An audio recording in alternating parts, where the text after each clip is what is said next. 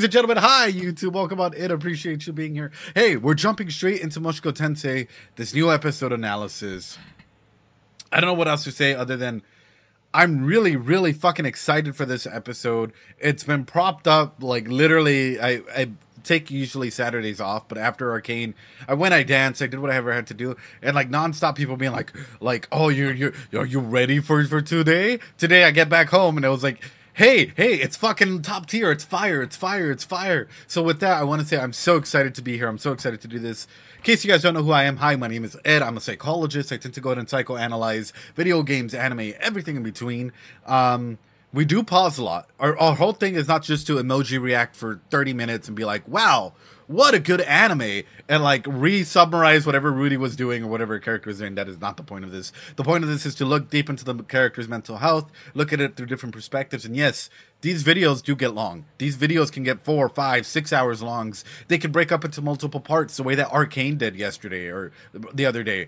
Arcane is broken up into 2 parts, and if there's an episode that needs to be broken up into 2 parts, we'll break it up into 2 parts, 4 hours each at that point.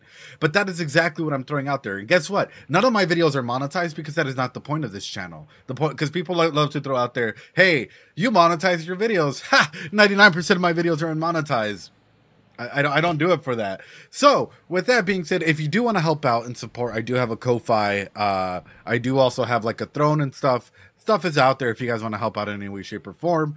Especially if you guys want more and more content to be brought out to you guys. With that being said, ladies and gentlemen. Also, I do not have a Patreon. And I'm dropping a whole ass video soon enough about the state of something. Let's just say that, like, it's gonna get deep. Ryotek, thanks so much for the sub. We appreciate it, man. You're amazing. But yes, no Patreon, no nothing here. But all right, let's go. Oh, Shiro, my first time getting to be here live. Well, welcome on in, Shiro. Appreciate you being here. Daido, YouTube brought you here. Oof. Actually feel something. It could be Horesmi. ReZero does have a little bit of brutality in that, like, you know, sometimes the very blunt force of like it hitting you can hit, you know. An OnlyFans plans in the future, maybe. Only wizards, right? All right, let's go, guys. Hold on, let me position myself right. Here we go.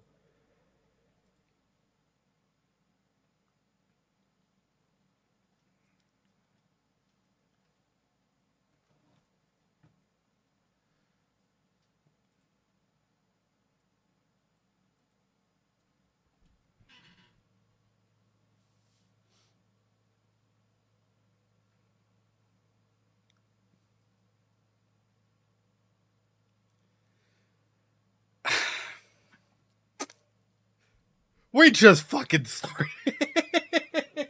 I'm gonna back it up. Yes, I'm gonna put audio for you guys. What the fuck? Okay. やっと着きましたね。まったくですわ。道中殿方との出会いもままなりませんでしたし。Let's talk about that, right? I know, back it up, Elinalise. So is Elinalise only interested in men? Considering how hypersexual she is, or the hypersexuality that she seems, for whatever reason, my mind made the assumption, oh, she might be into girls as well. But seeing as though she's only into men brings up the question then. And this is an actual, she's down for whatever. And this is an actual serious question, which is why, and I would love, like, if Elinalise was a client, it's like, okay, so I see that you're only sleeping with men. Why is this? What brings this on about? Tell me a little bit more about that, right? Hey, if there's a girl involved, she won't say no. She just wants all the infamous, what do you call those? The little things that have a bit of cream in them. They're like a pie. she just wants all, like, everything, right? Exactly. The macaroons. But specifically what I'm getting at with that, though, is like, throughout this entire adventure, the entire thing that we've seen, right? Yes, the delicious pie with the cream puffs. There we go. Elinalise is such a, like, for me, it's such a beautiful character to, because I feel like, even for myself, and I admit it freely, I feel like I misjudged Elinalise in the first season. Like, you know, I was like, damn, like all this, like, you know, super sexual, super hypersexual, like, you know, nature and whatnot, immediately jumping, and like, now all the red flags are blaring obvious. Especially if you take the time to really think about it. It's like there's something happening with Elinalise, and I can't put my finger on yet. And I know people like to say, "Oh, Ed, you read the novels. You read the novels." Dude, this came in on Friday. This came in, this is number 10, novel number 10. Thank you so much to who was it though? There was an anonymous gifter on Throne that sent it to me. I appreciate it, but I have not had time to read it, bro. I've not had time to do anything. So this is exactly my number one thing is, when it comes to situations, any chapters that we do read, they're curated by people here on chat, and we do this live on here. But I do feel like Elinalise just going out there and doing this brings up my next question, and I'm comfortable doing this. Would you be comfortable with Elinalise going to your high school or college, and being around her? Would you, or your kids, being around your kids? Would you feel comfortable?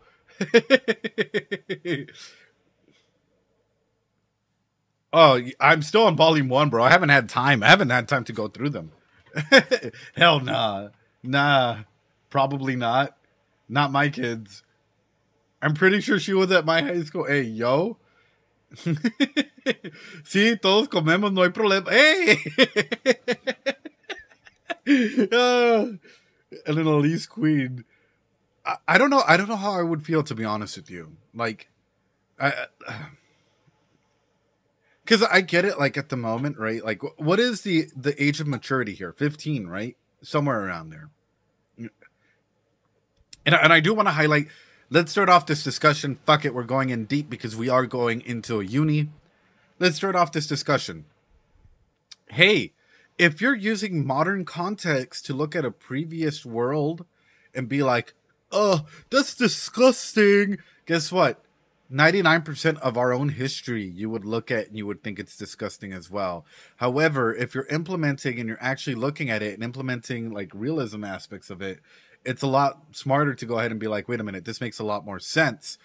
I.e., your parents didn't have to hold your hand all the way till you were 18 plus, or so on and so forth, right?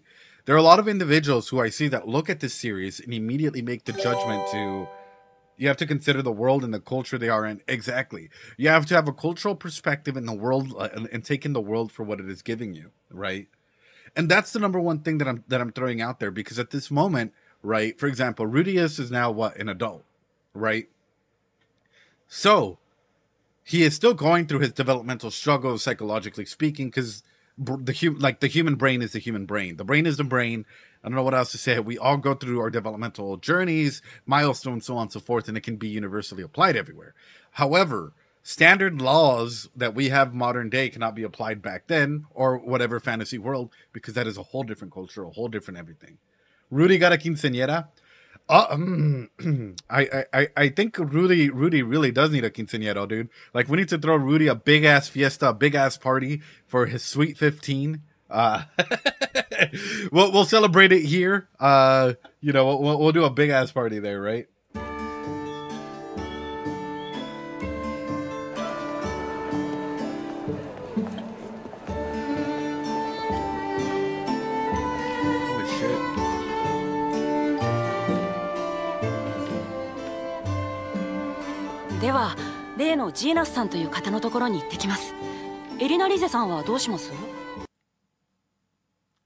I'm so curious about this, right? And I am stopping right there. And I know we're stopping a lot, but it's because there's a lot of concepts to go over, a lot of concepts to talk about. It also is really, really beautiful. Let's take in the scene just for a second. This is more welcoming in for me than Hogwarts is. This feels like, I don't know, an actual amazingness, to be involved in, right? Do you think there's anything to Rudy heading back to school and after school trauma? Oh yeah. So Sagashi, that's actually an amazing question. Can trauma be triggered again by this? Yeah, I'll be honest. There's been times, especially in my college years, where I got a lot of anxiety. Yo, what's up, Los Takeover? How you doing? Where I was dealt with a lot of anxiety, right? For some reason, I was struggling to go ahead and do certain tasks. Presentations came on about. I never had issues talking, right? As you can clearly fucking tell, I can talk hours and hours on end. But my anxiety was really, really triggered because let's just say there was one class where this one guy was a complete asshole. Utter and complete asshole. Really, really stupidly mean. And, you know, this was back in my early college years. And I was like, okay, you know what? I think I need to go back and attempt college. I think I need to go back and do certain things. And I remember sitting there. I was sitting in my desk, right? And my heart started flustering, right? And these are completely new, different people, a whole new cohort at the beginning of my master's program. And all of a sudden, everything for me started turning gray. Like, my anxiety got to a point where I I was literally in my head and people were trying to talk to me, but I was remembering it as though it was the previous scenario. And like, literally, I was thinking of like everything. Like, I was like, fuck, I got on this plane. I got here. This is my adventure. Quite literally, like, I had my dad's like start breaking down and crying that like I was leaving abroad. And like all of these things just started compiling in my head, and my anxiety kept skyrocketing and skyrocketing up. And like all of a sudden I was like deep breathing, and I was like, okay, I think I can do this. These are different people. This is everything. Trauma is stored in the educational institution. No, but realistically speaking, like, if it comes to this, school can be re-triggering. School can absolutely be re-triggering. And if you haven't had the proper support network and you haven't healed from past interactions in an educational environment and you're thrown back into it, you can probably go back, like, you can probably be re-triggered. Okay, I'll ask this. How many of you guys have had anxiety at school? Yeah, trauma is also stored in your balls. How many of you guys have had anxiety, like really, really bad anxiety at school? It's pretty common. Just look at all of this, YouTube. Look at all of this. And people on Twitch that come here. How many of you guys, and I'll throw this in there, were involved in a group presentation and you had to do it by yourself because your group like members dropped off or anything like that, and therefore you were left with all of that responsibility? Not as bad as other stuff, but now anxiety.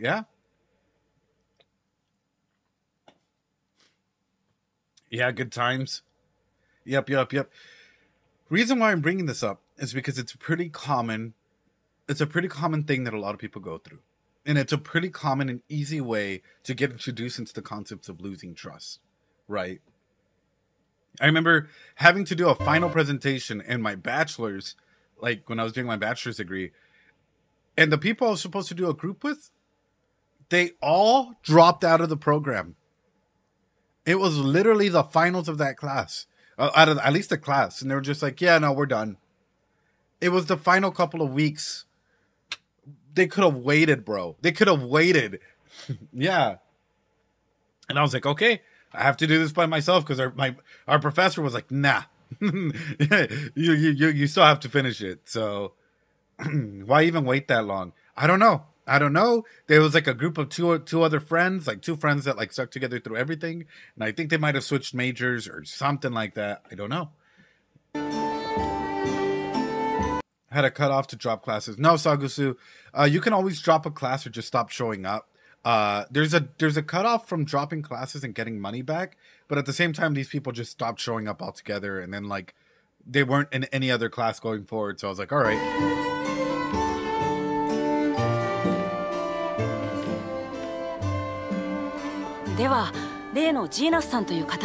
So this is what I wanted to bring up, and this is why I backed it up. I like the name Genius in here.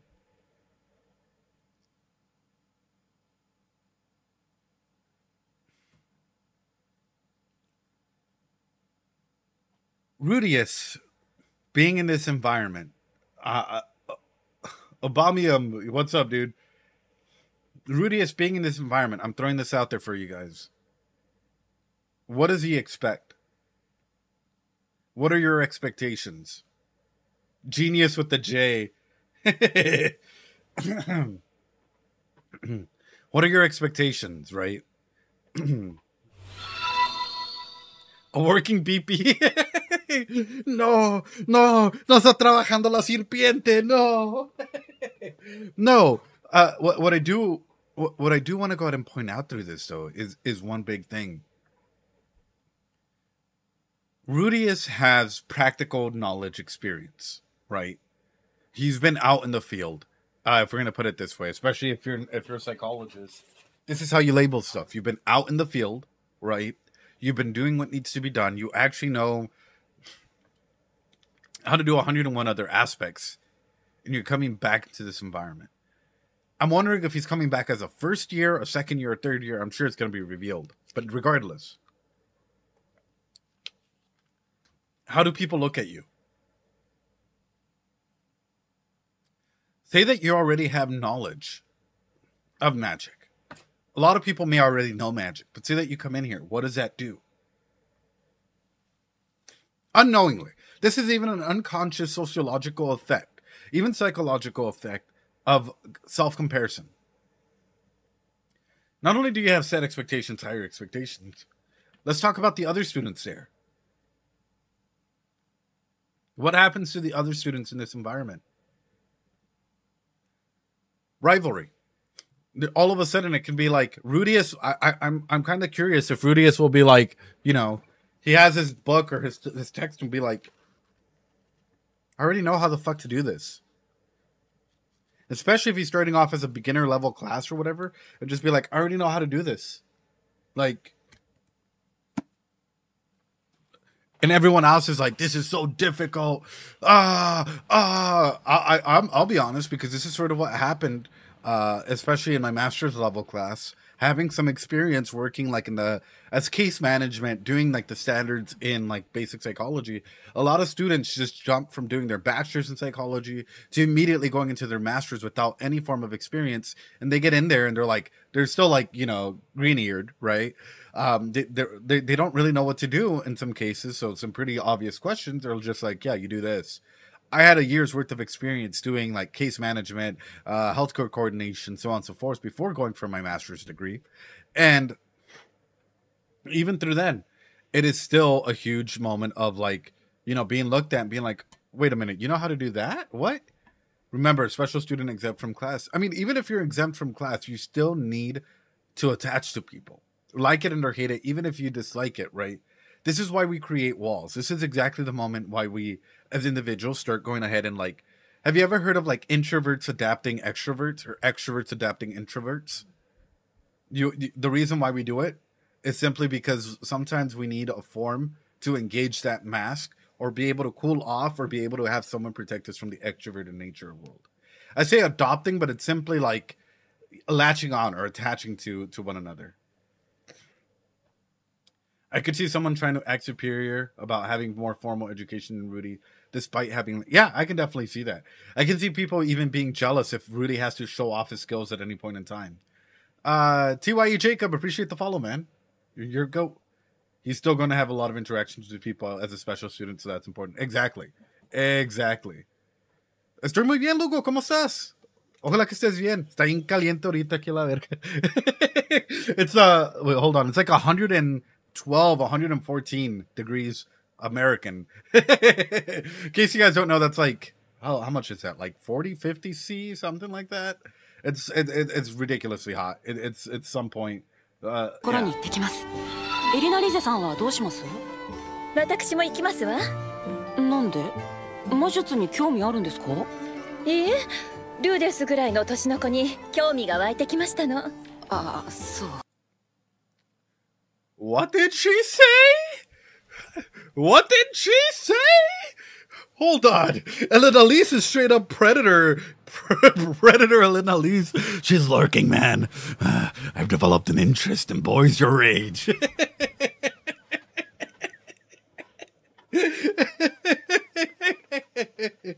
Oh, I want to go to Renoa school so bad. They're letting a fox into the hen house. It should have been me. It should have been me. Elinalise about to get all the V cards in the school. I know, man. Ooh. Boys your age, but not you, though. I've developed a strong interest. Oh, dude. Hide your kids. Hide your wife. Hide your husband. Elinalise is in town, man. Oh, it's like the boogeyman, except worse. Oh, man. This shit's, Buenas noches. Have a good night. ルーデスぐらいの年の子に興味が湧いてきましたの。ああ、そう。旅の途中で分かったのだが、彼女が男を特会引っかえやっているのは、どうやら定期的に男と交尾しなければ。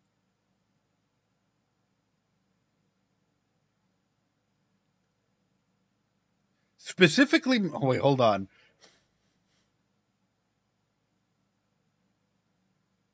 Specifically men. Rudius. Hold on, ladies and gentlemen, hold on.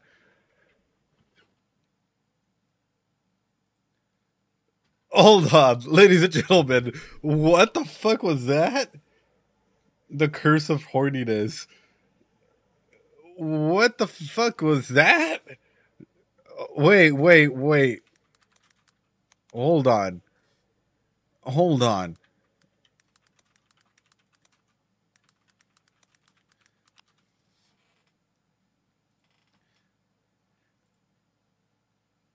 Ladies and gentlemen.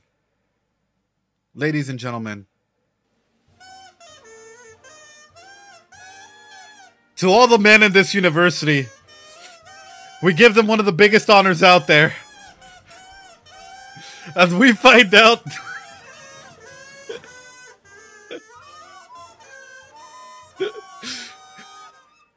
your fight in this holy battle against Elinalise will not go over. You will be remembered.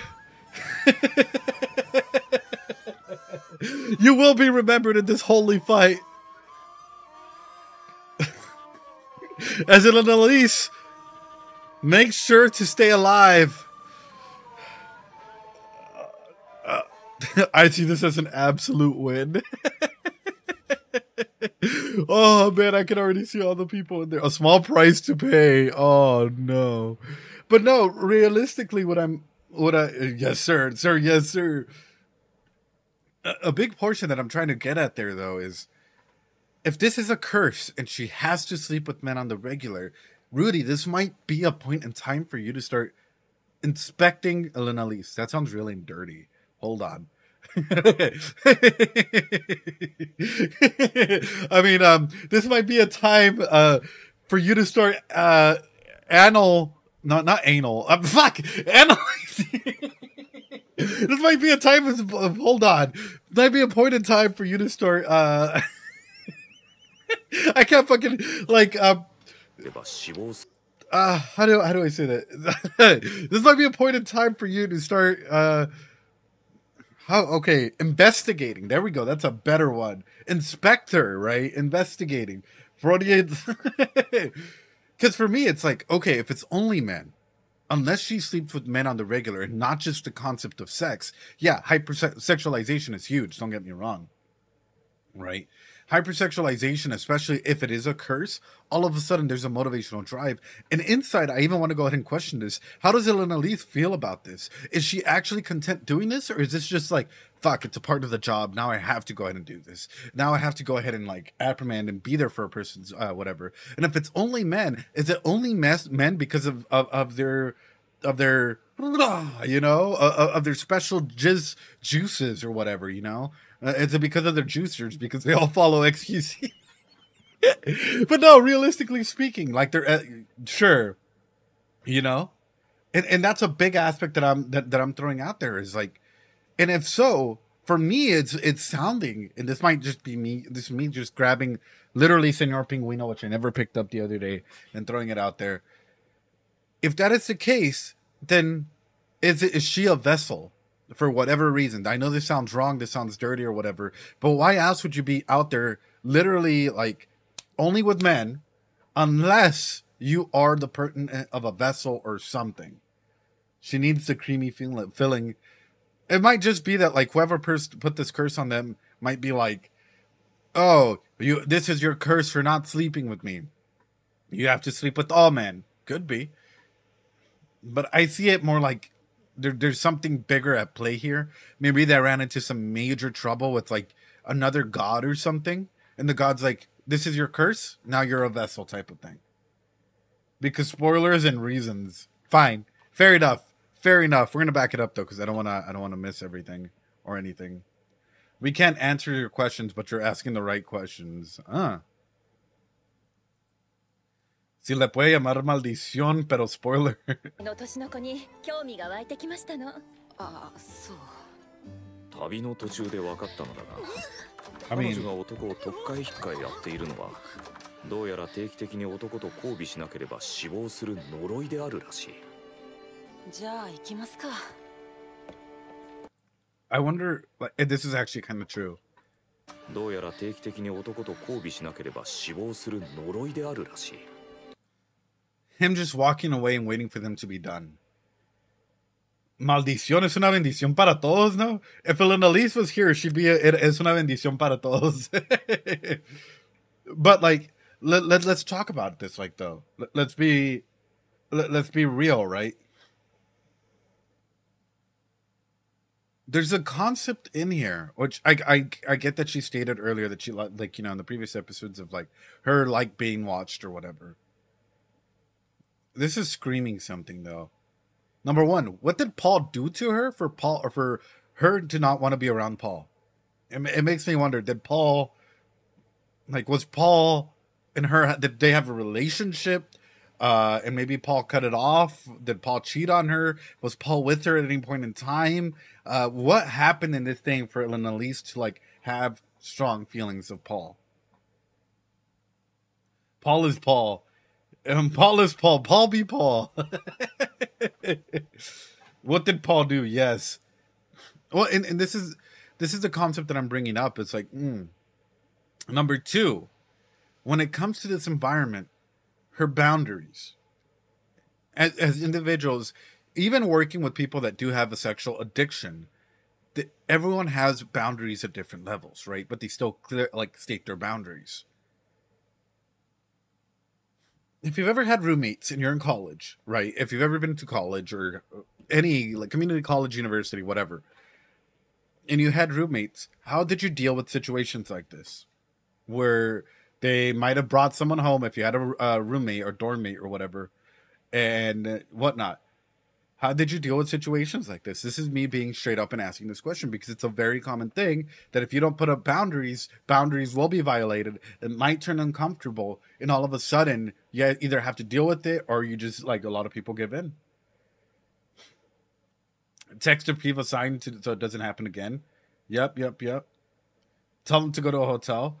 Well, this is why I'm bringing this stuff up. Because for me, it's like her and her openness to doing stuff like this.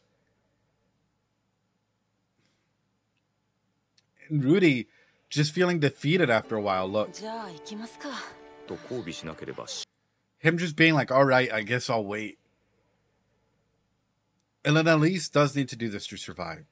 But for Rudy, I have a feeling that like this is like kind of like torture. This is kind of like fucking torture.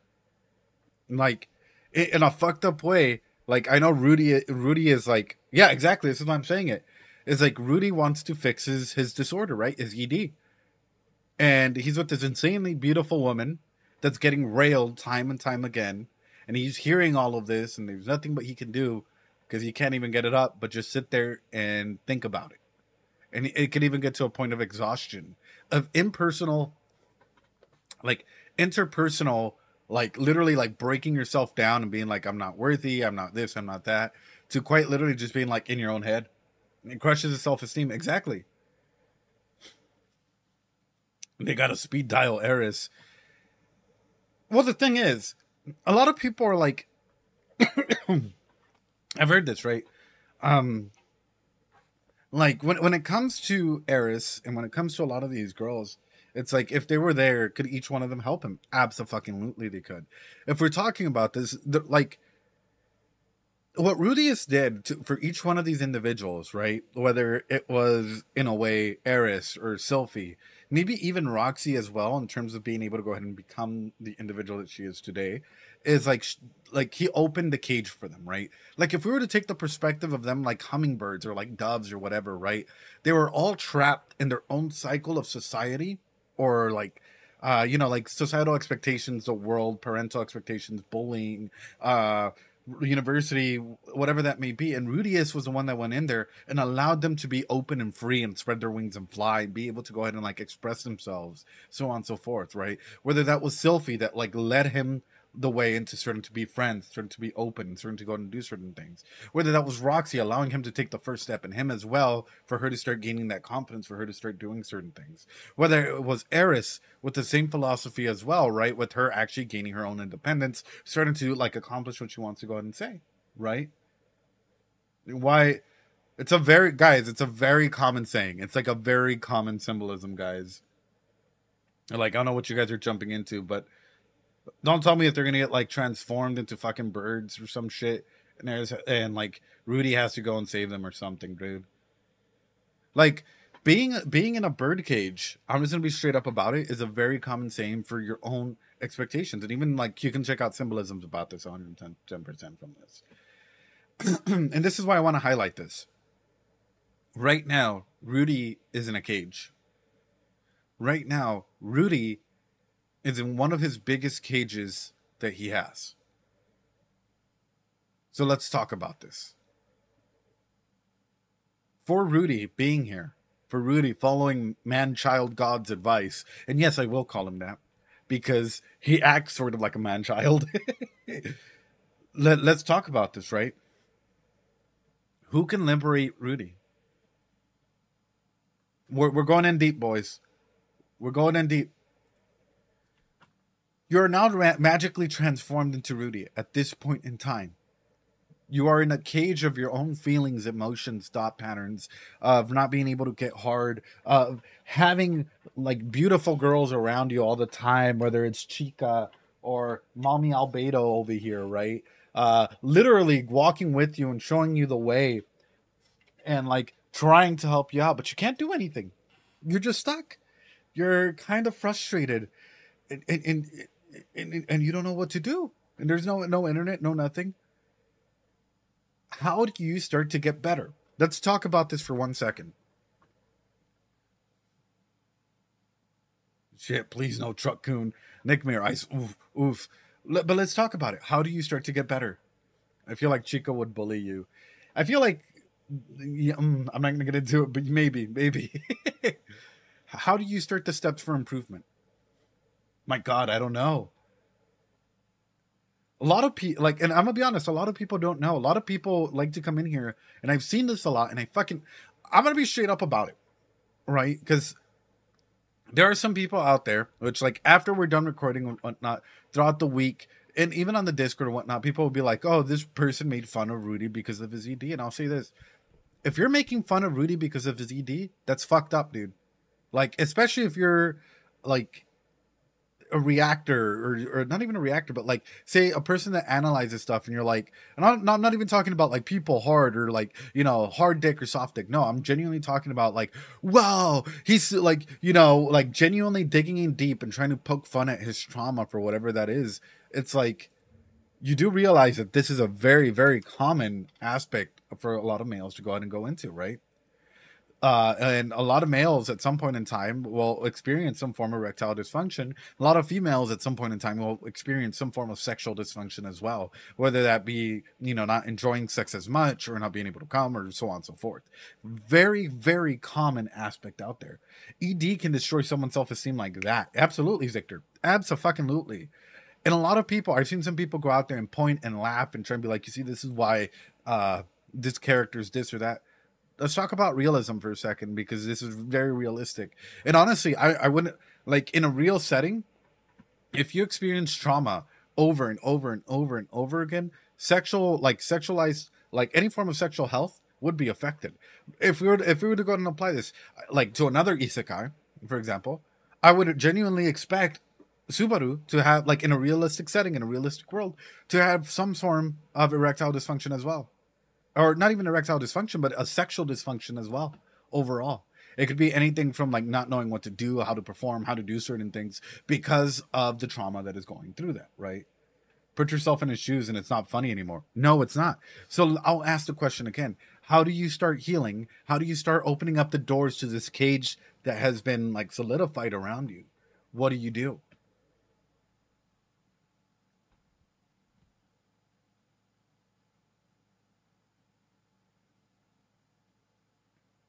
More reasons guys worth more than sexy as. Yeah. Trust. Okay. Emotional intimacy. Yeah. What have I missed? Consulta un médico. El doctor Simi, por favor. But no. Askies. For you, it's trust. I'm gonna be open to you guys. Support networks. The first thing for a lot of people to start opening up this cage that they're in, finding your appropriate support network. Even though you might not like it, even though they might start off as an enemy or whatnot, having a support network or individuals to talk to, huge. First step in healing. And the healing, this is why therapy is effective, right? Because people are able to share their stories over and over and over again. And we heal from starting to share our stories. We start understanding ourselves psychologically by sharing our stories. So, individuals start finding friends, number one. Number two, friends, support networks, whatnot. Two, finding secure attachments. There's a difference between friends and acquaintances and secure attachments, right? For example, if I was like, for example, Nickmere, Sagasu, or some of these individuals, right? If I were to be like, it's like, guys, you guys are my bros for life. Like, no matter what, even if we end up hating ourselves, like, you know, hating one another for whatever reason, like 30, 40 years from now, you guys can always reach out to me and know that I'm there for you. I'm not just going to leave for a stupid reason. Having a secure bonding attachment, done. And in case you guys are wondering, what are you talking about? There's a beautiful book out there that goes over this. It's by Selma Freiberg, dude. And I would strongly recommend it for anyone trying to learn the importance of attachment and stuff, and learn about like these particular things. Angels and Ghosts in the Nursery. It's quite literally about like the very basic forms as to how we attach as children and how that carries on through developmental milestones. So it gives examples of kids and whatnot. And this was written in 1975, but nonetheless, it is still really, really prevalent in today's society. Like, you know, I think Angels in the Nursery is in 2005. But both really, really amazing books to go ahead and look into, right? Also, Come As You Are. The reason why we also, Diony, thanks so much for subbing, man. You're the fucking goat. The reason why we're highlighting this and we're going into this is for Rudius to start healing, he needs to start forming secure attachments. He needs someone to be there and say, I'm here for you. I'm not going to go away. You don't scare me. Like, you know, your past, what has happened, so on and so forth. It's okay. That's a part of your history. I'm here for you. That could go 1,001 miles for a person. That could literally start the process of healing and change for a person. Is having someone that they can be vulnerable with. But you, if you were in Rudius's shoes, you have an important job to do as well. Do you guys know what that is? You have the job of trying to be vulnerable. And that's a tough one. That is a tough one. Because vulnerability is scary. Because vulnerability in the here and now has been vilified. Vulnerability for a lot of people is showing signs of weakness, as a lot of people have thrown out there, where they're like, oh, you're being vulnerable. You're talking about emotions. You're doing certain things. Ill. No. Vulnerability and healing, you process stuff through emotions. That's how you're able to grow. You process stuff through finding your, like, not even your person, but secure attachments. Or weaponized, exactly. En especial para hombres, exactamente. Exactamente. We won't go this far. Culturally, let's ask this question. We're jumping straight into this. We're not even in the intro, bro. And we're like close to an hour in. Let's talk about this. Culturally, how many of you have been told, men don't cry, suck it up, don't show your emotions? I have. I'll be honest. I'll be very straight up about it. Oof, a lot. Actually, why is the chat not working? All right, got it. There you go. There you guys go. You see? Very common thing. It is a lot. A majority of us have been told this. How many of you have been told, say that you've gone through a really bad breakup, a really, really bad breakup. And this is, we're alluding this to what Rudius must be going through by empathizing with them, right? Sandria, yes, it's quite common. Yeah, it's very common in Mexico, in the United States as well. Like, especially where machismo, or the study of like, or the belief that like, you know, like men should do this or that. Like, you get a lot of these common aspects. But let me go ahead and ask this as well, right? How many of you have been told after a really, really bad breakup, why aren't you over it? Go sleep with someone. Fuck someone else. Why aren't you healed yet? Just being straight up about it. I have. After a really, really bad breakup, you might have been with them for a while. Or really, really, yeah. My God. Yeah. So this is why I bring it up. Because Mushoku Tensei is hitting on real elements in a way that a lot of people like to downplay. In a way a lot of people only like to look at, like, it's like looking at this show, like, by covering both eyes and being like, oh, there's one bad thing in this show that doesn't even contextualize the whole aspect of this.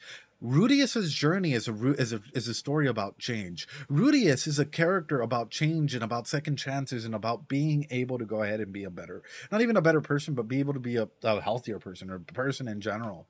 It's a story about, like, literally taking the turning points that life gives us and being able to adapt and change. And so far, that is what we've seen. And in our lives as well, if I were to ask you this, and I am asking this as well, which is, what have been the turning points in your life and why? And this is a very serious question, even for YouTube people. What have been the turning points in your life and why? I haven't had relationships, but I imagine it akin to losing a loved one. So a lot of people, okay, coming as an attachment specialist, right? And especially, like, attachment is my thing. And also, real quick, I want a quick poll. Hey, I may have to do a big study on anime and attachments and 101 other things. If I were to post this study up, how many of you guys would be willing to participate in that study? This is future orientation. I'm just super duper curious, because you guys might be part of, like, the first actual literature in terms of, like, how anime affects psychology and aspects like that. And if you guys would be interested, I'd be more than down to go ahead and promote that once I have everything up and ready to go ahead and go do. But anyway, with that being said, that sounds awesome. Oh, I'm glad. Thank you. You guys are amazing. Yeah. Like, doctoral work, man. What can I say? Doctoral work, brother. What can I say? Yeah, it would all be anonymous. Like, nothing would be collected other than, like, me throwing in, like, actual questions that I need to go ahead and ask, right? Thanks so much for the follow. Appreciate it, Raph. Appreciate it. My psychology is a bit of a statistical outlier, but sure, no worries. The more that we have, the better, right? That's why we need a huge ass sample size. But with that, though, let's talk about this, though, right? Because a lot of people really don't like to talk about shit like this. And this is why we're highlighting aspects. This is why we're highlighting all of this, right? Which is, number one, when we're in this frame of thought, when we're looking at all of this, one of the big things to take into consideration is he's in a journey of healing. He's in a journey of trying to heal. And this is why I am confused. It would be anonymous, yeah. Like, the only thing that would be stored is quite literally your responses, but not, like, your name or any identifying information. Because that's the way that, like, a lot of these studies work. Especially, like, can I be non-anonymous? Hey, yo. Callan, if it's going to be non-anonymous, I'm going to make it, like, awkward on purpose. Like, your dojin and, like, special hentai tags, ecchi tags, and you. Just whatever you go for. No, but, like, hey, yo. All the tags. Oh, God. All the first-time lurkers here. Hi, appreciate you being here, dude. I can't hear the word stored anymore. Holy shit. Official Toast, thanks so much for the hydrate. Appreciate you, man. Okay, then our hentai, I guess. Oh, God. Oh, no. But no, this is why I want to highlight this. Mushoku Tensei, for Rudius, and we're talking about being able to break this gate open. This is why I don't trust a man god. And we're back at this, right? Anyone can be an agent of change. I'm going to go ahead and specify this away. anyone and anything can be an agent of change. Man God, or the man-child God, if you want to address him that way, the way that he's led Rudeus away has me fucking terrified. Because why can't Roxy, it might have taken him time, it might have taken him years, might have taken him whatever, to be that agent of change for him. I don't know how far away Paul is, but it might have taken him forever to get there. Regardless, though. Regardless, this is an aspect that I'm trying to bring up. I'm glad that you two brought you here. Is like, Roxy can be this agent of change, but yet we're going back around. So where's this going to go? Are we going to get a situation where, because you don't just change overnight, Sylphie starts the process of change for Rudy, and maybe he does start changing and evolving. And as he re-meets people in his life, whether that's Eris or Roxy or whatever, people that he's loved, he'll start changing along with them. Right? I'm so curious. I'm so beyond fucking curious, ladies and gentlemen. We just got started. I know we're only 2 minutes in. we're not even 2 minutes in. We're 55 seconds in, 52 seconds in, mate. Here we go. We're 52 seconds in.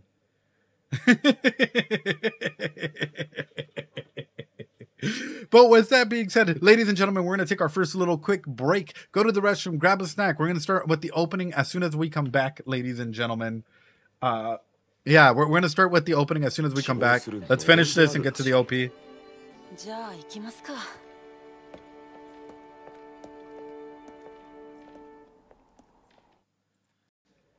I can do it like this. Nick is an incredible dude. Like, honestly, Nick and Victor and Kaufme and some of these individuals are some of my like go-to Mushoku Tensei guys in case like I ever need anything, lyrics, whatnot. Like, I can't state it enough how grateful I am to each and every single one of you, even in the YouTube comments and even here on Twitch, for being like as responsive as you guys are. And even when I'm wrong, being open to being like, okay, dude, why don't you read this and let me know if your thoughts change or whatever. The openness that I've received for a lot of like the community and how open they are to like, hey, okay, your thoughts were this way. Why don't you like, there's a special chapter. Why don't we read it on screen? And Victor, Nick, and like all of these people in the conversations that we've had, like you guys are amazing. And from the bottom of my heart, even you in the YouTube comments, whenever you guys drop some comments that I'm like, I actually never thought about it this way. And I know I've been open about it. Even in some of the older ones, I've gone in there and been like, dude, I was wrong about Paul, for example, or others.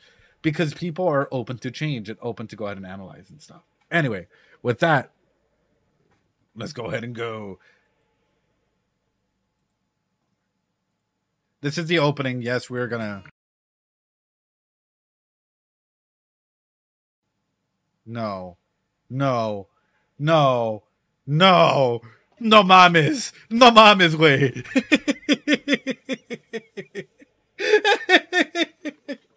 No mames. No. No.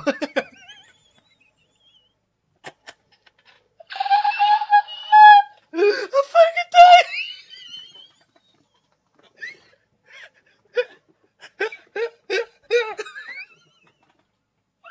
I'm not on my head. I'm fucking dead. I'm turning red, bro. Holy shit. It is Mago. No. Ooh. Oh, what a twist. Guys, what the fuck? Okay, hold on. Okay. Brujo. No soy brujo. Why was the wizardry here? Wizard confirmed. So, let's back it the fuck up. Apparently, I write every anime out there, guys. Okay, let me showcase this. Number one, if you're new to Mushoku Tensei, it's like, well, guys, he's obviously like, and you're writing this comment because I can already feel like he's obviously read the light novels before. How could he get, dude? No, I don't fucking have time, dude. And number two, I good character analysis. If I'm able to predict anything, my job is not to predict shit. first off. But good character psychology, or like any time that I'm able to hit on anything, it's because the author is doing such an amazing fucking job grounding things in realism, right? And grounding things psychologically speaking to the ability that, like, you know, we're able to go ahead and talk about their character interactions or whatnot and be able to get stuff from there. It's not because of anything else. Also, there's hundreds of other videos of other anime that we watched on here, all chosen by chat randomly, that you can have the same experience about. But through this, I do want to go ahead and highlight the whole birdcage phenomenon, her being out of the birdcage. Did not think this. What the fuck? Oh my god, the three feathers. Green, red, and blue. Of course, we all know. Okay, that's kind of fucked. That's kind of fucked. Oh. It comes back again. So we have Roxy, Eris, and Sylphie, right? The three birds. Three birds have changed for the three starter Pokemon for Rudius as well. But we have the concept of wine here as well. And in case you guys don't know, earlier in the season, I was talking about how it stood out to me that wine was being used to represent sex, right? Is Sylphie going to be like, is Sylphie going to be legitimately the cure for, or might be the impact and or the change environment for Rudius in this scenario, right? The three birds of the search result. Like, the fact that the wine is spelt, right? And the fact that, like, it's there again. This is going to be one of those key moments where quite literally, like, I guess, I don't know how to put it, like, sex might actually be a form of cure here. And it's awesome symbolism that if you pay attention to, whenever wine is introduced into the series, like, we've seen it spelt with others. We've seen Rudy hang on to the wine with Elinalise, so we knew nothing was going to happen, and it's spilled here with Sylphie. With Eris. I said, not Roxy, Eris. Whatever the fuck I just said. RGB waifus, true gamers.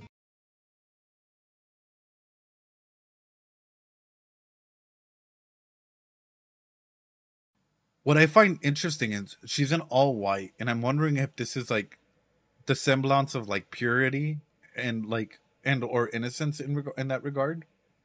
You know, like, it's the innocence of childhood, right? I.e., maybe even having your childhood friend with you that may allow Rudy the process to start healing. Divinity as well. Yeah. Or something like that. This is beautiful. Holy shit. We're looking at the visuals first, then we're going back and we're looking at the lyrics, yeah?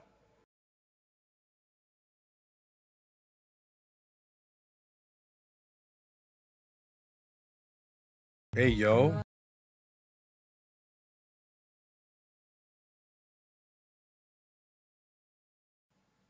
So honestly, let's talk about this. Beautiful. Beautiful thing. Beautiful fucking symbolism in this regard as well. I do group therapy as well. I do group therapy with elder people, like people in their 70s, 80s, 90s, you know. And I had these two groups of friends, elder ladies, that were talking to me, and they're like, they're best friends. They stay over at each other's houses all the time, you know. And one of the big things that they were telling me is, like, you know, because one of them wears a CPAP mask and this whole regard, like, that it's hard for them to be alone because of being afraid that they might not wake up. What is one form of intimacy that we have, like one of the purest forms of intimacy that, like, we highlight still to this day, that isn't like like it can be sexualized or depending on things, and but like what is it? Holding hands, touch. It's so beautiful because it's a sense of connection. It's a sense of quite literally being there for the other person and being able to go ahead and, like, connect with one another in a regard that a lot of individuals can't. When I tell you that these ladies, when, you know, they were sharing this a while ago about how for them it felt like having a friend there, having a person that, like, you know, even if anything bad were to happen, that they're there for you, and not like a sexualized way, but in a platonic way of being able to connect with one another just by hand holding and by assuring us that you are connected. is beautiful. Eye contact is another beautiful way of intimacy as well. But yeah, that's why I'm like, whoa, dude.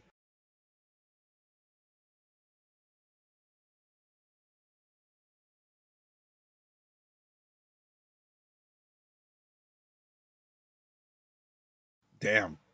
Damn. Damn. My boy dreaming of it. My boy seeking it. My boy on that brawl for it.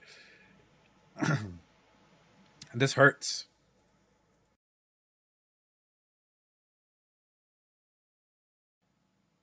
And I guess for me, it hits up a big point as well, which is for you guys. All right. It's a beautiful color transition. For you guys in general, when it comes to connection, when it comes to, I love how the red petals flow away. But when it comes to connection, how many of you guys are lonely? Just being straight up. How many of you guys feel like you want a partner? That you want not just a partner, but maybe a friend or someone there for you to be able to share some experiences with? Yeah. Yeah. Some people dream about moments like this, dream about moments of connection, dream about moments of being able to go ahead and attach and be there with them, and you know, and then reality hits. And you realize, like, sometimes you might have some of those dreams where you've been able to connect with individuals, and you wake up and you feel like, whoa, what the fuck? Taking applications now, please apply. Oh god. Wanting someone to talk about things, wanting someone to be there and genuinely like form connections with. This is season 2, Kirio. The newest episode that just released. Also, welcome on in. Appreciate you being here, dude.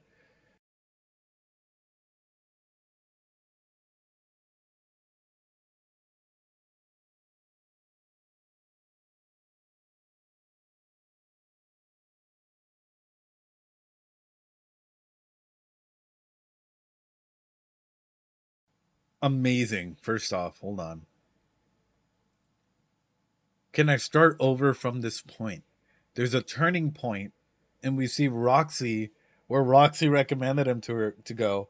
Like the Bluebird Twitter, literally go on through and highlight this, right? And highlight that this might be a big turning point for himself from this point. Can I start over from this point? And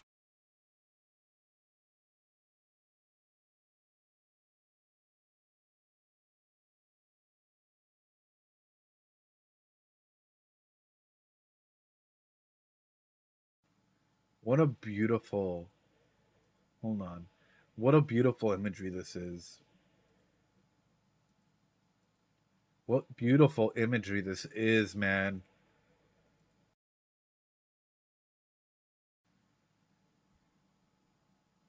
In psychology, we use Gestalt memories, right?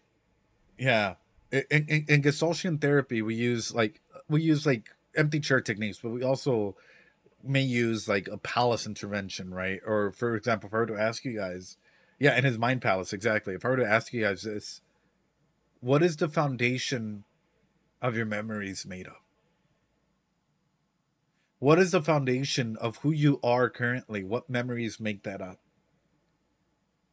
And sometimes we're so caught up in our brain that like, yeah, yeah. What is the foundation, key memories that you remember uh that make up, that influence you to who you are today? What memories stick out? Is it like your birthday? Is it running home when you were a little kid and mom giving you a hug? Or is it like, you being around friends and realizing, maybe having your first crush? Or like maybe even some difficult aspects as well, maybe getting bullied, maybe whatever. What memories make up the foundation of who you are, of who you are today? It's gorgeous, dude. Yeah, it's gorgeous. Watching anime, stare. One of the shows I know they're not personal is I would holding my newborn daughter. Dude, that is, yeah, that's a beautiful memory, Nate. Holy shit. Overcoming depression, yeah, yeah. Too many. Like I can highlight some as well in trigger warning. Trigger warning, right? Uh, I don't mind sharing this because I know I brought this up beforehand, right? For example, I have a lot of memories of being 2, 3 years old, and my dad taking me outside, and with all the rest of the kids that he would train in martial arts, and from that moment on, nonstop training. I remember the first time I managed to break a brick at like 5 years old, 6 years old. I remember being able to go ahead and go to like school events and whatnot, and still like have my mom be there, and realizing that my dad couldn't go there because we lived paycheck to paycheck. And when I got home, I remember my dad being so dead tired, but yet bringing home my favorite like fast food restaurant and being like, "Hey, I want you to keep this up." I remember my first love, right? Or I remember the really, really bad breakup that comes from that. I remember falling into a deep, deep hole of despair. I remember my friends being there for me. There's so many key aspects that come through and start making the foundation of the road that we have walked. And that sometimes there was just passing by. And sometimes it's been literally the foundation of a rocky and maybe even stable road that we start crossing through. And Rudius has had a rocky road. Rudius not only has these memories, but the memories of his past life as well that he's been working towards and through. And seeing him walk through them, man, this is a powerful fucking opening. This is a really, really powerful opening. You remember when I remember when I was 3 years old. Yeah, I remember the first. I just remember specifically number one, having barbacoa as like a 3-year-old, and number two, I remember my dad taking me outside, right? Because like he had bought me a gi, and then he's like, "All right, you're gonna start training." Of course, they didn't do like all the heavy exercises, but just like learning how to throw a kick or learning how to throw a punch. I only remember like certain little aspects like that. Yep.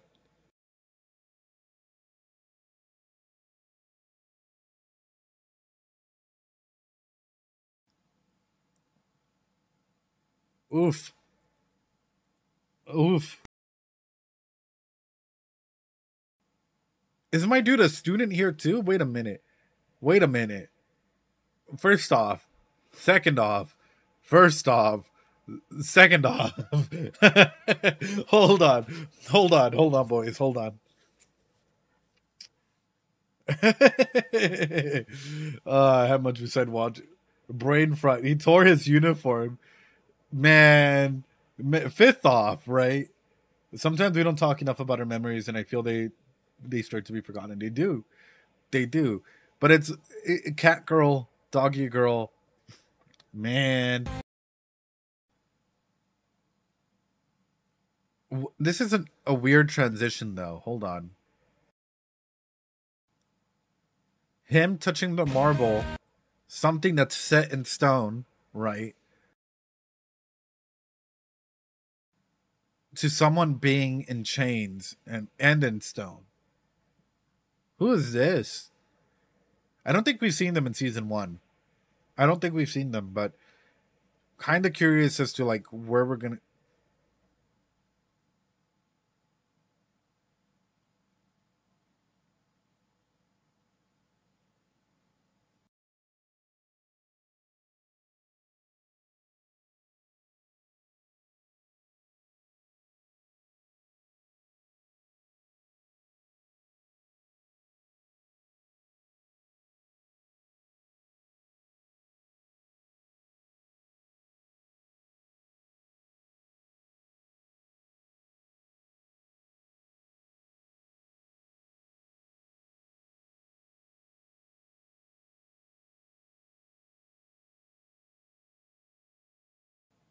Spoilers makes your car look faster.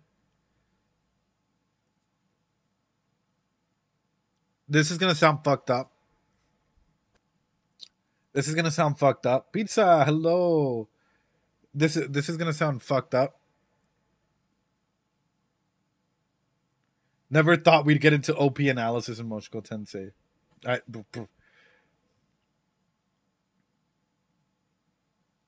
Number one, this is what I'm considering. What is her age? She's at a very young age, very similar to how Rudius and Sophie was. Number two, what is her stance? She looks as though she's like enslaved or captured or something. Number three, I'm kind of worried where this show's going to take it. who is freeing her, or who is coming towards her because she's sort of reaching out. Number one, if it's Rudy or Sophie that come into this environment and saves this girl, is it just save her and go, or is it like they're gonna bring her up or something, and like she's at the age where she can like learn special magic or some shit? Or is it one of the students that just is coming in here and is doing like Pokemon shit and collecting them all? Number 5, what if it's just like, because if it's a bad guy, why wouldn't they just keep it here? But at the same time, adoptive child, let's go. The ex post, who knows? I'm just kind of scared as to where this is gonna go. Just because of the environment of, number 1, why introduce a child this young, right? Number 2, in chains, the same way a lot of like the chains of the past that we've seen. Number 3, at the right age for a lot of like what's happened in the series beforehand when big turning points in their lives happened. So we have this. Number 5, when we're going through this, it's what reasoning are we going into this? And I'm scared. I don't know where this is going to go. I'm just curious about it because and we know that there's a slavery in this world. Yeah, we do. That's why it's...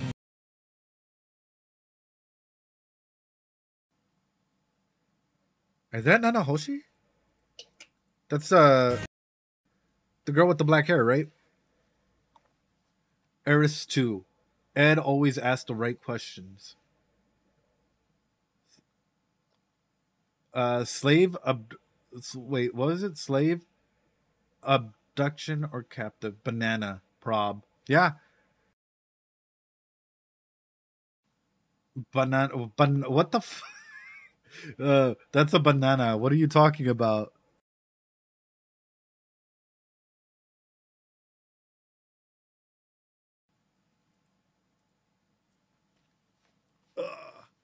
Banana Hoshi, you guys are funny, dude. Oh, damn, she's hot. Damn, she's downcast. I'm so confused by what you guys mean by this.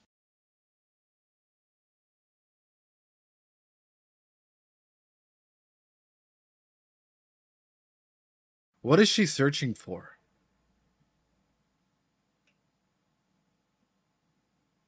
What, banana used to be code for Nanahoshi to talk about MT. I was reading. Good question.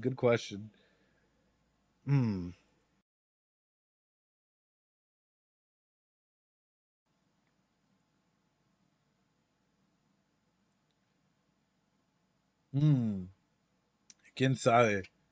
Her lost water bottle.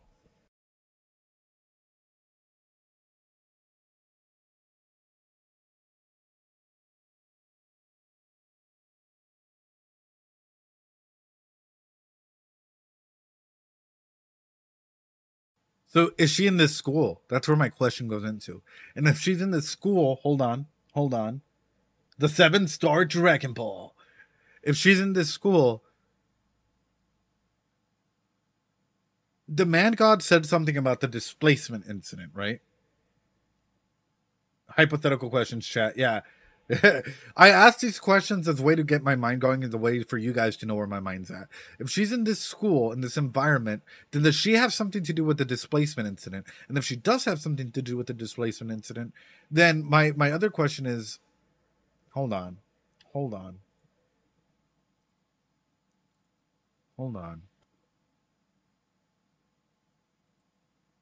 Fuck. Where do I...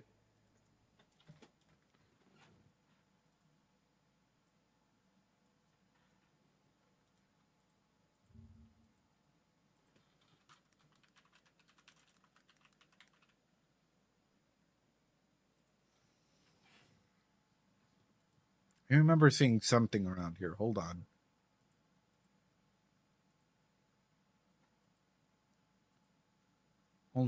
That's the right questions to ask. Well, yeah, because I'm an inquisitive individual.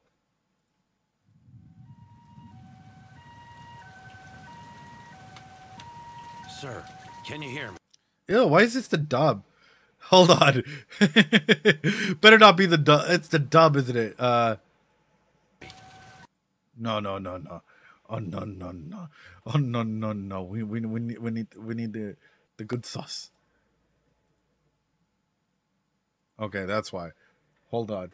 I love the dub. Don't get me wrong, but like not the dub, but like I think I've heard a couple of episodes, and like Rudy and some of these characters are pretty good. I just prefer the English version.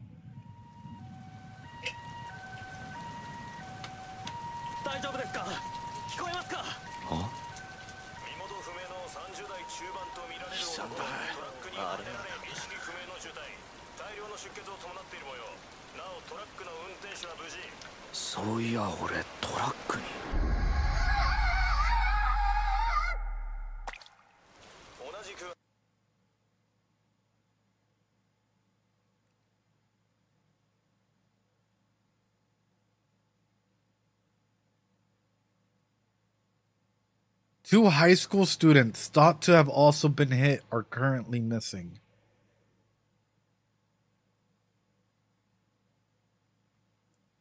Two high school students thought to have been hit are currently missing.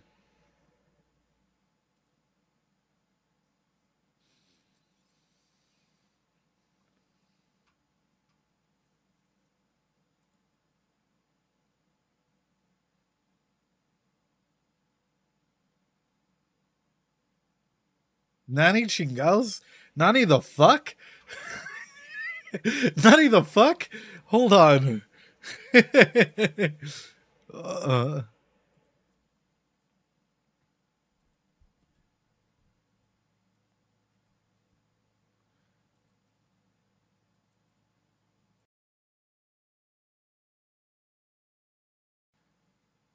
So if we can make an assumption, if I were to make an assumption, if as Hitene and all of them are saying, if I were to make an assumption here, she's the only individual with black hair that we've seen, and I know I've stated this in the past with SB conversations and others as well, right? Like, and I think I pointed it out as well. Does this mean that she is one of those high school students? Number two, does this mean, I guess like the big thing is like maybe finding a way back home, and that she is the reason for the displacement incident that may have happened? Number three, curious to know where the other high school student is through that. Is this where we say you read the books? I can already tell, dude. I can already fucking tell. Number four, una gran Dios pregunta, mods lock the chat. Number four, this is all logical frames of thinking. I'm not fucking thinking outside of the box. I'm just immediately putting in context clues from what we've been talking about. Number four comes in my next question is, Rudy got hit. Earthius got hit and was dying, so they reincarnated him. Was he just an accident?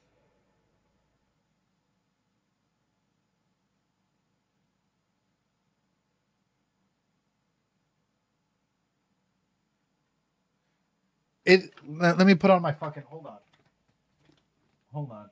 Where the fuck is it at? I know I have it somewhere. The one time I need it. Oh, here it is. All right, boys.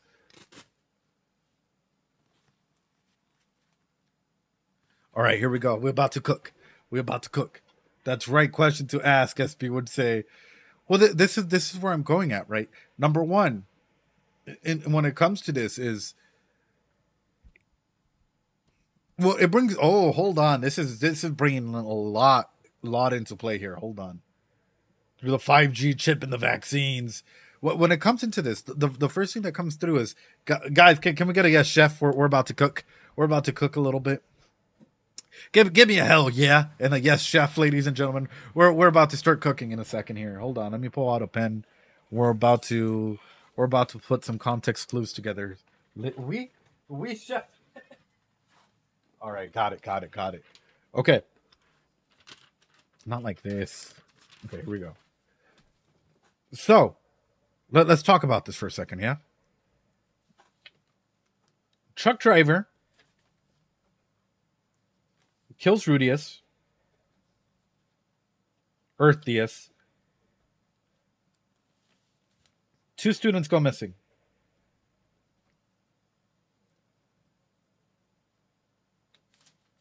Rudius is reincarnated as a baby.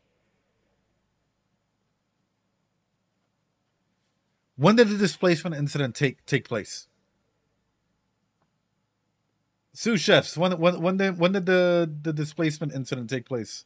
10 years. Rudius was 10. Displacement incident. We can make an assumption that this person was traveling with Orsted, because we've seen this.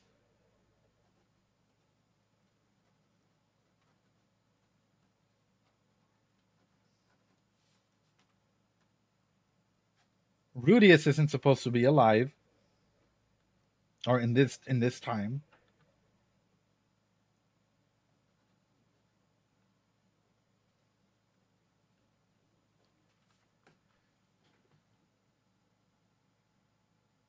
She's not affected by his curse either. Exactly, SFS. So that's how we know that, like, she is probably unaffected because of other things. So then my question is, number one,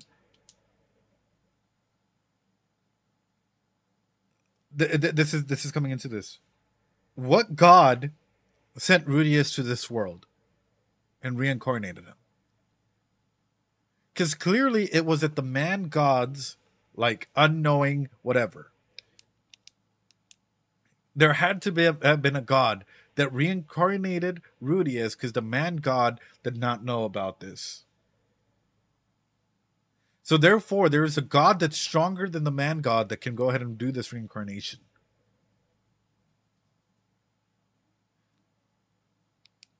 The god of Roxyism. So we can probably take if we were to go ahead. Okay, hold on. Fuck. I wish I had. Hold on. Let's put this into its ability is better at that type of stuff. Yeah, but that's the thing is, if the dragon god was better at that type of stuff, then the dragon god wouldn't have reacted like that to Rudius. The dragon god would have been like, "Oh, I know you. I sent you here." However, the dragon god said, like, it was like, "What the fuck? Who are you?" So, there are other gods out there that are apparently can superpower or overpower the man god and gods of this world and send in individuals through here. So probably a god that we don't know about. My question is this: was the displacement incident too early or too late?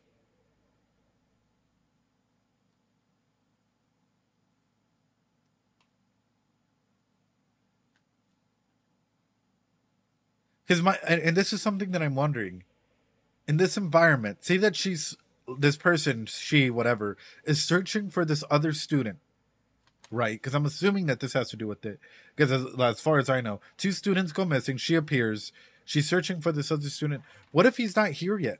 What if there needs to be another displacing incident?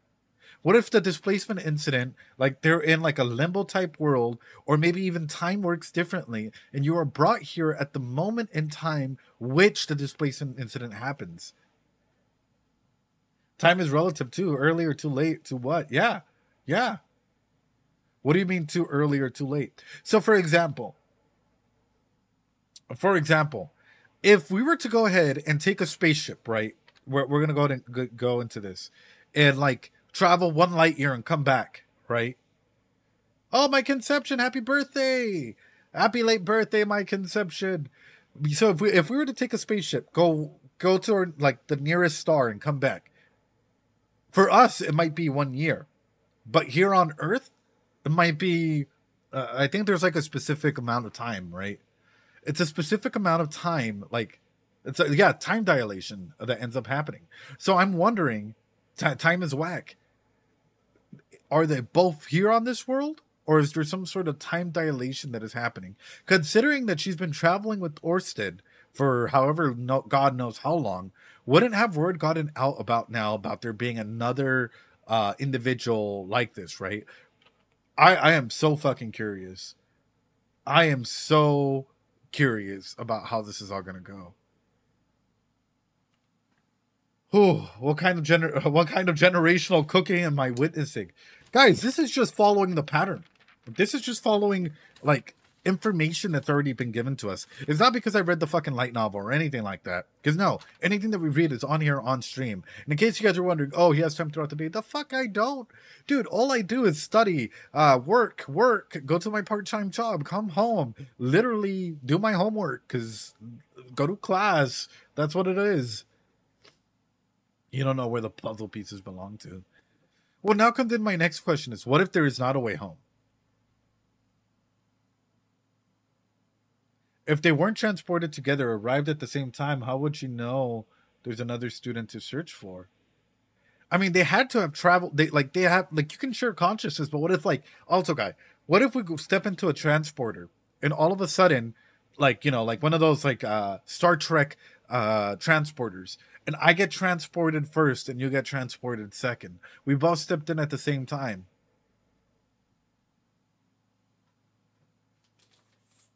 I was here. He was alone, wasn't he? Going off on your own cooking. What if Nano didn't show up until 10 years after Rudy? Could be. Could be. Does Rudy even want a way home? Or are we talking about the other episode they were probably getting transported? But Rudy didn't cause a man disaster when he got here. That's the point that I'm getting at. Is Rudy didn't cause, like, anything. If we're gonna be honest, Rudy was reincarnated. I think Rudy is a true form of reincarnation into another world instead of being summoned into another world. So I don't know. I don't know where this is gonna go, but it's clear that, like, ooh, hold on. If I were in her shoes, say that I'm in this university and I'm like,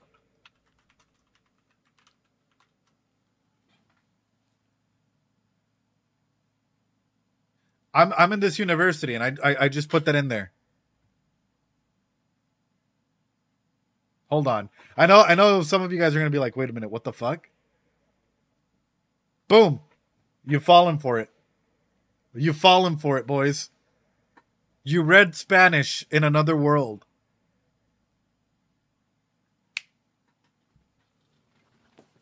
Oh, I'm fucking hyped. Where is this shit gonna go?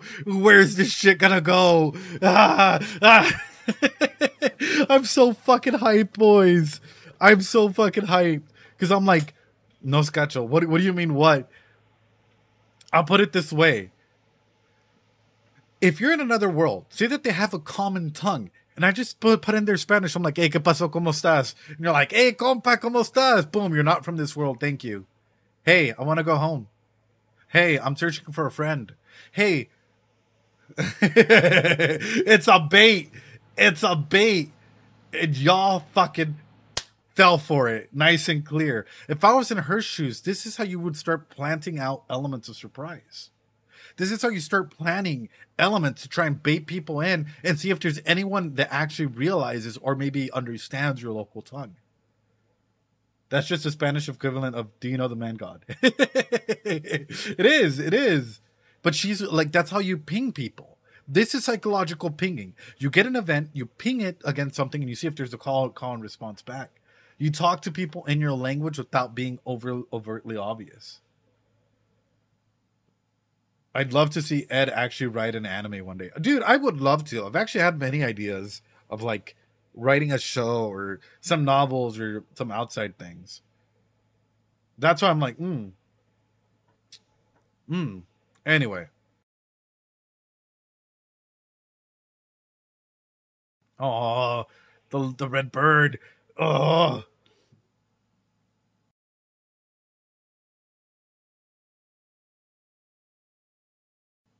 Bruh, you good?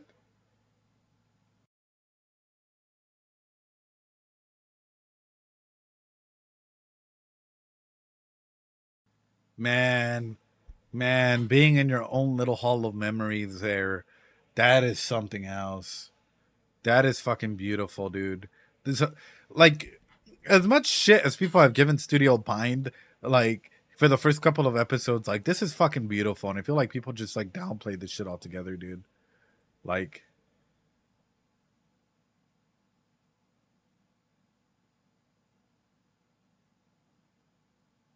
Wait a second.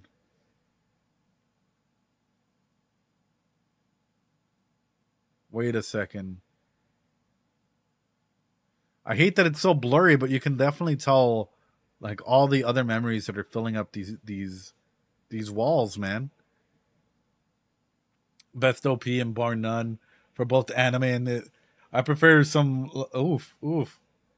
Can you send me a good pick? That would be wonderful if you could. Know that right now I am in our DMs where I pulled this up from just for like the good lyrics and shit. But yes, holy shit, bro. The way that this is cascading up and even like the way that things are moving. Whoa. It's beautiful. It is beautiful.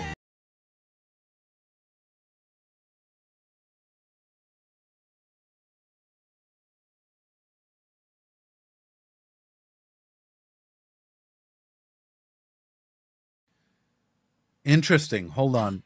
Interesting how even in here, it's the green bird, right? That makes him look up. Well, he's in his in this palace, like literally feeling alone and stuff. Throughout this whole time, we've seen him walk. There's been no one around him. This green bird comes through, and like the feathers fall, and he starts to look up, and he finally starts to look up. Why do you hate the song, The Funky Deep?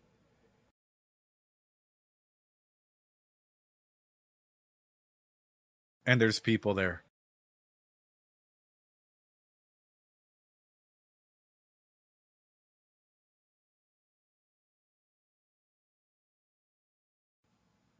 And it's like a semblance of like differences in there. Like it's another dream within a dream. Oh, dude, this is ah dude, this is so fucking beautiful.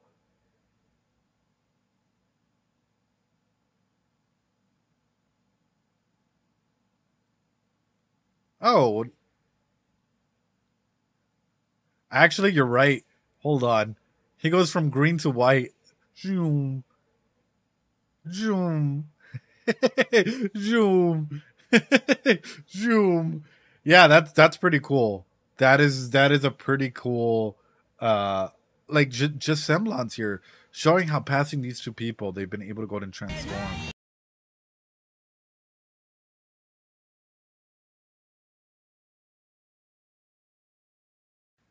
But I do want to highlight this though.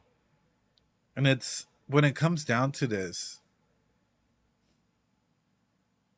isn't it interesting how at first, like, that touch, that emotion that he had previously of like that intimacy, whatnot broke him down. He's walking all alone, and then boom, he sets himself up and he has hope again and he starts moving forward. Like this sensation or this movement of, okay, beautiful, of actual like progression and actual like, and I this is why I've always stated, guys, sleep, dream. When we sleep, our brain starts to recover, our neurons and whatnot. Like it's our form of our brain starting to go ahead and like recover from it.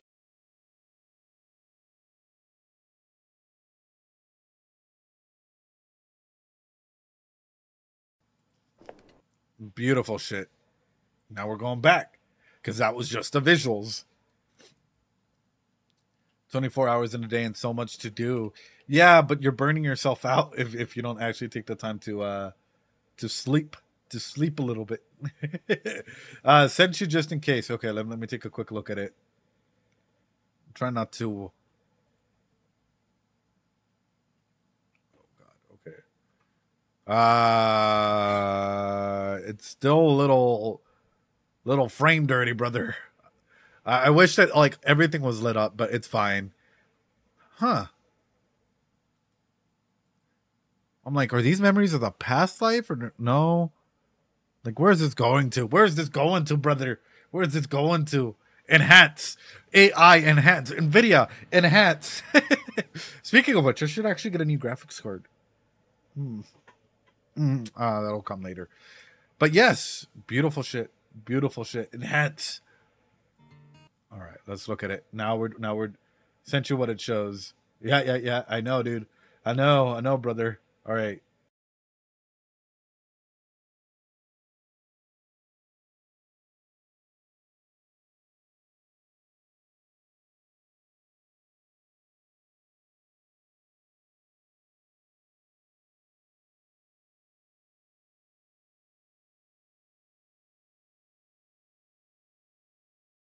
First off,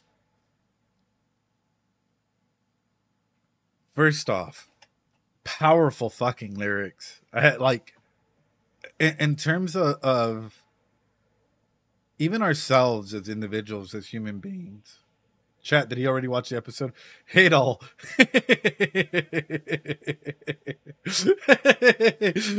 If I was an emoji reactor, I would have watched it like, how long is the show? Like 20 minutes? Like 7 times over by now, brother.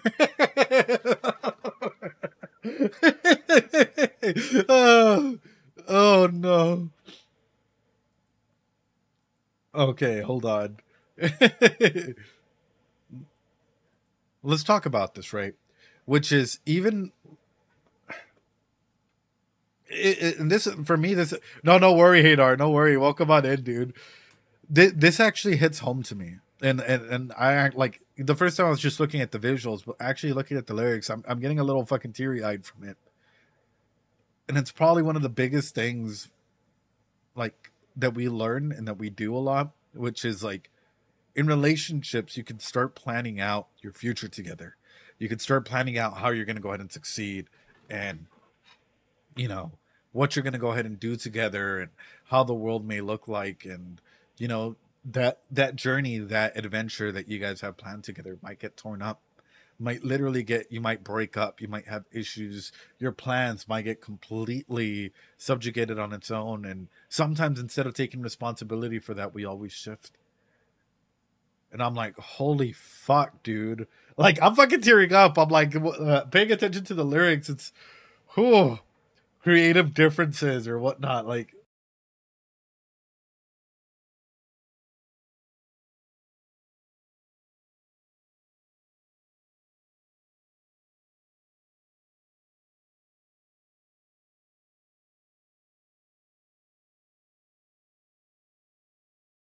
and even through this, holy fuck.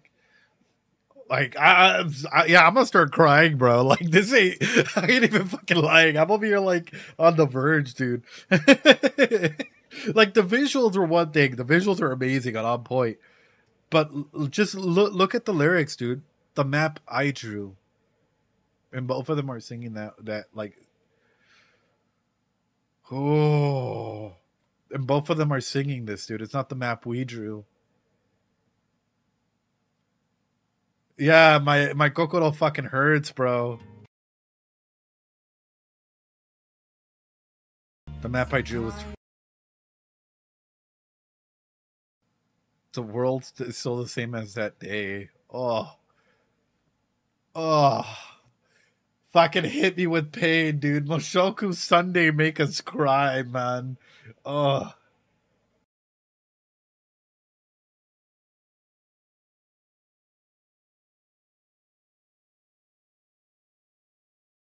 Yeah. And that whole aspect, though, of like, before the transition of I'm already sick of it. I mean, let's be honest, and let's call it how it is. I know the two singers there. That's what I'm saying, dude. I'm fucking like legit fucking like tearing up, dude. There's two singers in this, right? But still, and it speaks very much to the condition of like, how many of you have been sick of being sick? How many of you have been sick of pretending that everything is okay? How many of you have been sick of like your plans just changing over and over again, and you're fighting against the drift that life throws your way, and you're like, I'm fucking tired. I'm sick of this shit. I just want things to go well. Like, that fucking hurts, dude, for a long time. And I can't, like, you know, I think we've all been there in some way, shape, or form, but like, we're all in it in different ways. And all that rage, all that emotion, everything that's coming through with it, like, whoa. For Sophie and Rudy specifically,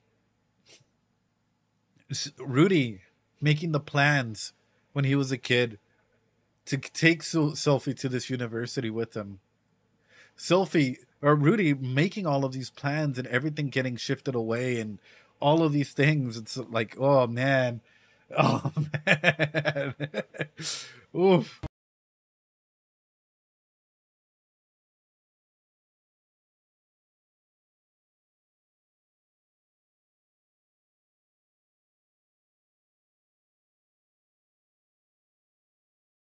before the next big hit, let's take a look at this.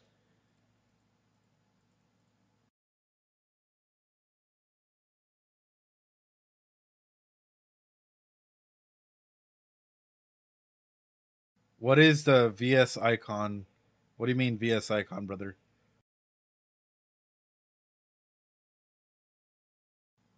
Okay. I'm going to pretend I'm still waiting for something. Can I start over from this point? It hurts. It really, really hurts. Like, I can't possibly get over how much pain this is, because it's like, I'll be honest, when I was at the lowest of my low, right? When I was at the lowest point in my life where I attempted and I did a lot of, like, because literally everything I had thought I had built up came crumbling down. And, like, this was a very common question that, like, my mind was going through this, where it was like, how long am I going to be here waiting for something to happen? Is it okay for me to literally lift myself up and keep going? Is it okay for me to be able to pick myself up from this deep, dark hole that I've been in and be open to the possibility that change may come, good or bad?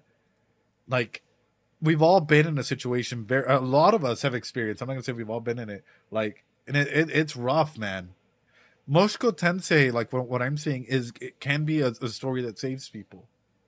It can be a story that changes and saves people and allows people to grow. And oh man, like, holy fuck, Mushoku Tensei literally saved you, M Heart. Yeah, dude. Yeah.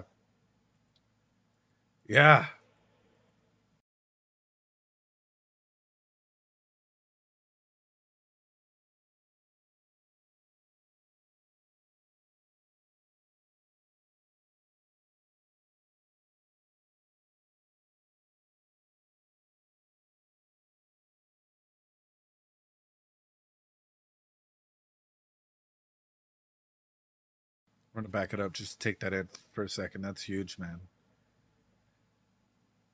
Could I start over from this point? I felt I could go anywhere. Where was I at that time?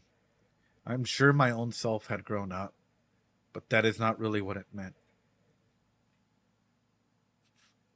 Oof. Oof. Oof. Fuck. Ah. Hey Ed, I'm sad I missed the last few arcane streams. Rambart, no worries, brother. Appreciate you being here. You're a fucking legend, dude. Love you. But what I was gonna highlight from this, dude, is yeah. Sometimes, like, when we're in states like this, we always feel like we could change, that we have the possibility for growth, the endless possibility for allowing people to, like, quite literally advance and evolve. And I think even the biggest thing that, like, I even, like, and this is just a personal journey of self here, where I was literally like, I'm older, dude. Like, I'm like in my, because back then I was like 23, 24 when a lot of bad shit happened. I was 22, 23. Well, and I was like, dude, I'm a fucking grown up. What the fuck am I doing? I thought I'd grown up. I shouldn't have to be dealing with these pains. Like, I thought by then, like, everything I had figured out. And I was like, whoa, dude. Like, this hurts. And it's such a true statement. It's like, you feel like you're an adult, but, like, the world comes crashing in on you. Exactly. Like, holy shit, dude. And even the next line here, that is not what I really meant.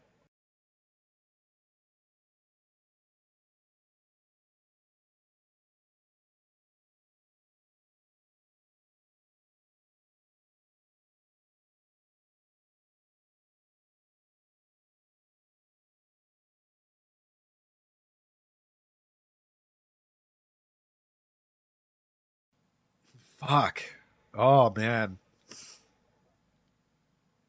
With just a little more courage, there was a tomorrow that could have been changed. I did not realize it back then. I've had enough of those days. Guys, I will say this, and this is never a replacement for finding professional help at all. I'm always going to go ahead and state this. Like, yes, I am a psychologist. Yes, You know, I am doing my doctorates in something. Yes, I do have I've done therapy for a long time now. I've done 101 things, but here, while we do go into psychoeducational opportunities, we talk all about this. Find professional help first if need be, but also if you guys need a support network, and I don't care if you like me or hate me, because there are people out there that just utterly fucking despise me. This is a community, and I will state this, that is here built by you guys, for you guys. And if you guys ever need to, yeah, if you guys ever need to go ahead and like state your emotions out, or literally just talk to someone, talk to friends, talk to whoever you need to be, know that, like, as I said, you might dislike me, whatever, but the people in here are genuine people that care, genuine people that are there, that want to see you grow and succeed.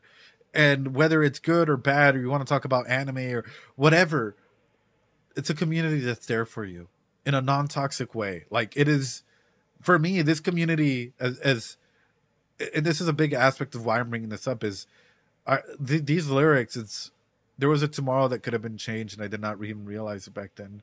And sometimes it's because we can't realize it. Sometimes we're searching for reactors, for videos, for stuff to be able to express our emotion, because we don't really have people to go to, because we don't really have a community to go to, because we don't really have an opportunity to go into situations to be able to go and express yourself properly.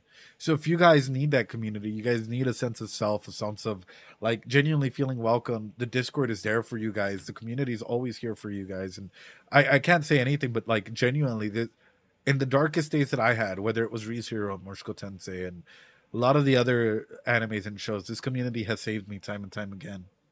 And thank you guys. Like, legitimately, thank you guys. Because yeah, stuff hasn't always been the easiest, but it's thanks to you guys that we've been able to go ahead and like follow our passions and do what needs to be done, and you know, interact with amazing creators like SB and Natalie and Kyle's, and you know, all of these wonderful creators that are who they are. And for me, you guys are absolutely what makes this, and that's why I always stayed out there. Like, you guys make this community. So oof. And also, YOLO, dude, congratulations. I'm so glad that you got the help that you needed.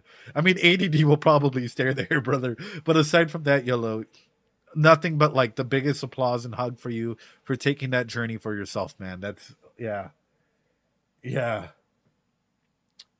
Oh, yeah, I can tell that this song is written by Rudy's POV. That's what I'm saying, is this hurts, dude. This hurts.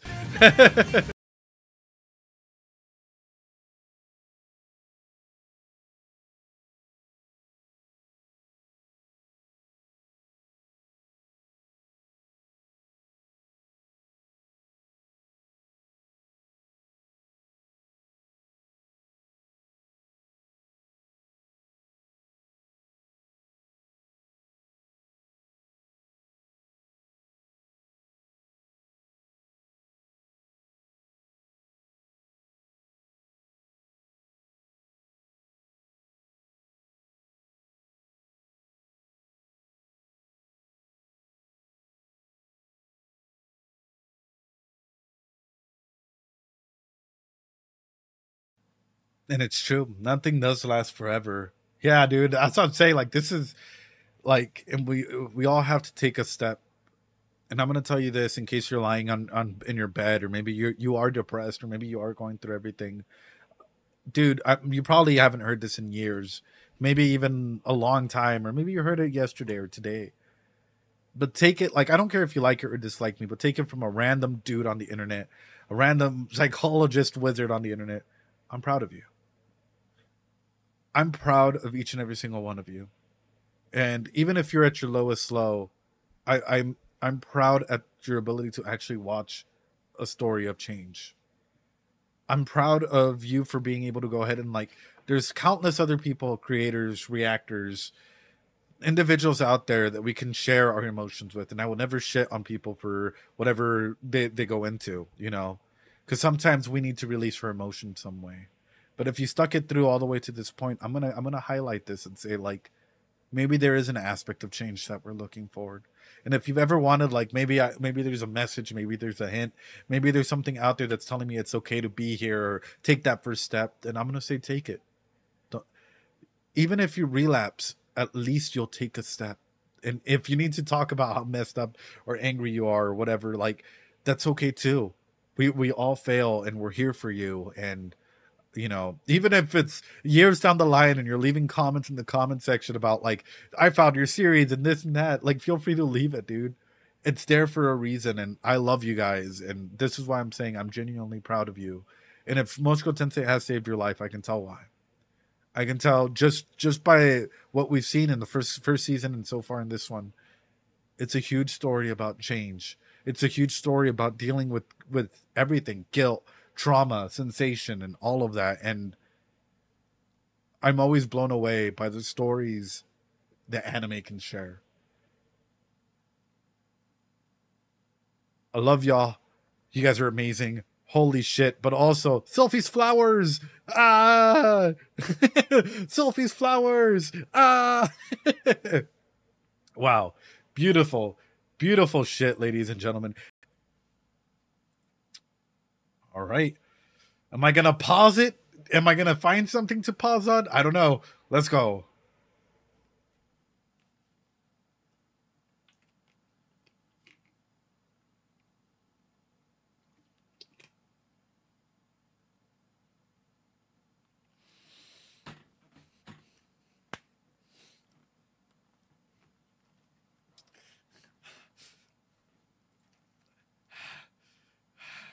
Good thing there was no audio. It saved me because I found something. Oh, fuck. It saved me. It saved me because I was like, wait a minute. Okay, hold on. Restrain yourself. Restrain yourself. Okay, I am wondering about this. Hold on. Before we do it. Is Selfie going to be the one that takes the lead to lead him to safety? Just like one foot on the bed, the other foot off, right? The spilled wine and whatnot. And like just her slowly bringing her foot back in as he starts to address the bed already. Like, you know, or starts to go into the bed. Is she going to be her sense of safety and security? That's where my man goes in, because it's like, it's an interesting just like thing that like if you're not looking for it, you'll miss it, because there's a lot of other things out there, like the wine, the bird feathers, the bird cage, so on and so forth. Like, ooh, okay, now we're ready. All right, you guys ready? Thanks for the follow, Imperfect. Thank you, brother. Sure, it could be an amalgamation of the three.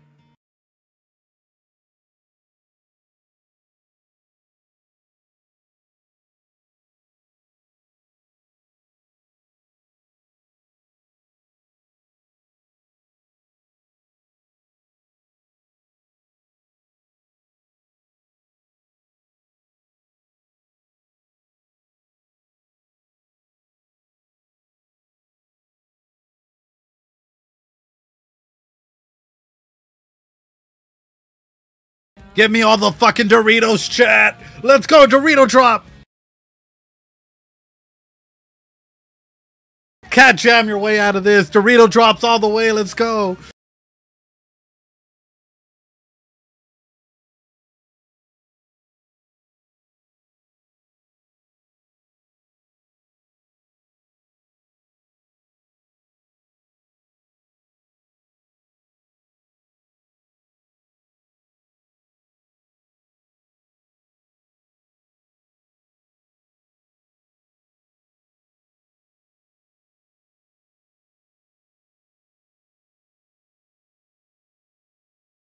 Oh, man.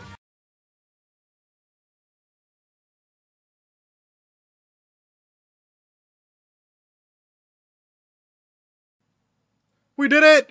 Yeah, boy! We did it! Woo!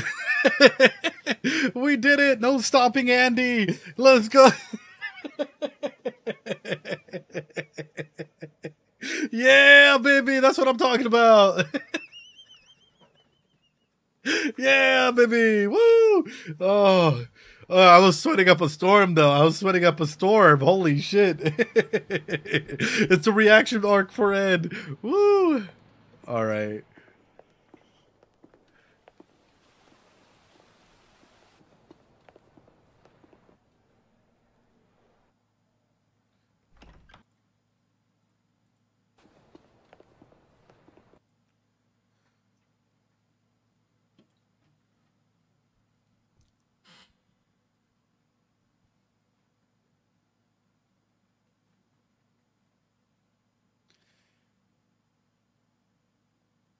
how do I ask this? I know I've talked about demi-human STDs. But now I have a question to ask. And you guys all said, there's healing magic. It heals everything. I have another question. I'm looking at this dog girl on the side. Pretty cute. You know, whatever. I have a question for you. We all know animals have heat periods, right? Periods where they go into heat. Do demi-humans have something like that? Or like what part of them is like, is it only the ears or is it like the reproductive stuff or like legitimately like what how does a demi-human work? Sorry. I'm not just talking about the ears. Like, is it like internally as well? Or like asking the real questions?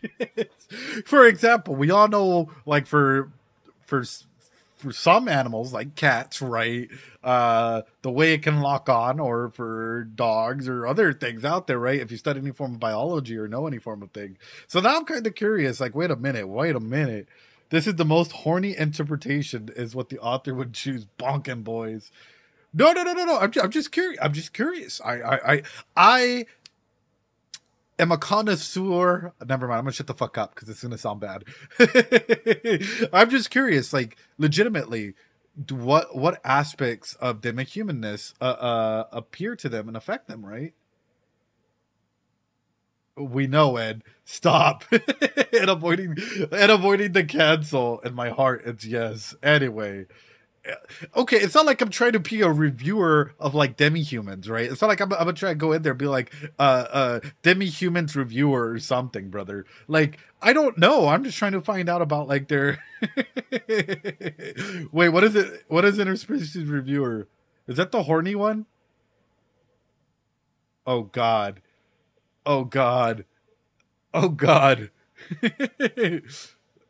Very horny anime. Okay, it makes sense. Let's keep going.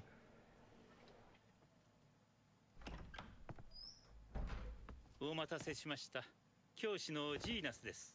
はじめまして、ルーデウス・グレイラットです。私はエリナリーゼ・ドラゴンロード。ルーデウスのパーティーメンバーですわ。まさかこんなに早く来ていただけるとは思いませんでした。まあ、ある人の勧めでして。ある人、ああ、ロキシーですね。3をつけろよ、デコスケやる。Bro. He's already getting fucking tilted. But no, what I love about this is the way that this is already happening. Take a quick look at the power dynamics presented in this room, right? Like, I love the immediacy to Bao. But one thing a lot of people don't pay attention is every single time, like, people sometimes discount the show, but every frame is there for a reason. Right? Every frame is in here for a reason. So even just like the whole bowing to one another and like showing the proper respects, Rudy is trying to fit into that nature still as well, right?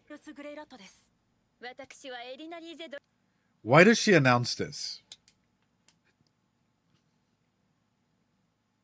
It's also a nice rule of thirds. It is. I'm like Sagusu pointing out the goodness in this. But yes, it is. But why does she announce it as though as a member of Rudius's party? And she doesn't bow. Yeah. Make her look interesting? No, it's more to it than just that. So, first off, right, when it comes to Tommy, thanks so much for the follow, man. Appreciate it. So when it comes to this, let's take this a step further, right? It's the immediacy of familiarity. She familiarizes herself with Rudy. That way she's able to go and have the upper hand when it comes to him not questioning her. All questions are reside and are subdued because it's not just a random person being here. It's, oh yeah, I'm here with Nick. Yeah, using him to get in. No chances get exactly, Nick. Nick is getting in by like special association. I'm like, oh yeah, I'm here to accompany Nick. I might have a better chance than me just showing up in here for no reason. Because all of a sudden, I'm using someone that's already in the end that people want and using them as the frame that's going to take the totality of it all. Well, I'm just in the background. I'm just accompanying it. If it goes my way, it goes my way. If it doesn't, then I've at least tried to use this angle. It's easier to go ahead and use this as a way in. It's like a foot in the door technique that she's using that is insanely fucking smart. Also, yeah. ドラゴンロード、ルーデウスのパーティーメンバーですわ。まさかこんなに早く来ていただけるとは思いませんでした。まあ、ある人の勧めでして。ある人、ああ、ロキシーですね。つけろよデコスケ野郎。それで来てくださったということは大学に在籍していただけると。学びたいこと、調べたいことをやりたいこと、いろいろありましてね。ここを利用するのが一番だと思いまして。そう正直。Bro, Elinalise, bro, you could at least look a little bit more interested. Elinalise is me whenever I have to go and come into like some of my clients like doing like their meetings with like the principal and stuff, and I'm just like,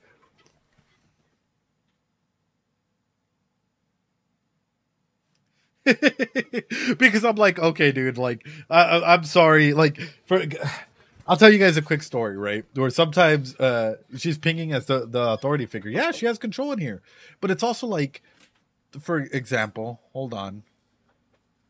Oh, yo agarré. I'll get some later. Oh, hold on.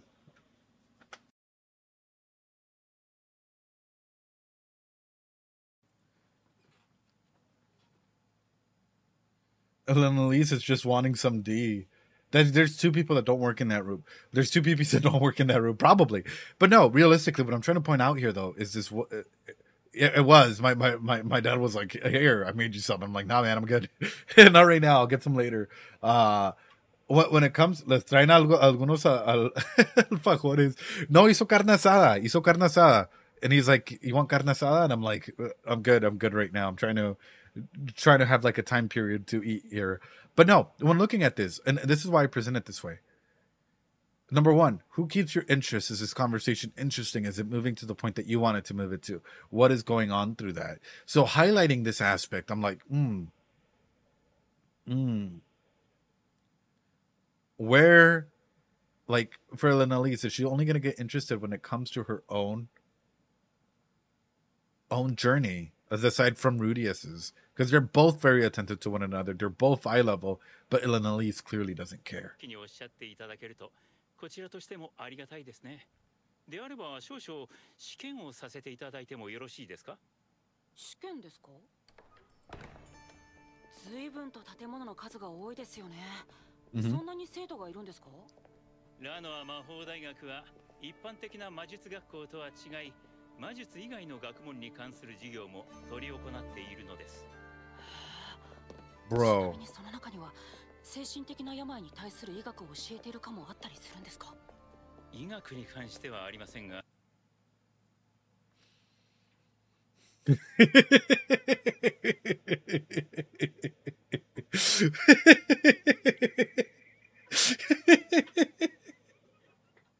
guys, yeah, that's exactly what I would do.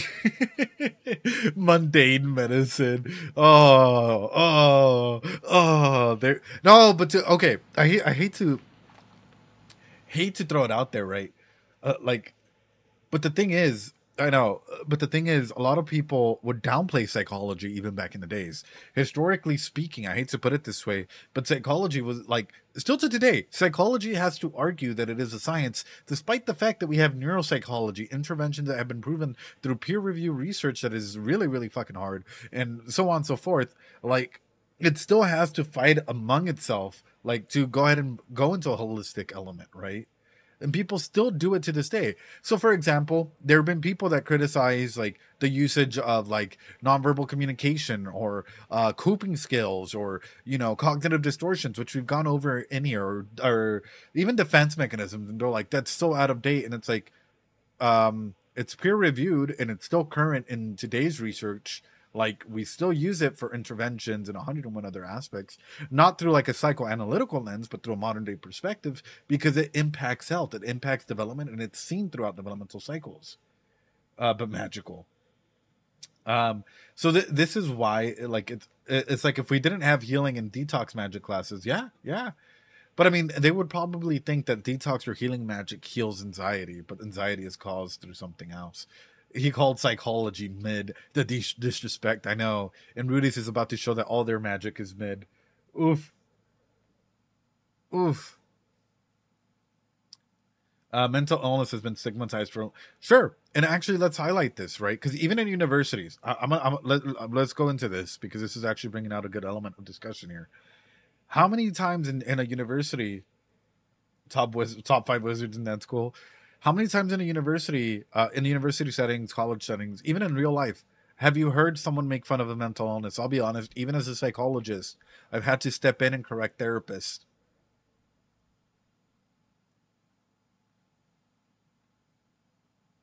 I'll be honest. I've had to step in and correct people. A ton. Mental illness, it's stigmatized so much. Like, people are afraid of even admitting stuff on applications because they know that they can probably get denied. Even though we have the Americans Disability Act and 100 other acts that protect against like certain aspects like that. But the stigma is still real. We're fighting against the stigma. It's getting better over time, but the stigma is still there. And that's a big element as to why it's important to talk about it. Just stop watching your hands. Stop watching your hands. Oh, admitting it, no good. You get fucked in a number of areas. Yeah, it can be hard. It can be really, really difficult. ですが、治癒魔術や解毒魔術の授業はもちろん、呪いに関する研究も行われています。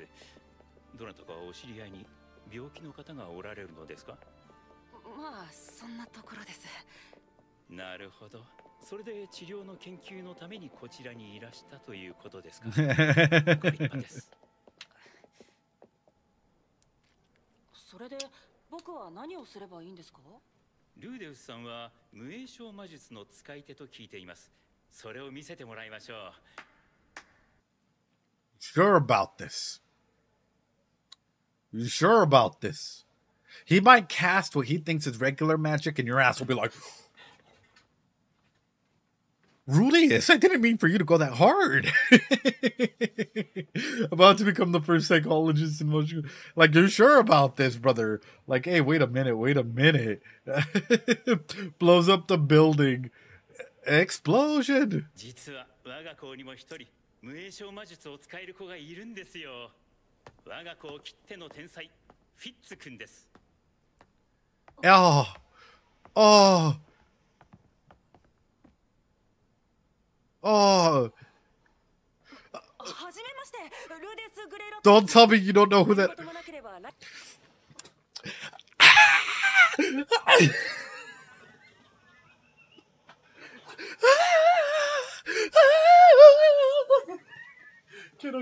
Quiero llorar. Rudy. Brother, that face blindness times 1,000, brother. But at the same time, like, changing your hair color, the same technique that you use in the demon continent now works effectively against you. Oh no. Oh no, brother. Oh no. Fitz is so frustrating, dude. I'm like, It has been 10 years, but like, I don't know, bro. Silent casting, I'm like, you mean to me I'll figure this shit out? Oof. Wait.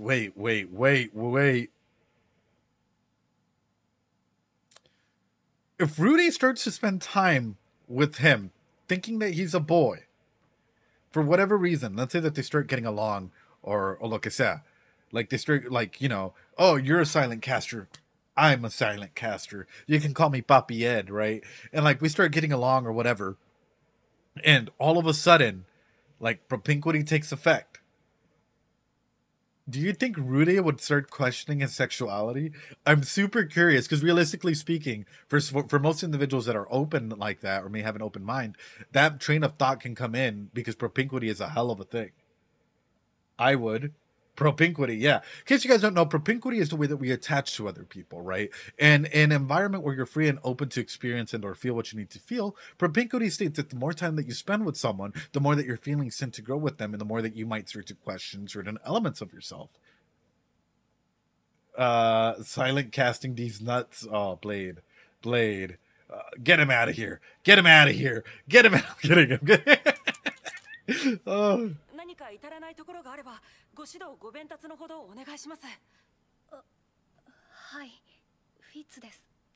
Oh, that was... Oh.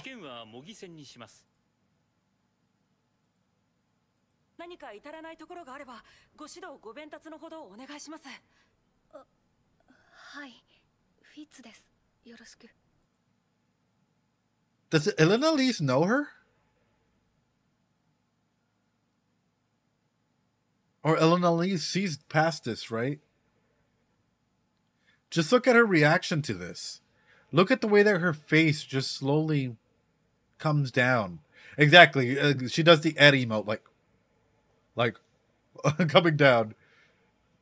I'm super curious about it because I'm sure she's able to go and tell what someone or something is. It takes it's like literally like a fucking frame. And she like squints down. Huh. Maybe she could tell that he's not a man. Probably. Elves' instincts. 基本的には無影小魔術を使っていただく形で。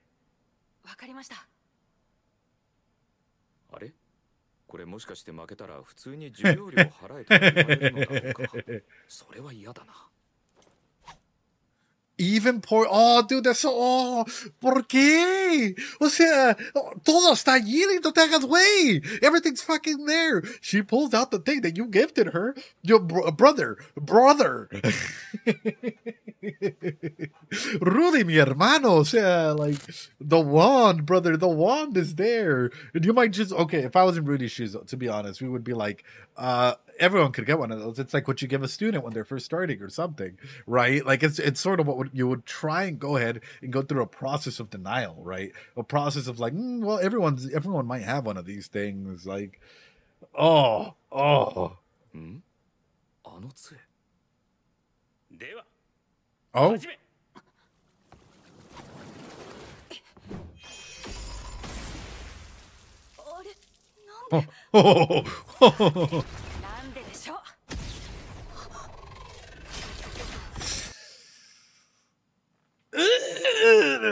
Fucking savage mode.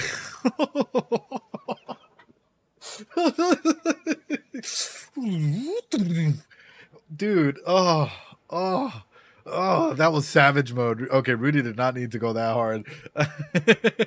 My mind just got clapped in 1 second, dude.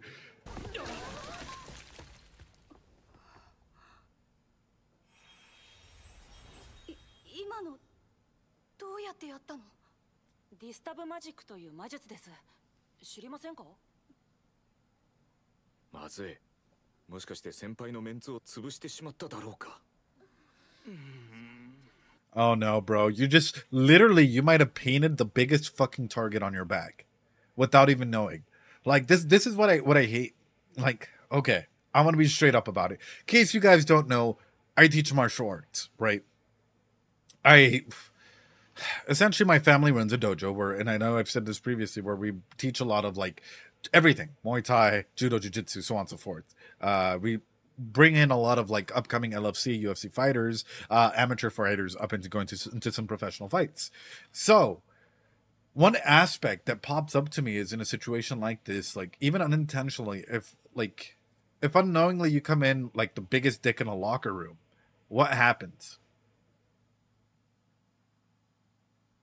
What happens? Disturb magic, y'all can't do that. What happens? You legitimately end up being marked by a lot of the other people as like a person that they need to go ahead and take down. The nail that sticks up, yeah, people want to go ahead and fight you. You might feel targeted. People might want to go ahead and spar with you every single day in order to try and get better and like bring you down a peg or not. Especially if you have an attitude. If you're humble about it, you're humble about it. It's all good, right? Especially because that means that you're a really good fighter. And if you're humble about it, it explains everything. But if you have like a really, really bad attitude and you take things too far and you hurt the person that you're sparring with, people are not going to take kindly to that. And you have to be open to that, right? Do you want to fight the beast, or easily the strongest you knew? You can be labeled as a threat. Yeah. Especially saying that like if you do it without respecting the other individual or taking a step a little too far, all of a sudden people might look at you and be like, oh no, it's not safe to be around him. He takes things too far. Oh, his emotional state is that, or whatever. And it could, yeah. Or people alternatively might want you on their camp if they have other situations. Yep.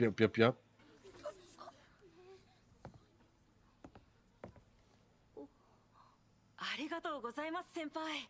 新入生である僕に花を持たせてくださったんですね。Oh no.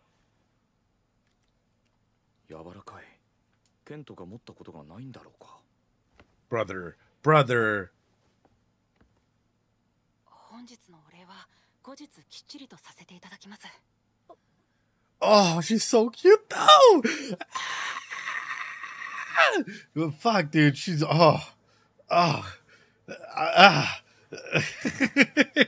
Rudy in here whispering sweet nothings, and she's over here like legitimately. She's legitimately just trying to hold back all of her feelings. I wonder how that must be though. That's honestly such a huge struggle or a challenge. Like let's be real about it. Like that would be such a huge challenge in of itself. Like forfeits, right? Like let's be honest, this would be a huge challenge for Fitz. Because you can't, like, you're not revealing who you are to him immediately, even though you might want to. You might want to say, hey, it's me, I'm here for you, I called for you to be here, but you can't say anything. Oh, should she hold back her emotions? And I'm wondering if she's doing this just to, like, either number one, because that's something that she needs to make sure that he's still the same Rudius that she knew, or maybe it's to try and go ahead and, like, ascertain what's wrong with him or if he's okay or whatever first before approaching. But that's still, it gets into a tricky situation. Perplex, thanks so much for following. There's a number of reasons, and that's sort of why I'm bringing this up. It can also be like, if Rudy knows who you are, of course he might treat you that way, but if you were different, I guess it's also the process of maybe falling back in love, because you also have that, right? Which is, or falling back for the person. Like, if you haven't seen someone for so long, yeah, you might attach to them quickly, but will they attach to you without them even knowing who you truly are? You can do 101 experimentations with this, and this is, I still think this is beautiful. というわけで、俺は魔法大学の寮で暮らすこととなった。はい。特別生のことについて詳しい説明も受けた。基本的に特別生は学費免除。場合によっては授業も免除。月に一度のホームルームにさえ出席すれば、Once a month. 校内で何をするのも自由。ただし、敷地外での出来事に関しては自己責任だそうだ。生徒と名はついているが、研究員に近いのかもしれない。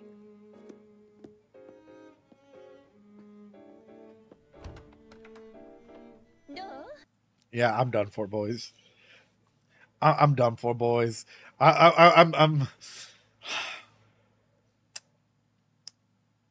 Yeah, I'm done for, boys. As much as I would shit on it previously, this might be one of the few environments where I quite literally just say, like, I welcome this. Oh, she's ready. It should have been me. It's got a finish confirmed. Oh, it gets better. Hey, yo. He was ready for that one. Oh, no. Don't bonk me too, mate. すれば男が釣りやすいかもしれませんよ。ギリギリでパンツが見えないぐらいの。でもそれだと寒いんじゃありませんの？太ももまである靴下を履けばいいじゃないですか。Are you explaining the golden zone? Rudy, are you explaining the golden zone? The golden time here?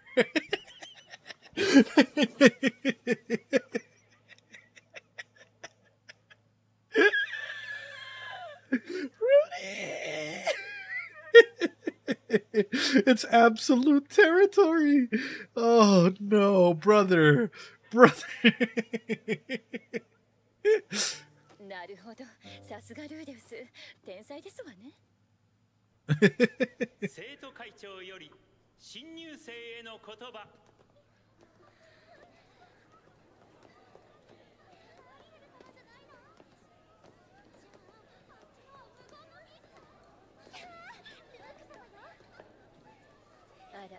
あれってこの間ルーデウスが泣かせた子じゃありませんの？別に泣かせてはいませんよ。静まれ。 Boy, he. Oh, okay, Fitz. I thought it was talking about Luke. I was like, wait a minute. What? Hi. Did he like the OP? I assume there was a bunch of Yeah, there was. There was. I mean, we're close to 3 hours in, my friend, and we're barely 7 minutes into the show. We're backing it up a little bit, but yes. Oh, hello, hello. アリエル様がお話になる。いい男。なんかあいつパウロに似てるな。 Kinda. アリエル様。私はアリエル・アネモイ・アスラ。アスラ王国第二王女にして魔法大学の生徒会を束ねるものです。あなた方は世界中各地からこのラノア魔法大学に集まりました。そこには人族や魔族や獣族など様々な種族が存在しています。言葉の壁や文化の違いに戸惑う方もいるでしょう。ですが種族が違うから言葉が違うからといって忌避したりましてや差別したりなどはもってのほかです。 I mean, good shit, yeah. 故郷とは違う。ルールは守りましょう。人の嫌がることはやめましょう。なんていうのはよくある言葉だ。普通そんな話を聞かされたらただの退屈な集会で終わるんだが、あれがカリスマってやつか。ようこそラノア魔法大学へ。では良き学生生活を。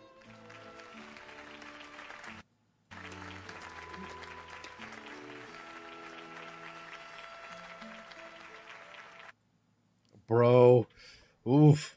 Look at Fit's eyes. She's watching Rudy. I know. Let's talk about that, though. First off, this is something I do find interesting, which is, I guess, in your country, in your world, and I'm going to ask this out of genuine curiosity, how much power did the student council actually have in anything? Probably just a graduation speech in mind. I'm just going to be honest. That's probably like school events. But aside from that, did they really have any power whatsoever? Not really. The what? Yeah, in mine, none. No existe en Mexico, creo. Maybe, figuring out prom, but we're talking about, like, overall, right? Because in anime, they usually exemplify it to be like this overlord controlling individuals that can do pretty much everything. But that's why I'm like, But through this is highlighting another aspect. What does this instill? Yeah. Immediately being accompanied. For me, this is a strong message of, like, unknowing and maybe even unbeknownst superiority, right? Someone comes down with two guards immediately standing behind them. There's no way to approach them, so there's a wall number one being set there. Wall number two being set off of this, and a lot of us don't even know it, is the podium that we're using. This is why I fucking hate therapists that use this. Like, and I know she might be royalty and whatnot, but like here's so they also tell the others to quiet down. Exactly. But using this, I've seen many therapists do this where you're with them in session and they're like, it's like, the fuck, this is a wall. Like, talk to a person like they're a person. You can take notes afterwards or on the side or something else or whatnot, because this is a wall that divides us from you. And I might be saying, for example, I want you guys to feel it. I want you guys to feel it, right? So, how does that make you feel? I want you guys to go ahead and be able to be along with one another. You guys should be able to go ahead and ascertain your... How does that feel for you guys?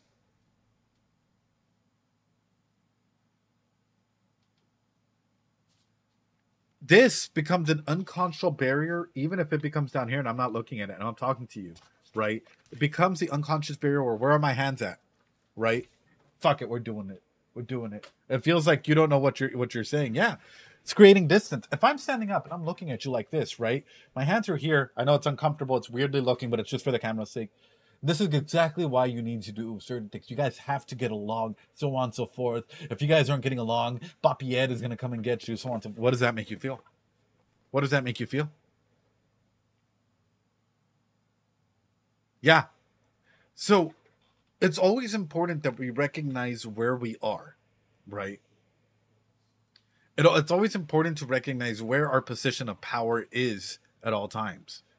Give me that chest. Hey, yo. But because when we're looking at this, it's like, number one, they've already told people to calm down, to shut the fuck up, you know?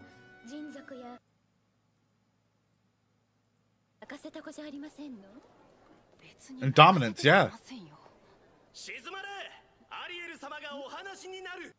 So silent, Princess Ariel wishes to speak. Immediately, he is thrown this position of power to quiet everyone down.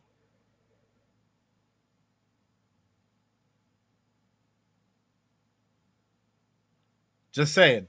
Just saying. In a position like this, where everyone is supposed to be equal,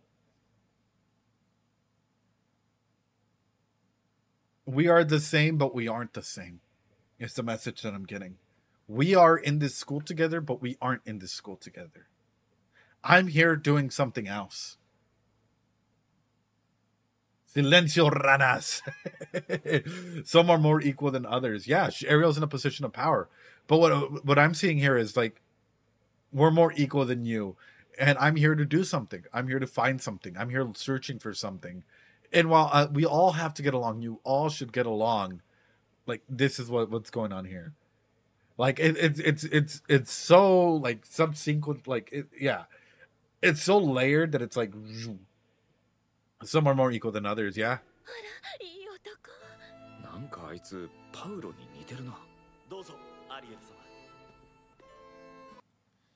And even moving back, hold on, it's...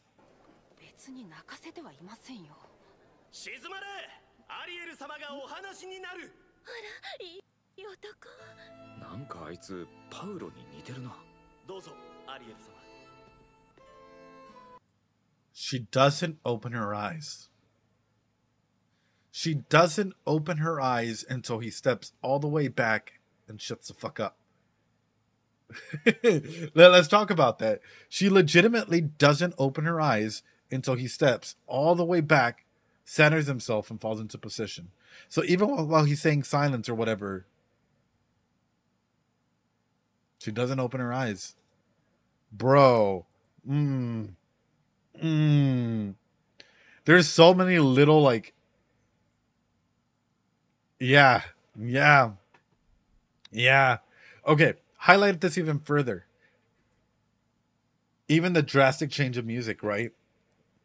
So even taking this a step further, have you guys ever been stared at? Like a person trying, like, felt like you've been stared at? Yeah, it becomes pretty obvious. Like our senses, especially if you still have a lot of good senses, you can feel when you're like someone's like legitimately staring at you. When someone is good intense or bad intense, if you're good at picking up cues, and if you still have, like, you know, I guess like senses that you're in danger or not in danger, you can pick up on these things pretty quickly. And it's some of the worst feelings out there. Yeah. All right, back it up. Because my mind is itching that something happened here, and I don't know quite yet.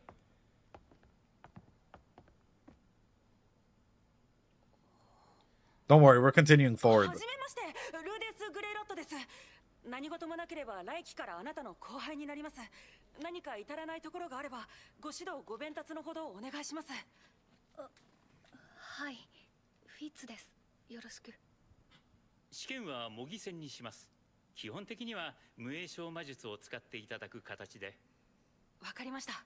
we start from the beginning?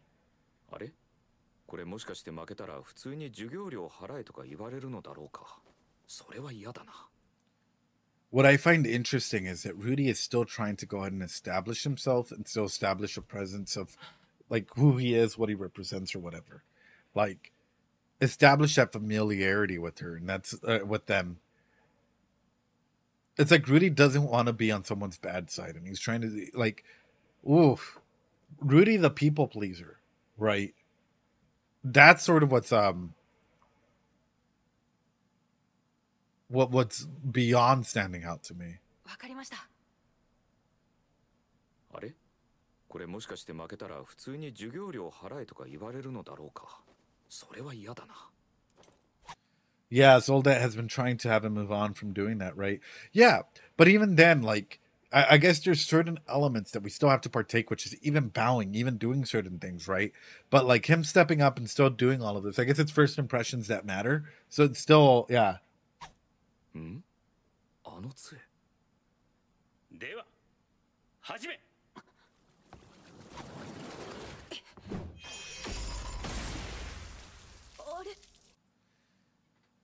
I do wonder though if Rudy's misconception about them is what solidifies your mask. Like, let's say that we were hanging out, right? And for whatever reason, I took you as a person of the opposite sex, and I'm like, oh yeah, no, she really likes to go ahead and do this, and you're a he. And like for a long time, how like, especially if you're a shy individual, how long would it take for you to go ahead and correct me? I've solidified whatever role I think that you are by simply being like, oh yeah, senpai, whatever. And you're super shy. You have like a little bit of social anxiety. How long would it take for you to, how long would it take for you to go ahead and like correct me? Selfie pretty much did that the first time they met. I'm envy, so never. They'd have to do something crazy like pants me, bro. Well, and that's the thing, is it's an awesome parallel that's flipping itself around. Yeah. さて、なんででしょう。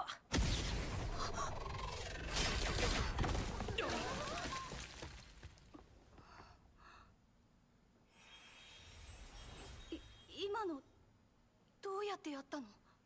ディスタブマジックという魔術です。知りませんか？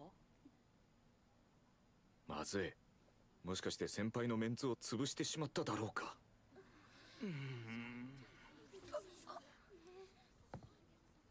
I do wonder though, would this bring in more competition for Rudy?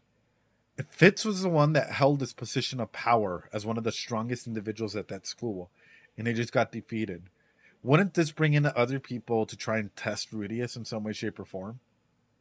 Like regardless of like style or whatnot, wouldn't this bring in people to go ahead and test that? Like, you kidding me? This man just walked in and fucking owned you. Like, it might make others afraid. It might make others afraid of him. It might make others try and test him and have him like literally show his power, his superiority in some way, shape, or form to go ahead and like be like, oh, dude, no, I'll follow you to the ends of the earth. Like, you're amazing, dude. Hell yeah. ありがとうございます、先輩。新入生である僕に花を持たせてくださったんですね。Even then, Rudy trying to go ahead and appease like everyone's interactions to like just calm it down. We're all good. We're whatever. 柔らかい。剣とか持ったことがないんだろうか。本日のお礼は後日きっちりとさせていただきます。というわけで、俺は魔法大学の寮で暮らすこととなった。We'll let it play out. 特別生のことについて詳しい説明も受けた。基本的に特別生は学費免除。場合によっては授業も免除。月に一度のホームルームにさえ出席すれば、基本的に校内で何をするのも自由。Perplex, thanks so much for the sub. Appreciate it. 出来事に関しては自己責任だそうだ。生徒と名はついているが、研究員に近いのかもしれない。Well, that I also find interesting. He's more of a researcher than he is of a student. So therefore, what is he gonna spend time researching? Cures for ED or cures for whatever? Is he actually gonna spend? Like, is he actually gonna start looking into maybe the displacement incident, as the man God had said? And how long is this gonna go for him? And might this even turn against the man God in this way? Because think about it. If Banana is in here and they're searching like answers to like the displacement incident or maybe whatever the fuck is going on or how to get home or whatever, wouldn't this also imply that by Rudy getting close to them, they could get close to Orsted? Therefore, Orsted and Rudy could maybe talk about what it truly meant for certain things? What the man God said. Sorry, something fell. Okay. And that's whatever he advised. Yeah, this can be a huge link to Orsted as well. That's why I'm like, Stop saying the author's minded. どう似合います？スカートを短く改造すれば男が釣りやすいかもしれませんよ。ギリギリでパンツが見えないぐらいの。でもそれだと寒いんじゃありませんの？Oof, oof, 太ももまである靴下を履けばいいじゃないですか。oof, hello. なるほど。さすがルーデウス、天才ですわね。生徒会長より新入生への言葉。You're welcome.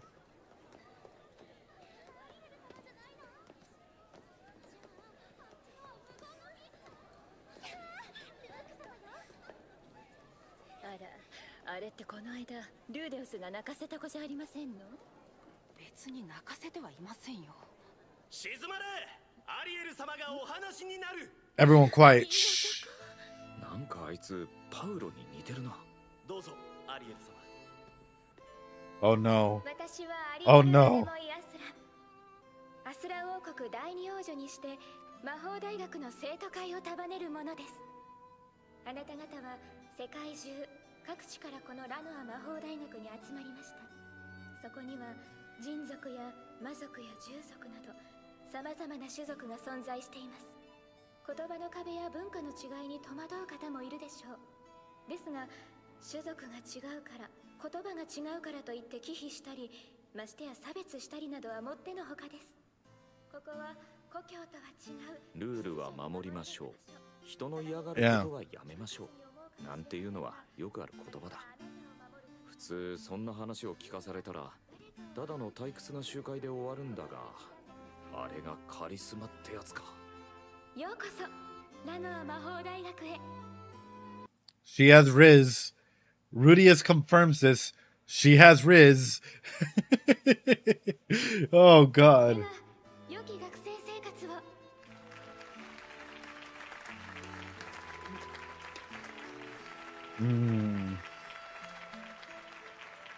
しまった。あの先輩に試験のお礼をするのを忘れていた。もしかして根に持っているのか？ I'm not even gonna lie, dude. I'm just gonna be pretty straight up about it.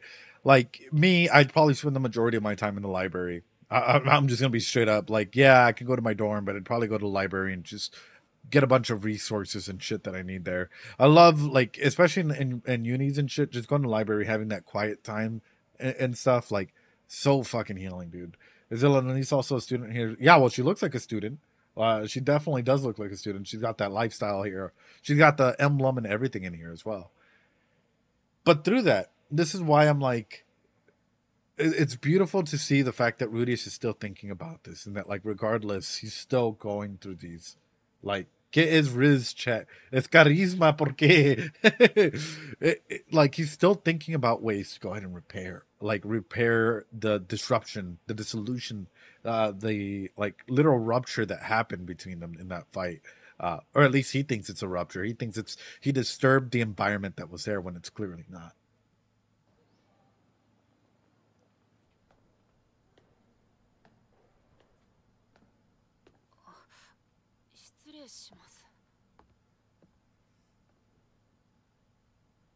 Hey, yo.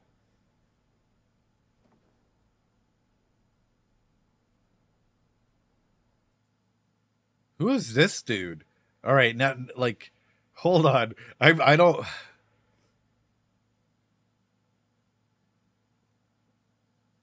we've seen the cat girls. I think I missed him. Was he in last episode? I think he was, right? He's the guy. He was in the OVA. Oh, Mr. Edgelord himself. He's from the... Oh, no. Oh, no. Oh, but I can see Elinalise, like, trying to come for this man as well, or my man getting jealous at Rudy. Wait. So then has he heard stories of Rudius? Because then doesn't that mean that, like, there's going to be some jealousy and shit that's like... No, but the cat girl and dog girl have been in, like, the, like, literal, like, the... Oh. Have been in, like, literally, like, pretty much every promotional material stuff that's been thrown out there, you know? Shisho! Let's go!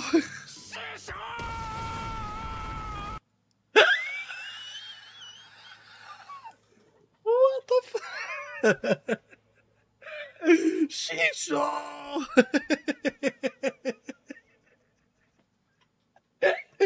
Best boy, my dude, just straight up, dude.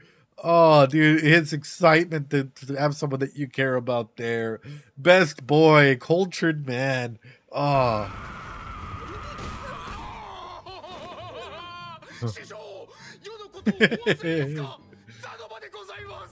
Zanova. 覚えていますよ。我が弟子よ。怖いから話してください。お元気でしたか師匠。殿下もお元気そうで何よりです。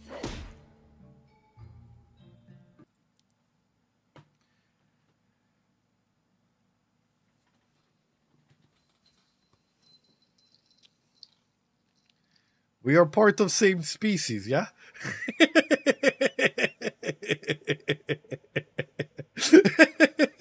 Nekoed, you know? We're part of link on my... Oh, God. Oh, God. I want to have your kittens, yeah? Oh, no, no, no, no, no. Oh, wait a minute, wait a minute. Don't bonk me, guys. I swear, I'm trying to be good. Yeah? Yeah? リニア殿、このお方は以前話していた世の師匠で。そいつ連れてこいね。なんだろう。もしかしてこいついじめられてるのか。 Oh かな no. り強かったはずだよな。 Oh no. どうもはじめまして。ルーデウス・グレイラットです。本日からお世話になります。何にせよ、こういう相手は下手に出るに限る。そして極力関わらないようにするのだ。ほう、素直なやつは嫌いじゃにゃい。あちしはリニア・デ・ドルディア5年生だにゃ。こう見えても大森林ドルディアの里の選手長。 Your dad and I are friends. Yeah, I saved a legendary beast. You're from Doldia Village? Yeah. Yeah, no, your dad and I are pretty good. Yeah, that title doesn't mean anything. I've saved your village. Oh, dude, that's thanks for Showdown. Showdown and everyone that's been subbing and whatnot. Appreciate it. All the gifted subs and whatnot. You're amazing. ギュエスの娘だにゃ。やっぱりドルディア族だったらしい。しかもギュエスの娘。そういえば長女の方は留学中って話だったが、ここだったのか。 Yeah. しいな。水色か。Rudy. 失礼。先輩のお名前を聞かせてもらってもよろしいですか？ブルセナなの。リニアと大体同じなの。Oh. セナさん、いい名前ですね。よろしくお願いします。何なの？ If they're like this, I'm actually scared of what they've been doing to Zenoba here. I'm scared if they've been bullying him or doing anything to him. And if that's the case, Rudy, you might have to lay down the law. Like, you might literally, like, just the way that they were treating Zenoba, like, less than, you might have to go ahead and, like, sit them down and have a talk with them. Like, anti-bully Ed about to come in here and, like, literally, like, tie them up and be like, no, let me get my water bottle. Tss, tss. No, you don't do that to Zenoba. Tss, tss. Bad. A talk, gotcha. Rudy needs to teach them a lesson. Yeah, dude, just get your little spray bottle out. But I'll let it pass. Not the water bottle. Call their parents. Hey. Oh, that would be funny. Oh. Tied them up. Yeah. Well, otherwise, you're gonna probably escape or something, dude. You need to, like, or you just get them in a situation where they can't really escape from, right? So that way you're able to go and have a genuine conversation with them. Witness, Walking Dead. What are you talking about? おい、はい、何でしょうか。お前さっきルーデウスって言ったか。 Oh no. はい、ルーデウス・グレイラット。 Oh no. Edgelord. 先輩。クリフ・グリモル、天才魔術師だ。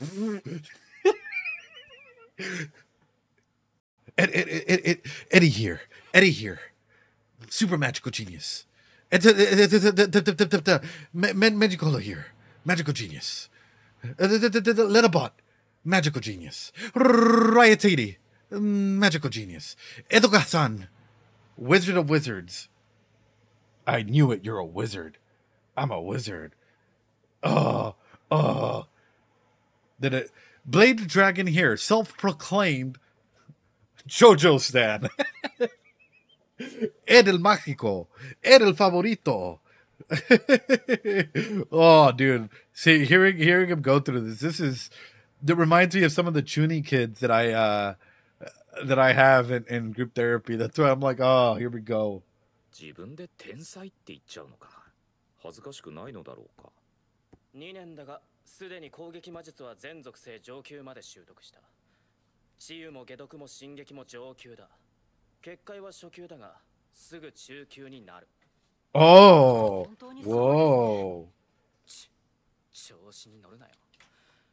お前は魔術だけじゃなく、剣術も使うんだろう。ええ、まあ、たしなむ程度ですが。誰から聞いたんですか？僕が。Oh, don't say it. You're gonna trigger him. Don't say it. Brothers. Don't say it. Oh, no.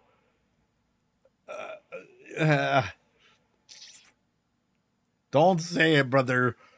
Oh, no. He's advanced, practicing intermediate and advanced shit. Like, oh, dude, don't say it. Don't say it. エリスさんだ。エリス。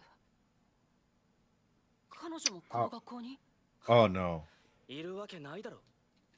The relapse. あのエリスが今さら学校なんて行くはずないもんな。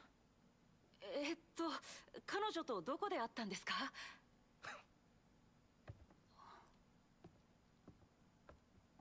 あとはサイレント殿ですか。ただ今日は来るかどうか。授業に出てないんですか？はい。彼女は授業も月1のホームルームも免除。 Even from the monthly homeroom. 普段は自分の研究室にこもっているようです。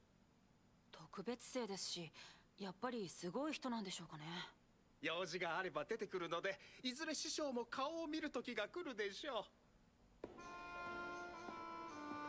の後どこ行くの？宿題のこと。 There's bunny girls and fox girls here? I know there's Winton. Hold on. I know there's Winton in here as well, but like, hey yo.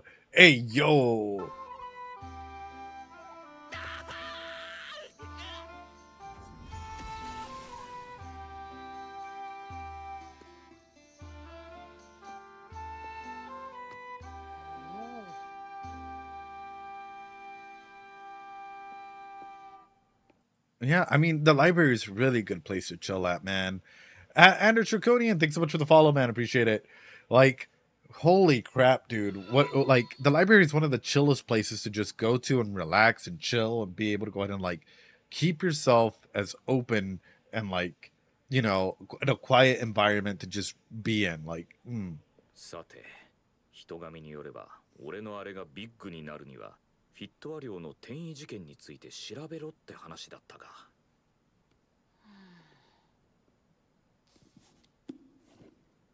どこから手をつけていいのやら。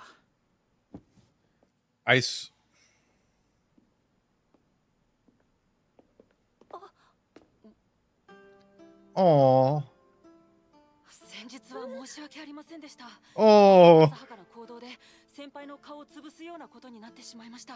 いずれ菓子折りでも持って挨拶にでも出向こう。いいよ。頭を上げてる。ルーデウス君だっけ。君はここで何を？少々調べ物を。何について？転移事件です。転移事件を？なんで？僕もアスラ王国のフィットア寮に住んでいましてね。Bro. 転移事件でマ大陸まで飛ばされました。マ大陸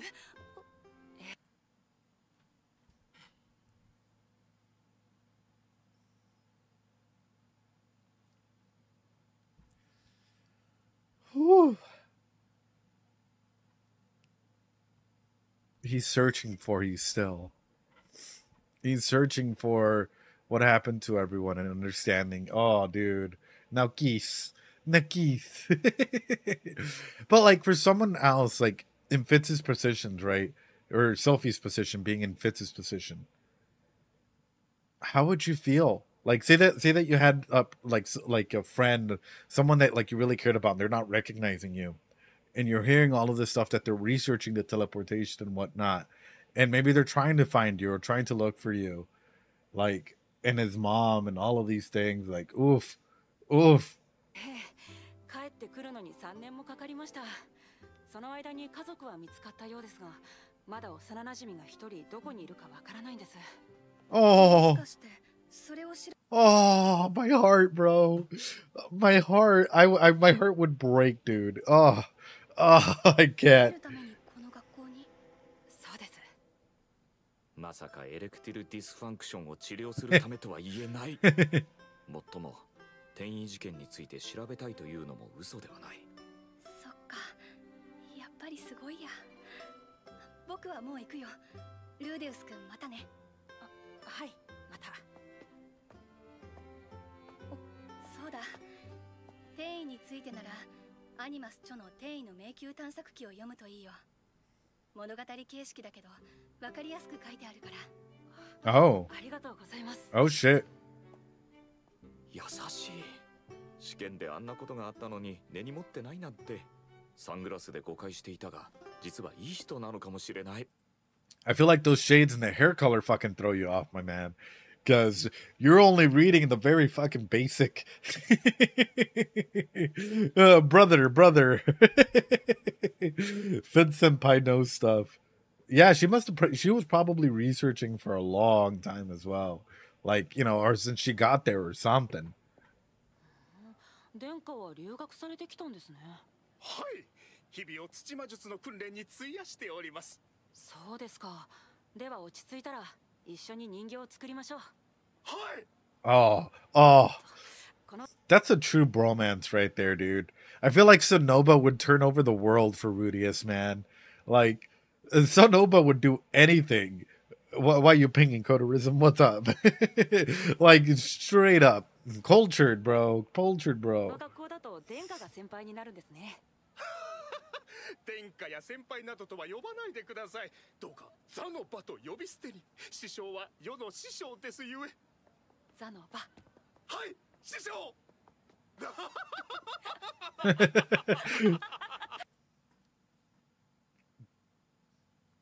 That heals my heart.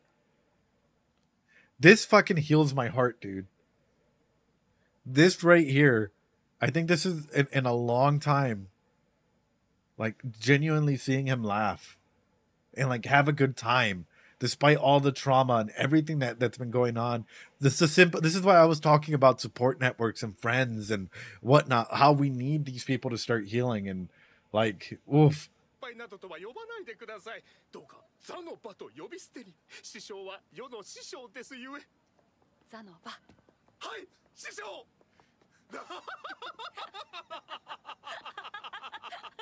Like, yeah, dude, it's so great to hear him laugh again. And so great for him to genuinely be there and be open like this. Like, this relationship that is being built is awesome, dude.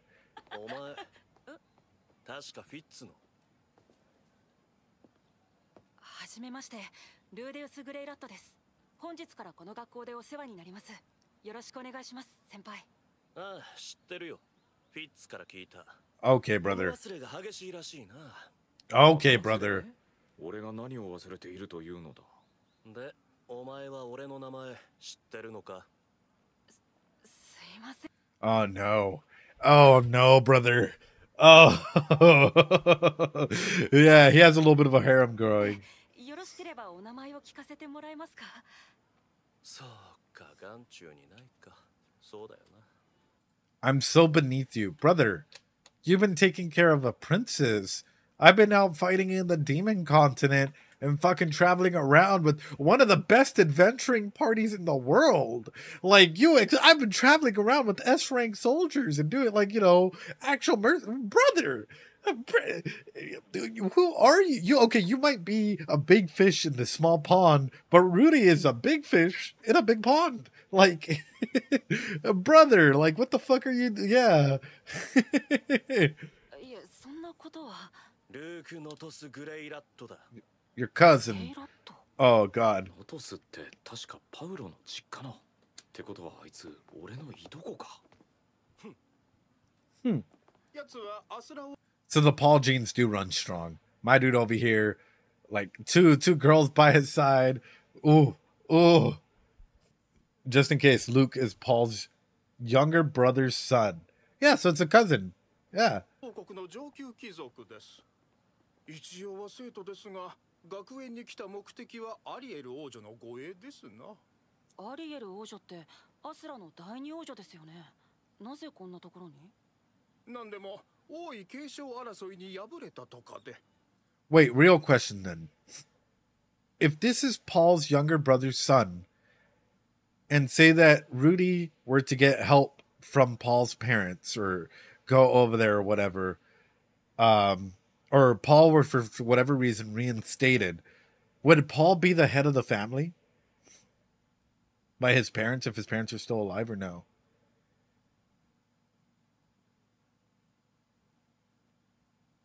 Potentially. Yet this is just a supposed scenario. Yeah, like out of a technicality. So then therefore, wouldn't Rudy in that situation be in a position over his cousin then? Paul was originally supposed to be their heir. Yeah, that's interesting.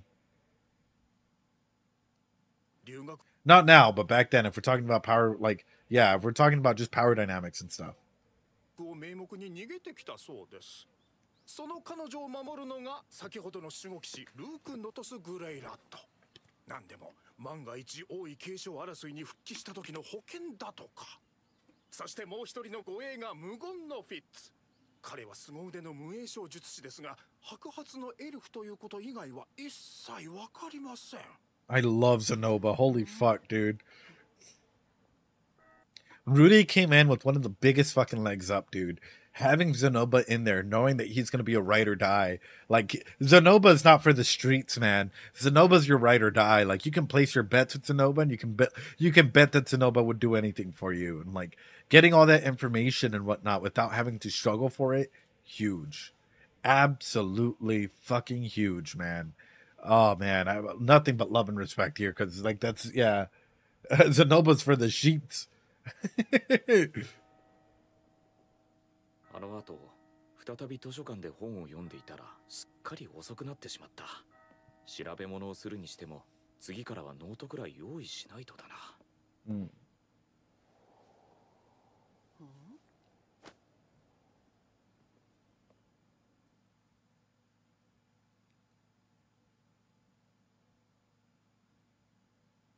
Were those Fitz panties? Hold on. Hold on. It was just like a fraction of a second.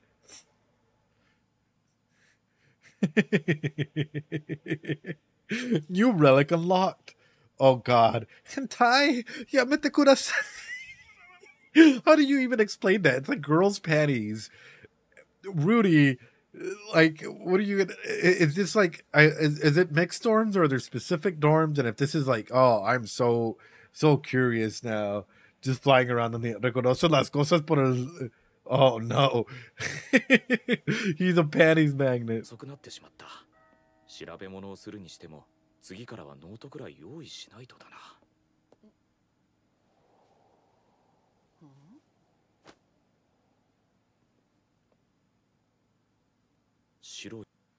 That quick, dude. That's like a fucking frame. That's Fitz, bro. Oh, no. だが雪ではない。 Bro, don't take a sniff. Oh, okay, good. I thought he was about to take a sniff. I thought my dude was about to be like... I was waiting for some weirdness to come out of this.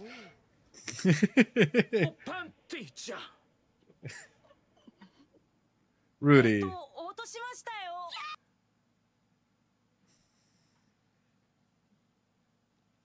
He was trying to do the right thing. He's grown. Boys, otherwise he would have put them on like this.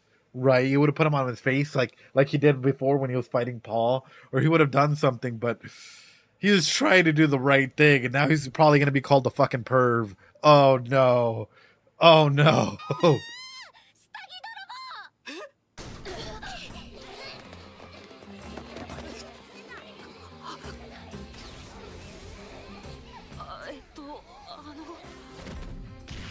Winton. Oh shit, Winton's here.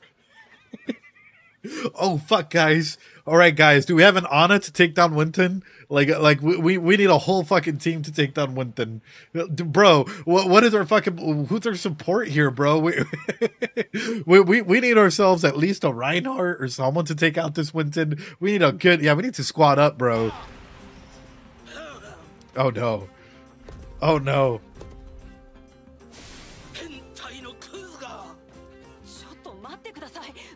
何もしていない。じゃあその手に持ってるのは何なんだい。それアリエル様の下着じゃないか。いくら姫様に憧れてるからって。 The amount of shit my Moy just got into. Oh no. Oh no. Now I'm terrified. This might be beautiful writing. This might actually be beautiful writing, depending on the way that they take this. Are they gonna showcase? Are they, like, first off, yeah, how does Winton recognize him? But second off, if he's already labeled as a pervert or something in here, and people start bullying him, right? And that's exactly what I'm thinking like about is he gonna be ostracized from the rest of like the council, or maybe being bullied or whatnot in that situation as well? Can Rudy bully all the girls instead? Oof, oof. Because that's sort of where my mind immediately goes into. Like, if he gets bullied, it's like, how is he able to go ahead and overcome this? Where in his past life, he wasn't able to go ahead and overcome that as well. Zenoba would never bully him, but now that he has a support network, and now that he's grown and he's able to go ahead and like come back from like a deep, dark pit, like, can he withstand that?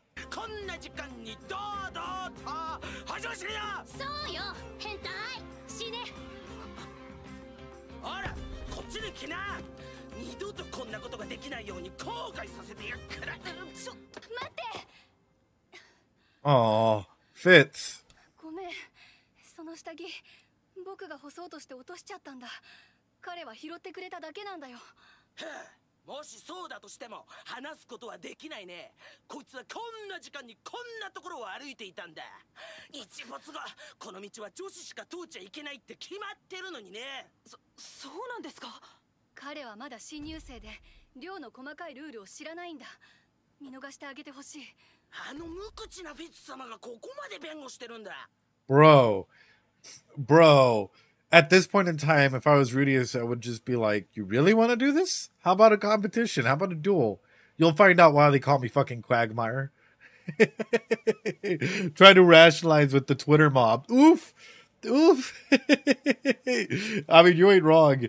Like, this is a big moment, and I love the fact that Fitz is standing up to him. Because, again, in the face of confrontation, where Rudy usually has to do stuff alone,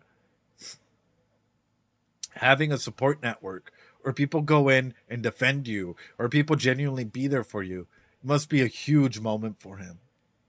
Like, yeah, this must be a huge moment from him.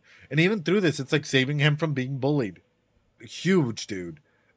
Like, yeah, absolutely fucking huge. 本当のことなんだろうよ。けどそれとこれとは別の話だよ。こいつが寮の決まりを破ったのは事実だから、見せしめとして罰は受けてもらうよ。彼は悪くないと言っているだろう。いいからその手を離せ。Mommy Sophie here, bro. Oh my god. Okay, get yourself someone like Fitz. Get yourself someone like Fitz, bro. Someone that's gonna go ahead and defend you and be like, hey, yo, take your hands off of him. Like, ooh. それともここにいる全員医務室送りになりたいのか。分かったよ。次は容赦しないからね。 But even just throwing him like that, like, who do you realistically think you are in an environment like this? It's interesting to see how the power dynamics are at play here and how Rudius has to put up with everything again. Like, my man is just trying to fit in. My man has just been working through everything and still getting bullied, going time after time through this. That's a lot to fucking take in, dude. I just got a small thought of seeing this almost 6'4", 300-pound bodybuilders being bullied by a oof.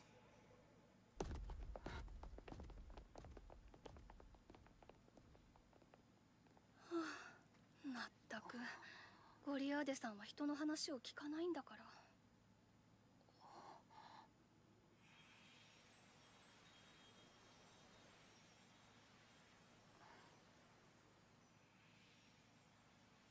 Aw. 僕が下着を落としたからこんなことになっちゃって。いいえ、先輩は悪くありません。 Bro, the fucking Final Fantasy save crystals here, like the under the stars, getting healed up after being defended. Like the mood is right, dude. The mood is right. Like, 助かりました。先輩が助けてくれなければどうなることかと。いいんだよ。当然のことをしたまでだから。当然のことか。試験のこともあったのに公平な立場で俺の味方をしてくれて。Aww. 人格者だ。先輩。そうだ。フィッツ先輩と敬意を込めてそう呼ばせてもらおう。Mr. Fitz. フィッツ先輩、本当にありがとうございました。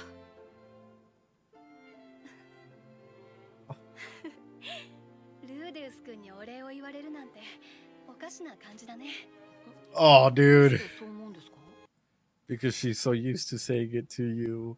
My heart, I can't, brother. Oh, you guys want to break my heart? Because this is how you fucking do it. You literally make this, like, it's so cute, but it's like,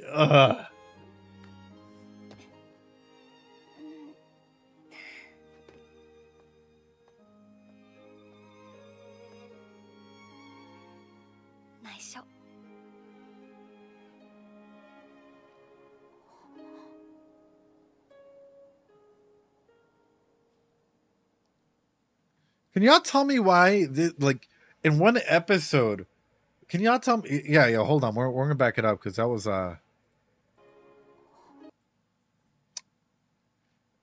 you know,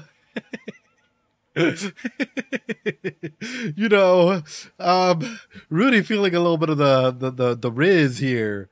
But can y'all tell me why in one episode here with Mushoku Tensei, it has portrayed romance in a better way than like 12 episodes of a fucking romance anime? And like with actual tension and like actually being able to go ahead and like build up the dynamics and, you know, the characters actually being there. Like, it doesn't feel forced. It doesn't feel like a lot of the fake niceties that like a lot of these romance tropes that go in through that. And it's like it's already been established since episode 2. Like, yeah. See, Rent-A-Girlfriend is trash, and we can talk about the dynamics in Rent-A-Girlfriend.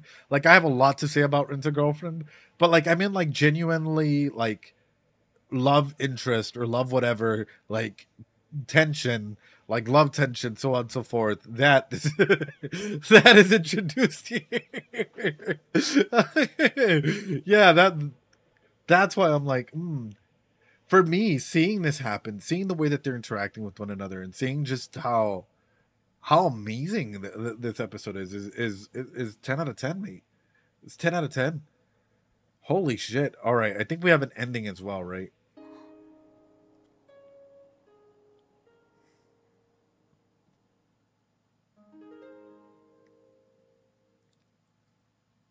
Awesome episode. Awesome setup episode of pretty much everything. I don't know what else to say other than we're going to watch the ending. Give me a second here. But I do want to go ahead and state, hey guys, if you're lurking, if you're somewhere in between, make sure to give us a follow, guys, as we tend to go ahead and analyze a lot of anime, and we're getting ready to go ahead and replace Arcane with another anime, which the voting will go live on the Discord pretty soon, ladies and gentlemen. So if you guys want to go ahead and save up on, like, we'll do a random Wheel of Fortune type of thing.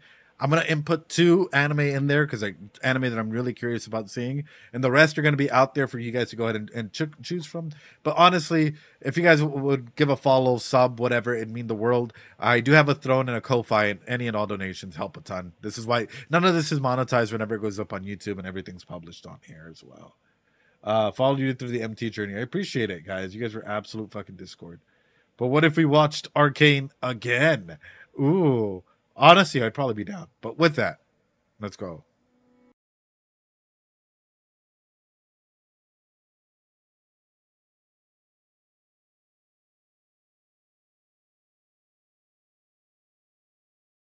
Wait. I have one with the lyrics. I have one with the lyrics. Hold on.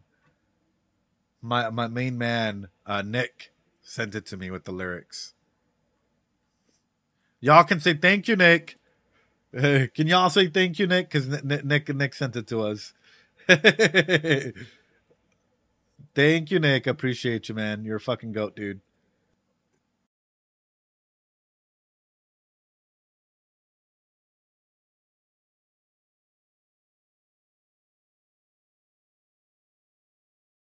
Oh my god. No. No. Ah.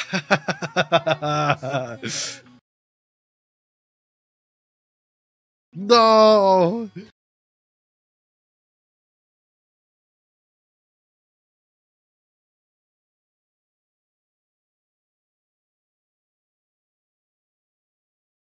Wait a second. The little girl is with Rudius. Hold on, we're doing a full-on analysis. I was just enjoying the music. But now the girls seem to be following Rudius, and even the little girl is with Rudius.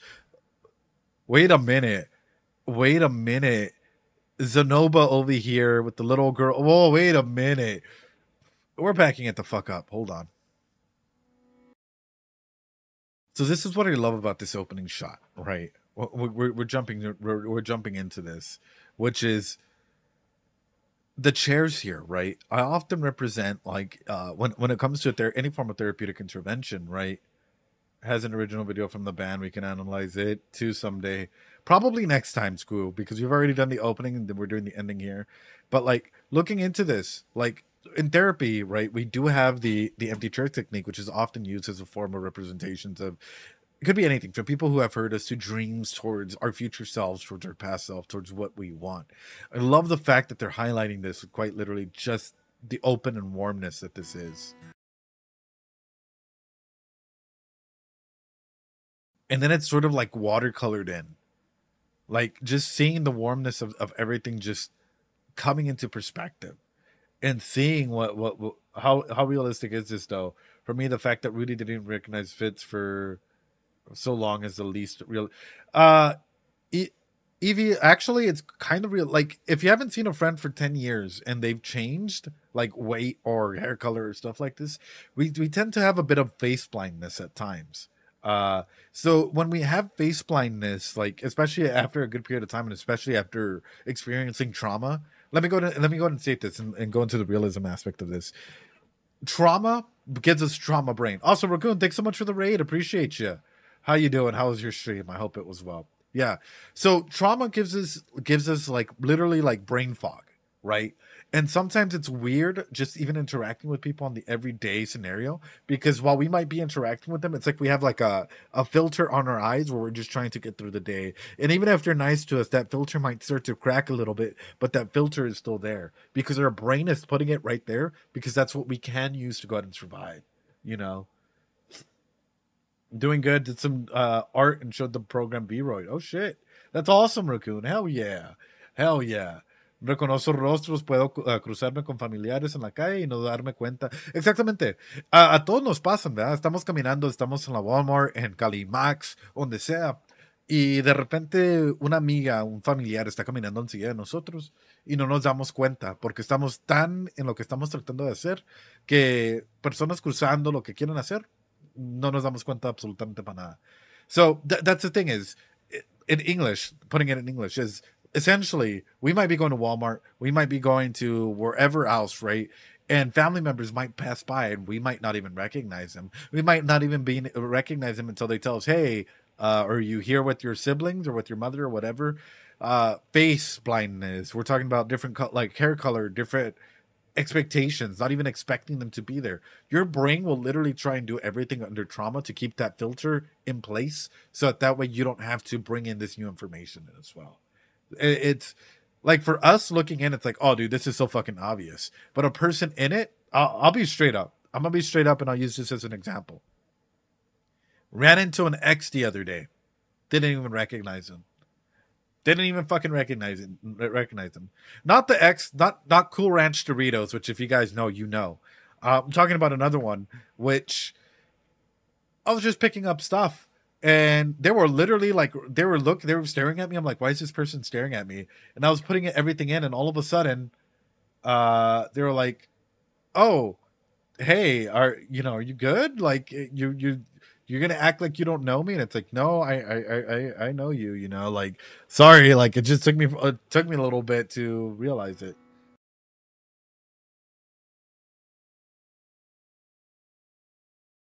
Adorable.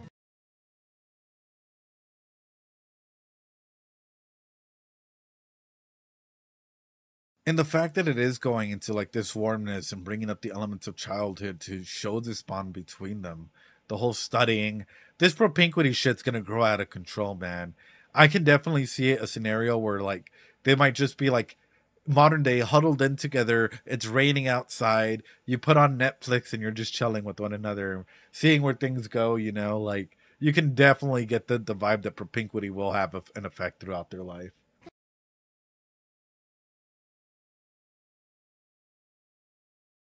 Netflix and chill, yeah.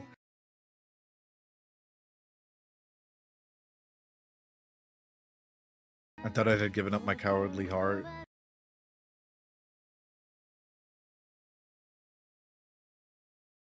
Bro, he makes your heart go. He makes your kokoro literally fucking rush through it, dude. And even though, like, that's the thing is, we often try and staple or stomp on our emotions and not let them out. Our emotions will eventually come out. Like, no matter how much you try and repress them, when they come out, they'll come out with the force that you did not intend them for. Like, what a way to highlight all of this, man. And how must it feel for Fitz to see him genuinely being happy with a bunch of people and her not being there? That sense of loneliness and their jealousy that might come through with this. Wow.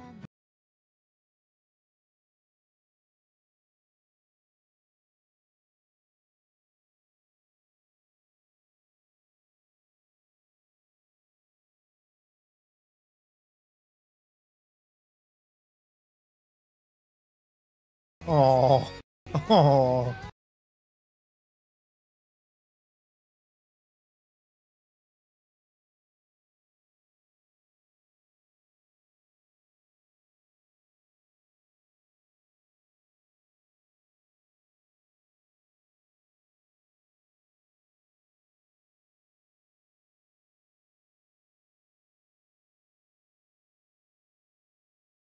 I'm fucking crying, bro. What the fuck? Hold on. Yeah, the ending is from Sophie's perspective, but what the fuck is this, dude? Holy shit. I gotta get back. Get back in there. Where are you cutting onion ninjas, dude? You really do get so enthralled, and especially seeing a loved one grow up and seeing someone that you care about literally start to grow and advance and whatnot can be one of the biggest feelings out there, man.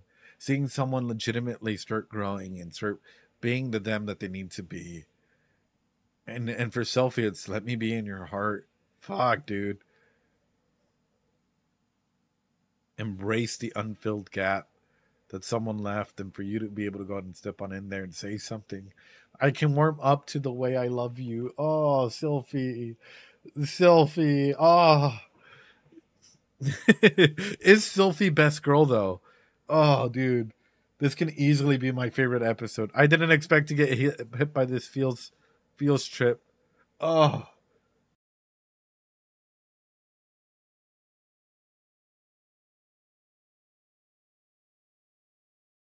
Even if we have to do a lot of hand wringing. Bro. Yeah.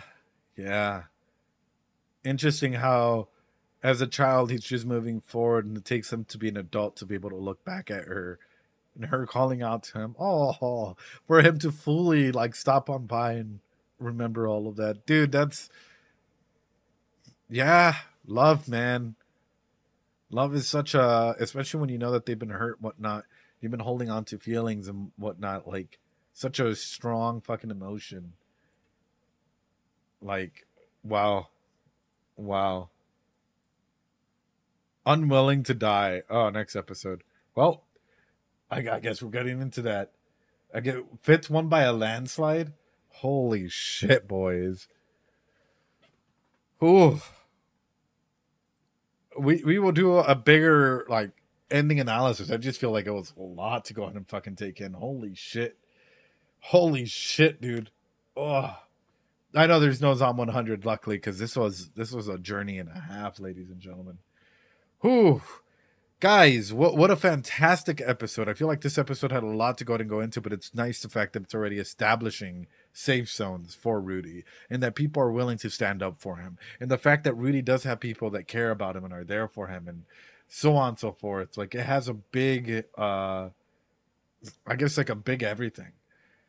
Like, overall, though, like, for me, witnessing this episode and being through this with you guys, like, yeah, I can only say, like, impactful stuff, and especially if you take it in as a journey of growth and how we can change and how being around people that we care about changes us. It's important, man.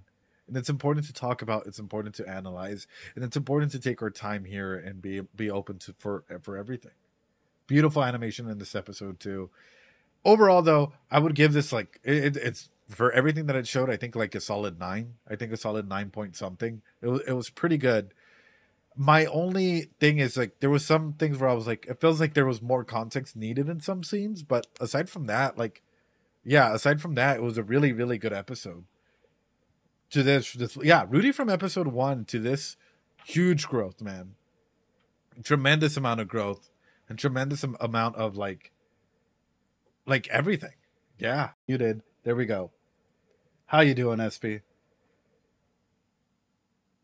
Not too bad. Yourself? Not too bad, man. What an episode and a half for this to go through. Like, why don't we go to just jump into it, right? We have an opening and we have an ending.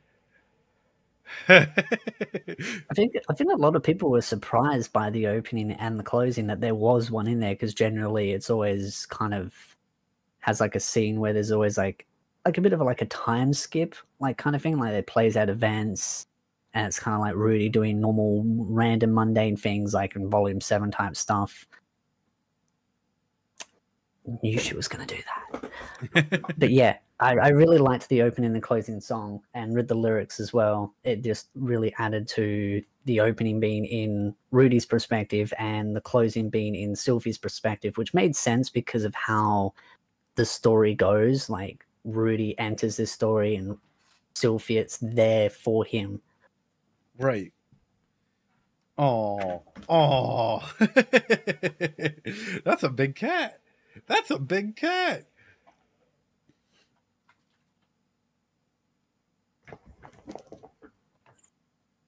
Overall, though, like, Chunkers. Yeah, so I was like, that's a big cat. It's a cute cat. Banished cat.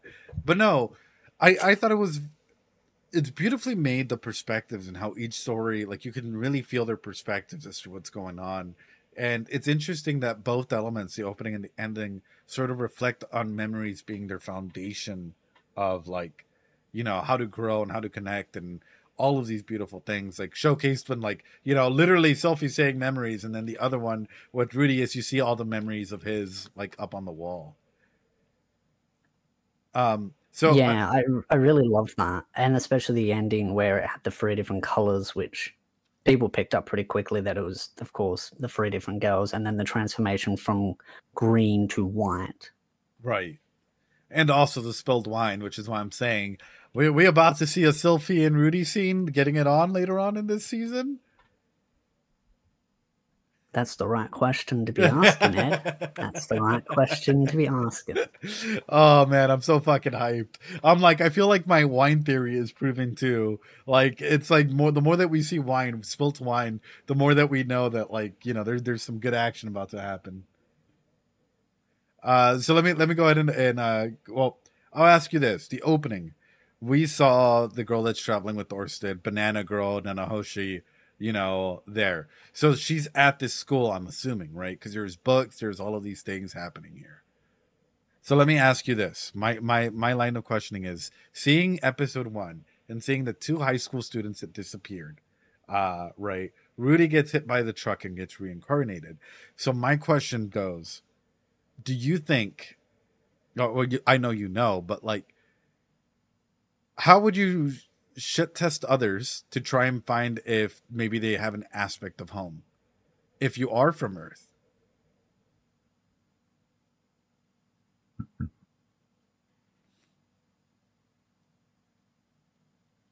You're asking the hard-hitting questions here straight away. Yes, we're jumping into it, man. I even took notes for that opening. I was like, wait a minute. So, because I mean, they've been hinting at her quite a lot throughout the opening, then the closing, and in the trailers and everything. So clearly, something is going to transpire with them. sure. How Rudy and her meet, I think the question would be, do you think it's going to be at first glance a warm and open welcoming, or do you think there's going to be some misunderstandings and some panic and fear? I think, of course, there might be some misunderstanding and stuff like this. So, like, for example, I'm going to use this as an example, okay? Like, todos los que estamos aquí, ¿cómo les gustó el episodio? ¿Está bien el episodio? ¿Les gustó? ¿Qué número les dieran de 10? What about for yourself? What number would you give out of 10 to this episode? Honestly, probably an 8.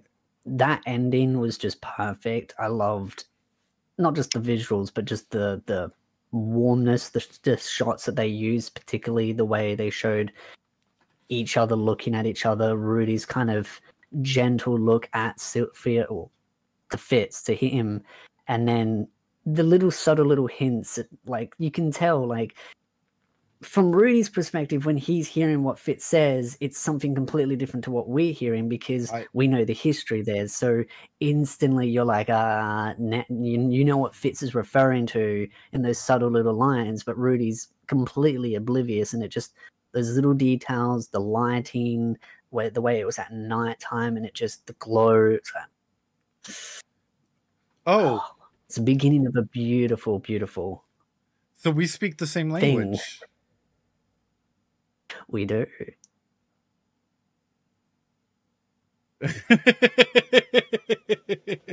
oh man, that is so, like, it's such a simple but beautiful way of getting people in just like a small manner. No, but I agree with you. I actually give it a 9 out of 10. I love the growth and everything. So, like, I would say that particular scene was a 9 out of 10, or even 10 out of 10 for me. That particular scene was perfect, the way I loved it. I just say the rest of it's pretty good. Right. And through that, though, like, I will be honest, I felt as though there were some details missing. Like, I don't know, like, not details missing, but like maybe there was more to the fight, like the fight between Sylvie and Rudy that's like explored in the novel, or just like him, I don't know, like in that little thing, because it felt a little condensed, not in a bad way, but just I wonder if there was more explained in the novels about this, you know? Rudy does monologue a little bit. He does explain in his head that he learnt the silencing, I call it silencing, but the disruption spell, he learnt that from Orsted when they had their original fight. So that's where he learned it from, which is why Sylvia or Fitz doesn't know anything about it, because, well, all those events happened after the displacement issue. So Rudy had that kind of extra little bit of power or knowledge, whatever you want to put it as. The rest of it was pretty mundane. It does go over a little bit of how Elinalise has so much money because she has to pay for her tuition out of pocket. Rudy gets his paid by the university. So it didn't explain that she actually has to pay out of pocket and that she had plenty of cash to go around. And her explaining her condition to Rudy, it also comes with the additional information about how she acquires her wealth, which is to do more with her condition. But it's explained in the light novels there, but kind of brushed over in the anime. Which I think it will be explained at a later point. You said more to do with her condition, with the curse that she has. So, did the person that placed this curse on her also give her money? No. So I'm not sure if I'm allowed to say it, but it's not critical. It is very useful information, I just can't remember if it explains it exactly in the light novels, because I read the light novels a bit ago. Chat's saying not allowed. Just say it. Spoilers. It's not really a spoiler because it's just like a trivial fun fact of like, oh, this is how she gets the money. But some will probably see it as a spoiler. Sure. I'm just trying to remember. I'm trying to jog my memory of not volume 7, but volume 8, because when it goes into the university, they basically sit down, they're talking about it. Rudy has his paid, and then Rudy kind of goes to Elinalise and is like, oh, can you afford it? And she just pulls out her purse. It's like, oh, yeah, I've got all this money.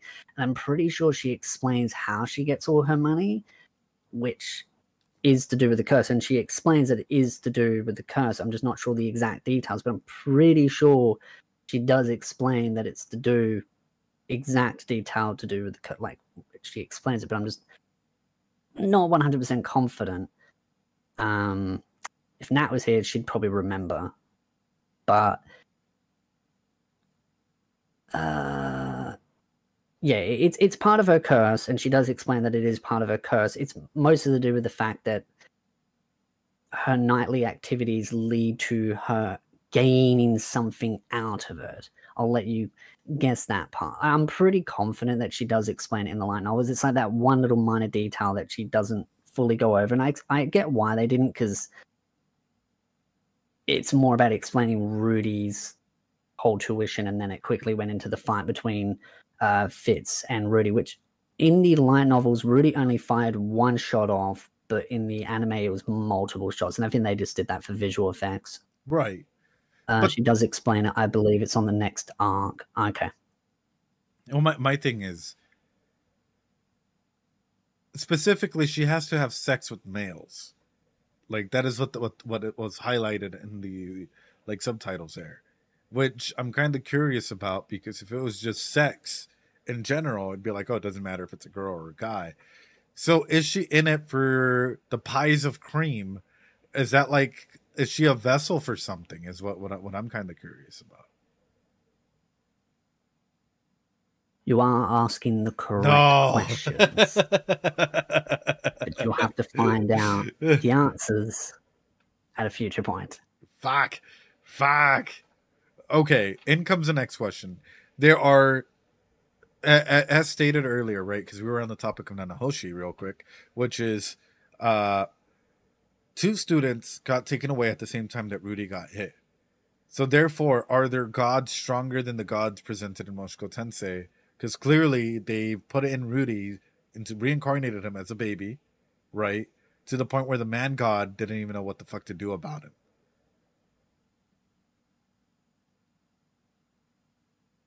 I don't know the answer to that, but my theory is that there probably is multiple gods, because Rudy, has been reincarnated into a body, and then a later event has led to a disaster to happen. I mean, there wasn't a disaster for Rudy's entering into the world, but clearly something happened which has led to all these events, Orsted popping out of nowhere, certain characters appearing in season 1. So clearly something greater at Mist is there. That's really a Natalie question. Yeah, that's a Natalie question. I do need to get further into the light novels, but I'm not even sure even if the light novels will fully explain that, because I think that might be a Dragon's Tale thing, maybe, when it comes to gods and dragons and the different worlds.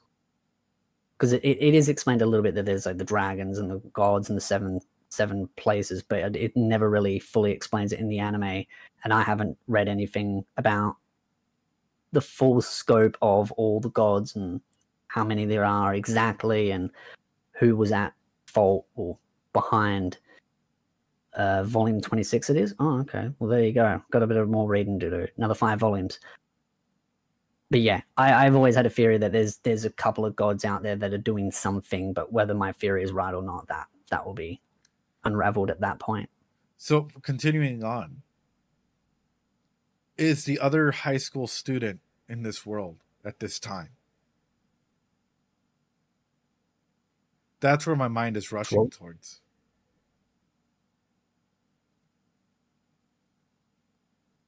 technically that episode actually had the answer, but because of how it was translated, you didn't pick up on it. Which there's a particular scene where Xanaba's talking to Rudy about the classroom, and he points to one of the tables, and he points at one of the tables and says, "Oh, that person isn't here." You probably thought that was to do with Fitz. Yeah. It's not. It's just they have both silences in their name. Oh no. Okay, so she's in here. Ooh. Yes. That was a really nice workaround, because it still didn't get to the specific meats of it, which is then is the other high school student here in this time period? You'll just have to wait and see. So that's a no. That's interesting. I love you, SP. I love the fact that like we can still communicate through it. She's here. Stay strong about silent. So the reason why I'm asking this is, like, number one, if we can attribute the displacement incident to, say, Nanahoshi or whatever showing up, right, traveling with Orsted for whatever reason, all of a sudden it makes sense why individuals that aren't of this world don't have the effect, like the Orsted effect, you know, where people like stay completely stuck or whatever. So this makes me wonder, is there even a way home? Or do you literally just have to like freeze yourself up into like all of this studying and research and everything and not really know how to proceed? Because if it comes into an environment where you can't go home, what would that do to you? I'm making this assumption. Those are the right questions to be asked there, because that is an interesting question to be asking, is what is the way, if there is a way, what if there isn't a way, how does that affect someone, that kind of stuff. I mean, the opening and the closing of the trailer does show in an interesting perspective of this individual character. Sure. And I think if you get a chance, look at them, look at those little shots and just think about what those shots look like. I mean, you can clearly see they're deep in their books. So they're clearly at the academy, because where else would they be with so many books, scrolls, and everything going on? Let me answer this right real quick. Before chat's like, oh, you're jumping into like, you know, you're on the offensive in here. The only reason why I frame it this way is because most isekai, if we're going to be realistic, if you get someone into another world, what ends up happening in most isekai? You're trying to find a way back. They try and find a way home. Yeah, it's a very, very fucking common trope. So that's why I'm throwing this out there, because for me, I'm looking at this, I'm like, if I was displaced in an environment like this, and say that it was me and you, SB, me and you, baby, we got transported into this world. All of a sudden, I can't find you. I can't look at you. Where are you? Like, what would I do? Do I, in this environment, if I can't find you, wait for you, or try and find answers, or both? What would you do?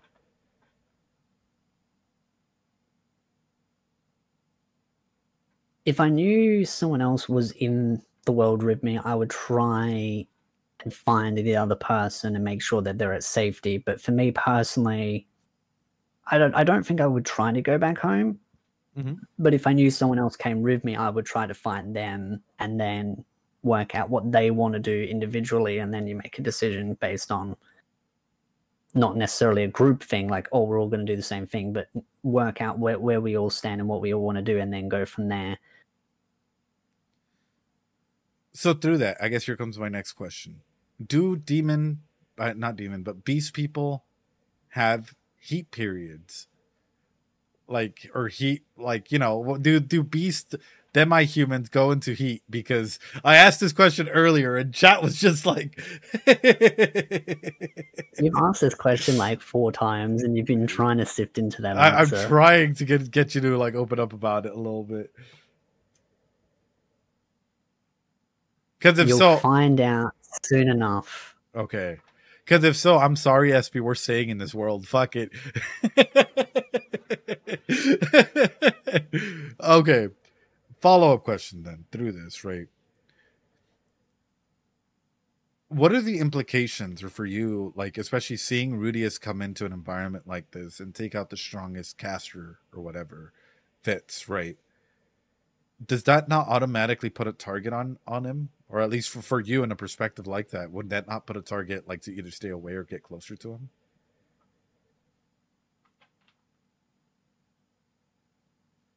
I think with what Rudy's done, as the rumors go around or the chatter goes around that Rudy did beat Fitz, you'll definitely probably see some repercussions to that. But then it comes down to a question: is that where Rudy's going to end his mass conquest? Mm. And what would trigger him to go on a greater conquest? Mm. We saw in the, I think, was it the opening or was it the ending? The guy with 6 hands, purple guy, wearing the school uniform. Yes. Now I have, yeah, the opening. Thank you. My line of questioning goes into, he's not been introduced in the school environment yet, so I can only make the assumption, because usually like they panned over a lot of the main characters that they've shown in this opening and the ending already, right? Except for that little girl, which was seen at the ending with Rudius, which I have a question about now. I really do have a deep question about that one. But it makes me wonder, is this a character still yet to come? Because we even saw Winton, the monkey girl, like there, you know? Well, I mean, they are in the uniform, so clearly they are a part of the academy, and pretty self-explanatory. Anything being introduced clearly is going to have some impact, whether it's great or small. Well, that's for you to discover, but I think the question would come down to what kind of weird individual like that what would they have anything to do with Rudy? I mean, Rudy is a magnet for some fascinating individuals. Yeah. SP, you're getting my mind working now, because now here comes a jugular hit. You ready? Here comes something that I'm thinking just off of the ending and the power, like what was seen in the opening and the ending here. Is this little girl that we see with the ball and chain and whatnot, is she reaching for something? And in the ending, we see her next to Rudius, right? Does Rudius and or Sonoba, because Sonoba's really close to them as well, save this little girl and or adopt them? Because what are little people or little kids more open to, right? When did Rudy first start learning magic and stuff? And this is where my mind goes into, is she saved because of the French of like the Frank of like trying to save someone, or is she saved due to the environment of like, oh, this fits perfectly in the description of being able to mold a young person's mind? So I'll throw this out to you. No.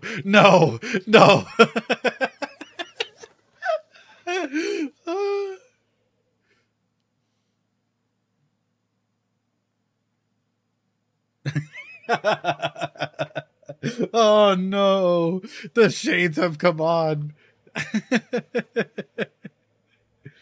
I know what the question is, and I can't answer it. Wait a second. You will find out very soon. Okay, about what.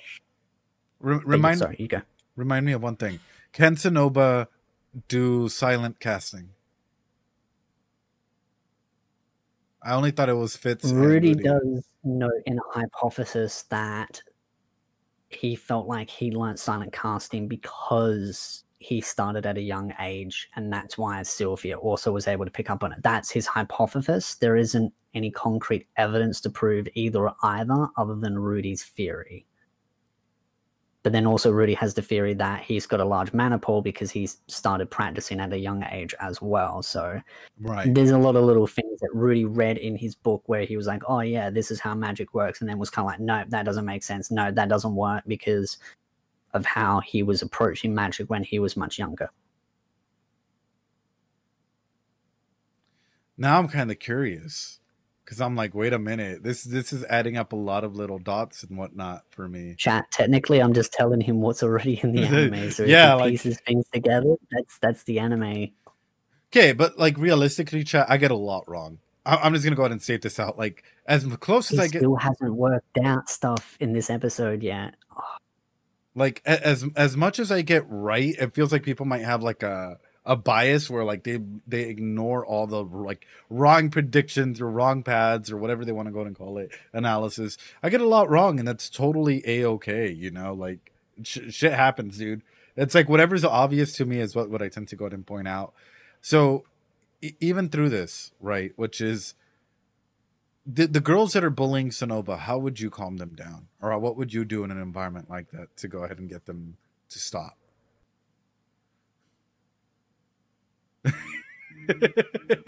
SP, you're like... I'm not going to answer it because you'll find out the answer to that, and it will be good. Okay, good. But also, X, the app, will catch on fire. It will combust on fire when that happens.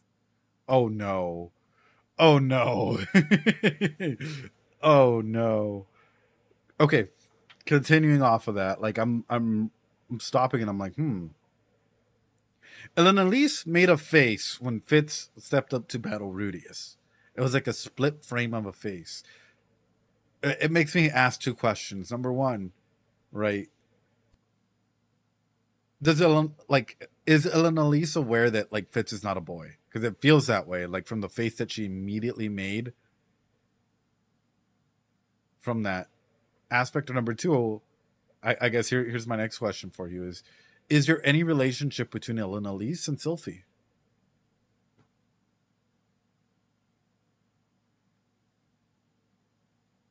Well, I don't even know which one you're grabbing that for. Yeah, I've been bleeding all night, dude. Oh, the glasses come out. Okay. I don't know what answer that one was for, but yes. You're asking so many tricky questions. As far as the first part, I'm not actually sure, because as far as like working out Fitz's like whether Fitz is male or female, everyone there except Luke and Ariel are meant to be the only ones that don't know, or meant to know that Fitz is really a she and not a he, because that's why Fitz has been given special permission to be in the girls' dormitory to take care of Ariel's needs. As far as the other part goes, I'm just going to let you have to keep wondering, because it's the right question to be asking. I hope you know, you have me, my brain working 100 miles an hour. Every single time we have a conversation, like throughout the week, I'm left thinking. And this is how I come up with even more questions to ask, because I'm like, psychologically, like, even through this, right? Let's talk about change in this environment. Rudy is clearly going through school again, right? And the whole aspect of the girls picking on him because they thought he was a creep or whatever. It's very similar to like his high school experience where people started picking on him. They tied him up. They made fun of his thing. He had clear like sexual trauma and whatnot through that effort, except now he has a support network and he has friends, and you're starting to see like the change that like having friends can do. I guess my question going into this is, for yourself and seeing these stories unravel, how are the parallels, like for you personally, do the parallels of like Earthius and Rudius and the cycle, does it make a difference for you? Does it tell a more impactful story for you?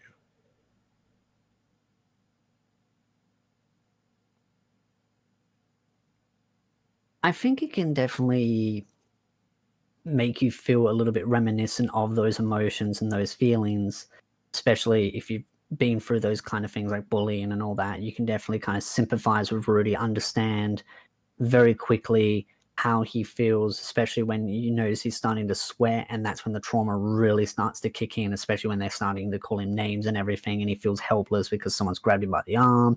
He knows he's innocent, but it just doesn't matter because they've just judged him based on wrong place, kind of wrong time situation.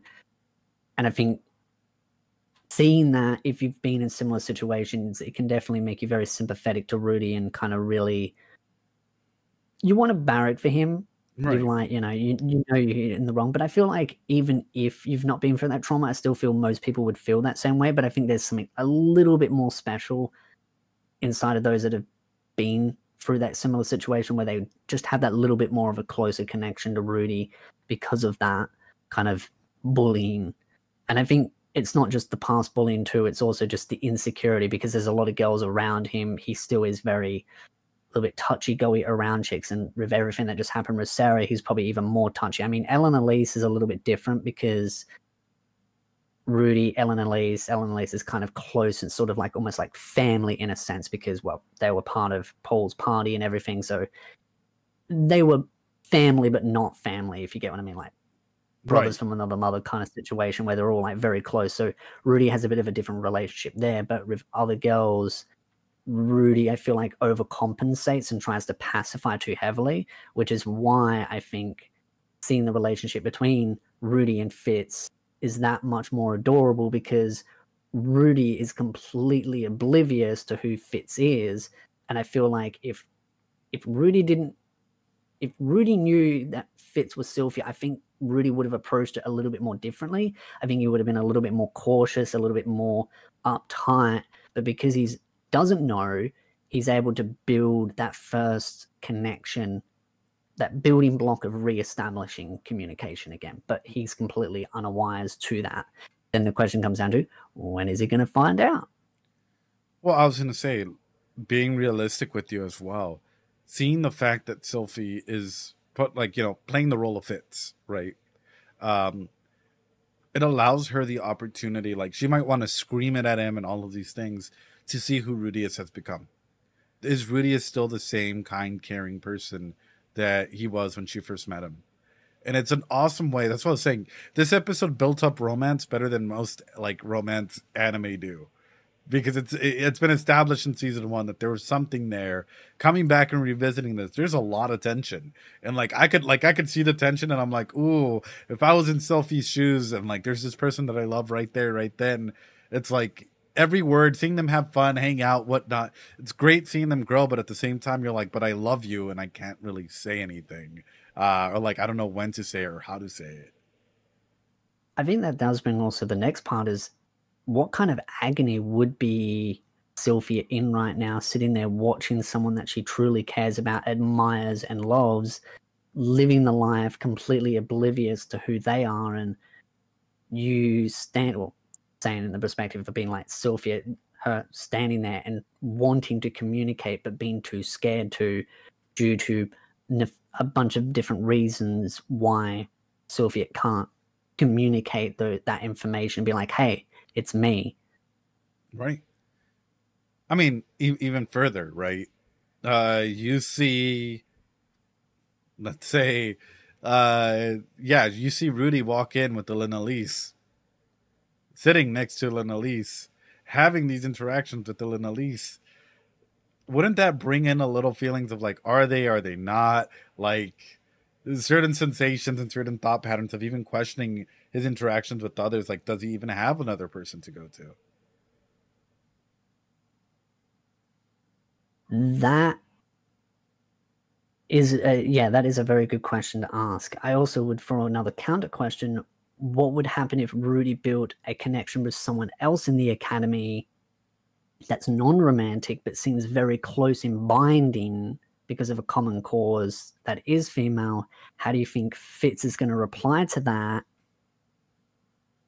being kind of almost like a third wheel? Oh man, that would suck, wouldn't it? I mean, if you're in an environment, like let's say that we're both studying psychology, right? Or all three of us are studying psychology, Nat included, and all of a sudden, you know, let's say Nat and I are just really into this one specific area that's maybe above like your thinking pattern at the moment, like, right? Like you haven't even reached that topic, or you don't know anything about it. It's leagues above like your layers of understanding at this moment. But Nat and I are relating to this, and you're there. What does that do for you? How would you feel? Because what I'm thinking is immediately like isolated, maybe even like you're a burden. All of these feelings start popping in where it's like, am I even wanted in a scenario like this? Yeah, that is definitely a lot of emotions and a lot of feelings of, feeling isolated, cut out, like there's a wall. And it does make me wonder. I can't remember exactly because there are some little holes in my memory of the volumes itself. If certain exact scene plays out, I know all the major big notes that play out, but I do kind of wonder if Fitz does have a misunderstanding because of Elinalise and Rudy's relationship.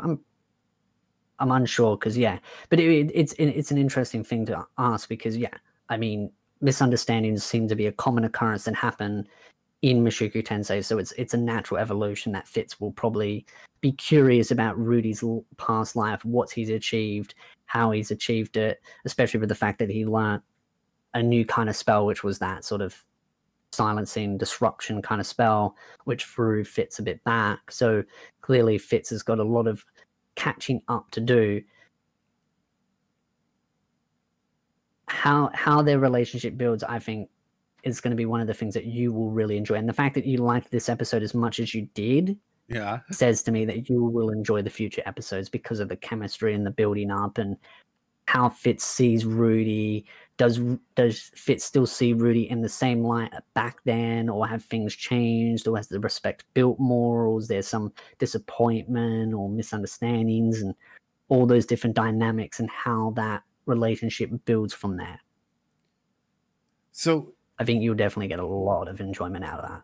Oh, I mean, it's beautiful already, man. Like, I think that this is like one of the few, like, seeing it progress week by week.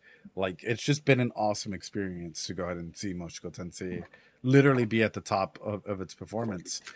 Through that, I guess we'll bring this up. Number one, I can't wait for us to do like the ReZero one with Nat, where we're both on the offensive, and we'll see how she reacts to that. And number two, when it comes down to this, it's I guess seeing this story, right, and seeing the way that it's told, there are a lot of haters out there. There are a lot of individuals, as you can tell on X or Twitter or whatever name it is now, like the best porn site, right? What do you say to individuals that compare Rudius to Subaru or to a lot of other common isekai protagonists? I think Subaru is a very interesting character in himself. He's been through his own situations, but I never like comparing characters because the stories are all individually different. They're all about their own journeys. Everyone deals with trauma, life issues in a different way. But I think Mushoku Tensei is a cut above a lot of isekais out there, because I watch a lot of isekais, and there are some that are really good and they delve into different issues or different components of human behavior very well. And then there are a lot that just don't really seem to put that kind of attention to detail, which is fine. I also refer to them as the junk food of isekais, where they're just fun to watch but nothing to put too much mind into. Mushoku Tensei, to me, one of the reasons why I really enjoy it is because of the depth, the character building, the world building, but particularly the growth that every single individual character in a small radius around Rudy has. Of course, there are other characters that don't have as much growth, but the small circle around Rudy, they've all got so much growth.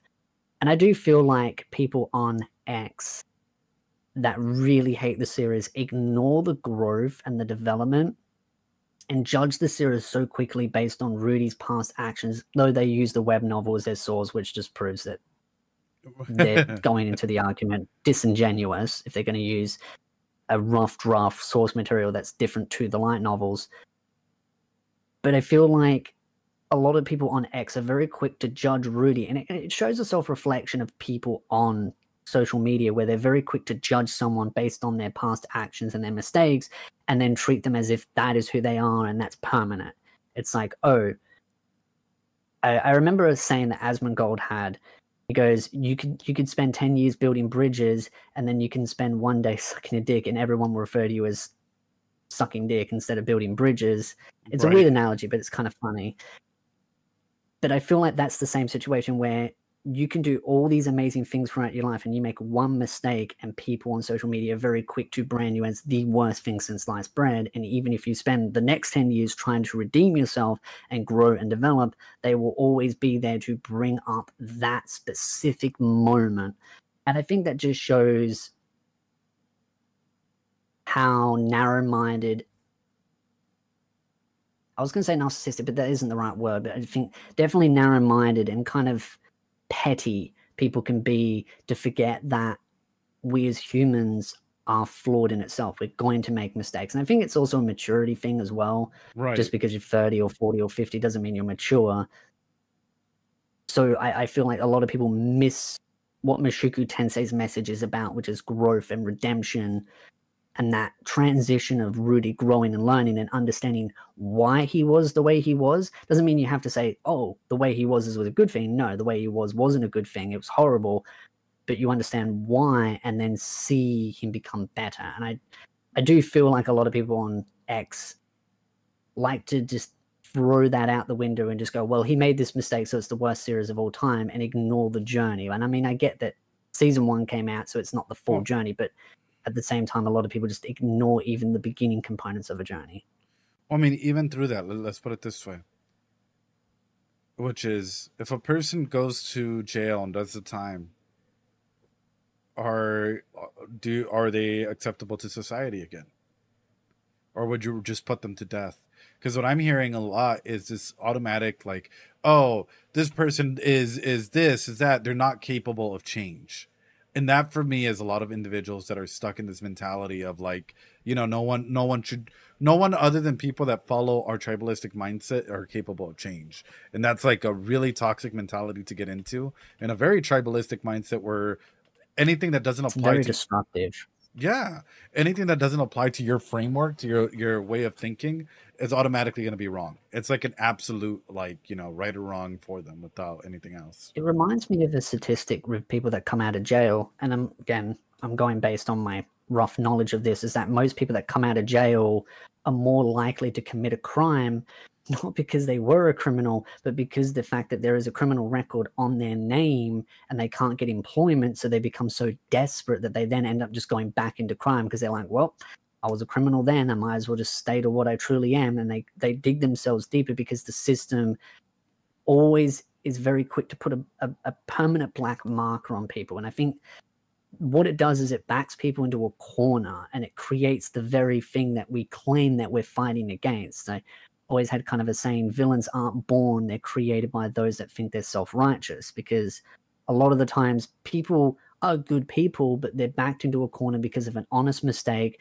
and then people force them into that corner and say, well, no, you've made this mistake, you're the worst person, we're never going to forgive you.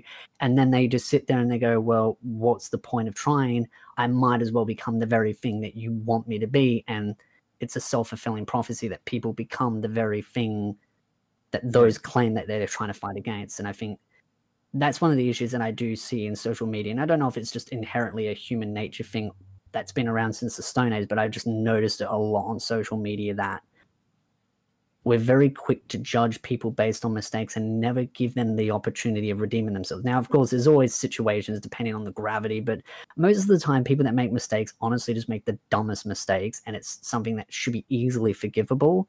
Mm-hmm. There are some graver mistakes that should take a lot more time and penance to forgive and forget and move on from, but there are just some that are just like completely harmless, that I feel like you say one stupid word and people go, oh, well, you're clearly, you know, you say a joke and it didn't really lead off the way you thought, and people go, well, you must be this or that. Again, our brains are scattered 90% of the time. We all say stupid things, and I think it's important to learn rather than demonize.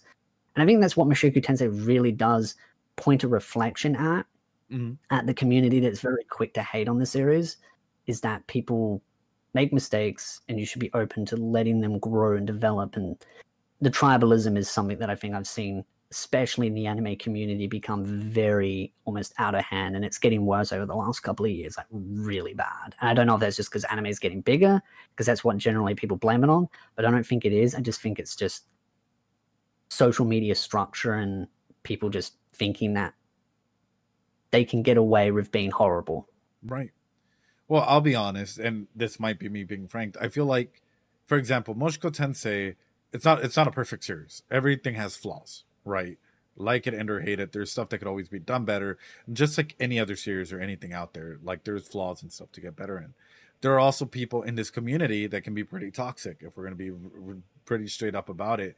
Where, like, and I know we've talked about this beforehand, where instead of seeing us as like, oh yeah, they're people, they're creators or whatnot, the immediate action is to attack, right? And to go, it's like, oh, they're talking about this about Rudius or doing this. Oh, SP put up a spoiler in the thumbnail that, like, you know, for whatever reason, they'll go after you. They'll go after me. They'll say certain things without realizing, like, hey, wait a minute, like, maybe you guys are going to the extremes here without fully having a conversation and realizing what we're about.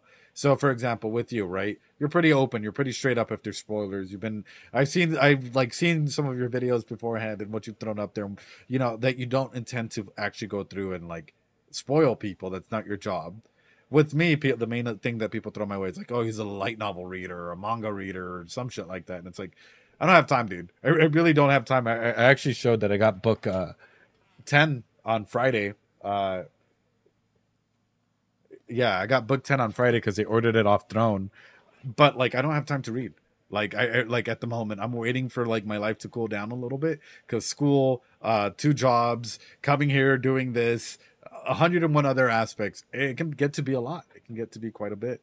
So this is why I like highlighting this aspect and also highlighting what is now being thrown our way. For example, I've heard this or I've seen this AI content creators doing anime stuff and racking in a fuck ton of subscribers. Yeah, that was a topic I was talking about on Twitter or X about AI content, and it's something that I'm very much passionate about in the sense of it annoying me because AI is something that it's a very heated topic depending on which aspect you're talking about, because a lot of people don't like AI because it takes away the human element, like especially like the topic of AI art. That's a very heated topic. And I've always kind of been on the mindset that AI can be useful as a tool. It can help enhance our lives, help us make us more efficient, cut tedious corners. But one of the concerns that I've always had is that people are going to try and use it to completely replace the human element. And content to me has always been about like the discussion, the learning from others. It's like learning from another human. And I can understand that some machines can be very good and efficient at teaching people things. Like if you ask it a question, it can answer it very clearly. But one of the things that was annoying me about some of the AI channels out there, or bot channels, depending on, sometimes they use like text-to-speech bots, sometimes they use AI like ChatGPT to go through the Wikipedia to compile information. It's flooding an entire system of low-quality content that's got massive spoilers in the thumbnails. And I mean, I know I make my mistakes when it comes to titles and stuff. I'm not perfect, but I always try to make them very misleading. Like it's like a question that doesn't have an answer, but the only way you would know the answer is if you've read the source material. And if you haven't, then you'd have no idea. You'd be guessing for days. But a lot of the AI channels seem to be going down the spoiler route. Like they're just throwing entire spoilers in the thumbnails. And then when you watch the video, it's just Wikipedia. It's like it's telling you stuff that's already in the anime, saying, oh yes, this is going to explain the entire in-depth life story of Roxy and all her backstory, and then it just proceeds to say like, oh, this is the basic stuff that you learned in the anime, but we're now going to put something heavily spoiler in the thumbnail. And I'm just like, yeah, it frustrates me. I'll be honest. Because there's a machine there, the person doesn't care because they don't probably read the comments, they don't interact. So to them, they've got no social media. It's a machine that's just constantly pumping out. So there's no human to yell at. If you're getting annoyed at them, it's just an empty void. And this might be wrong of me, but I'm actually kind of waiting for the AI emoji reactors to start popping up and literally put a competition against all the other like IRL emoji reactors. Kyle's hello. So therefore people are like, wait, what is actual content? Like what is, for example, what is actually transformative content when it comes to talking about a show or watching a show or like genuinely giving your thoughts about a show? Because if an AI can do it, if an AI can take a face and go out there and just do random faces to an anime, is that transformative? Yeah, and that's a concern that I've had, because I've seen some people defend it going, well, this is just an evolution of content creation where AI is going to be taking over. And I'm like, I get that, but there is a part of me that prefers the human element to things. I like knowing that a human is explaining things to me, that it's reading things to me, that there's a discussion and analysis that's coming from a human, not just a machine being told, hey, go through the internet, sift as much data on this topic, and then compile it into a script, and then run the bot to read it, and then voila, that's content. Because once that starts happening, it opens a floodgate of a lot of just rubbish. And I've noticed that a lot of AI, they don't get things right. I've used ChatGPT deliberately to test how far I can get it to answer things about Mushoku Tensei. Right. And it said Eris was a great magician with a family that is half dead, half alive, and is scouring the land to look for their mother. So yeah, ChatGPT isn't the best place to get your information from, and you should take it with a heavy grain of salt. But that being said, at the end of the day, people that are making these channels aren't going to care, because if they put a good enough clickbait in the title or spoiler in the title or thumbnail, people are going to click on it and watch it. And this isn't even a new problem either. Slime being reincarnated as a slime was a big thing that I noticed, where there was a lot of like text box machines like reading, and you could hear that it was a machine reading it, and all it was doing was just reading parts of the web novel or the Wikipedia as well, where it would just copy paste the entire Wikipedia and just put it in a bot. So it is a concern that I have when it comes to AI and removing that human element of content creation. And I think it will also lead to a lot of toxicity as well. Right. Going forward. I saw someone put out there, the reason why emoji reactors exists is because, you know, there's a person who is feeling an experience. So JP, I'm going to go ahead and challenge you by literally just pointing out Neurosama. We literally have an AI Twitch streamer.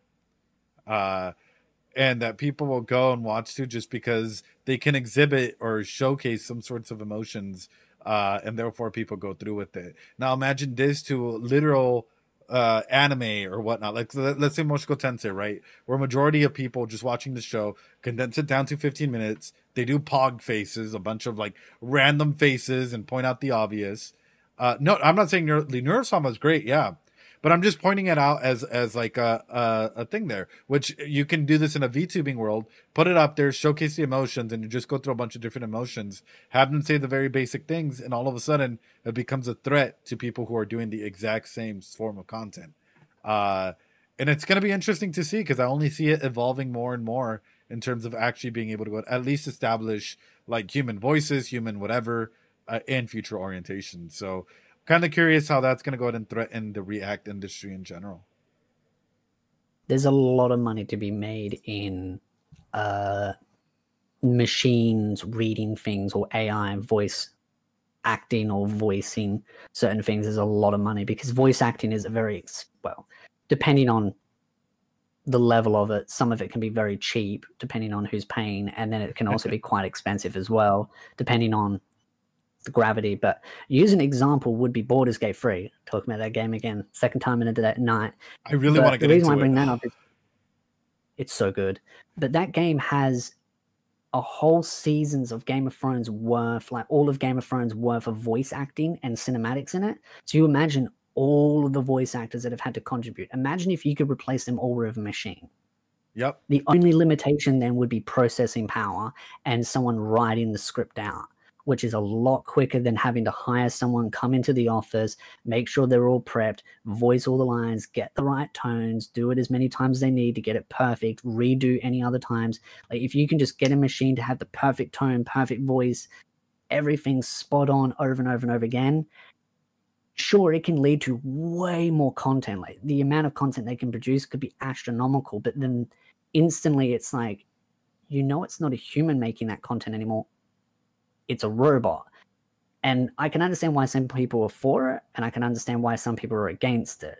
And that's the thing. I'm always trying to see both perspectives, because one part of me is like, as a gamer, is like, think of all the content we could create, limitless content that we could enjoy, never be bored, always new stuff coming out, but at the same time, it's just like, is that even human making it? And could it end up just becoming a situation where if they start using AI to create scripts, where it's AI using AI that uses AI to use AI of old scripts, because AI is just using stuff that it finds online, which is a language model or large language model. But what happens if all that's out there is just AI creating stuff? It could, think of it as like a microphone, or when you're on a speaker and it echoes and it echoes and it starts screeching. That's the way I kind of see AI turning into. If it starts regurgitating each other's words, it starts to mold and change into something really weird, and the quality could very quickly nosedive. And then you've got to actually then quickly panic and go, okay, now we need to hire actual writers, and well, no one has those skills anymore because everyone went, well, why do we need them? Because we've got AI. So it is a concern that I have going forward, is losing skills that are important to us because of machines. I mean, I'm gonna be honest, and y'all can remember this because we're having this conversation here in this episode, which is, mark my words, once it like AI starts getting this specifically, and you start seeing them paywall their anime reaction content behind Patreon. That's right, I'm calling some of you guys out. I don't give a fuck.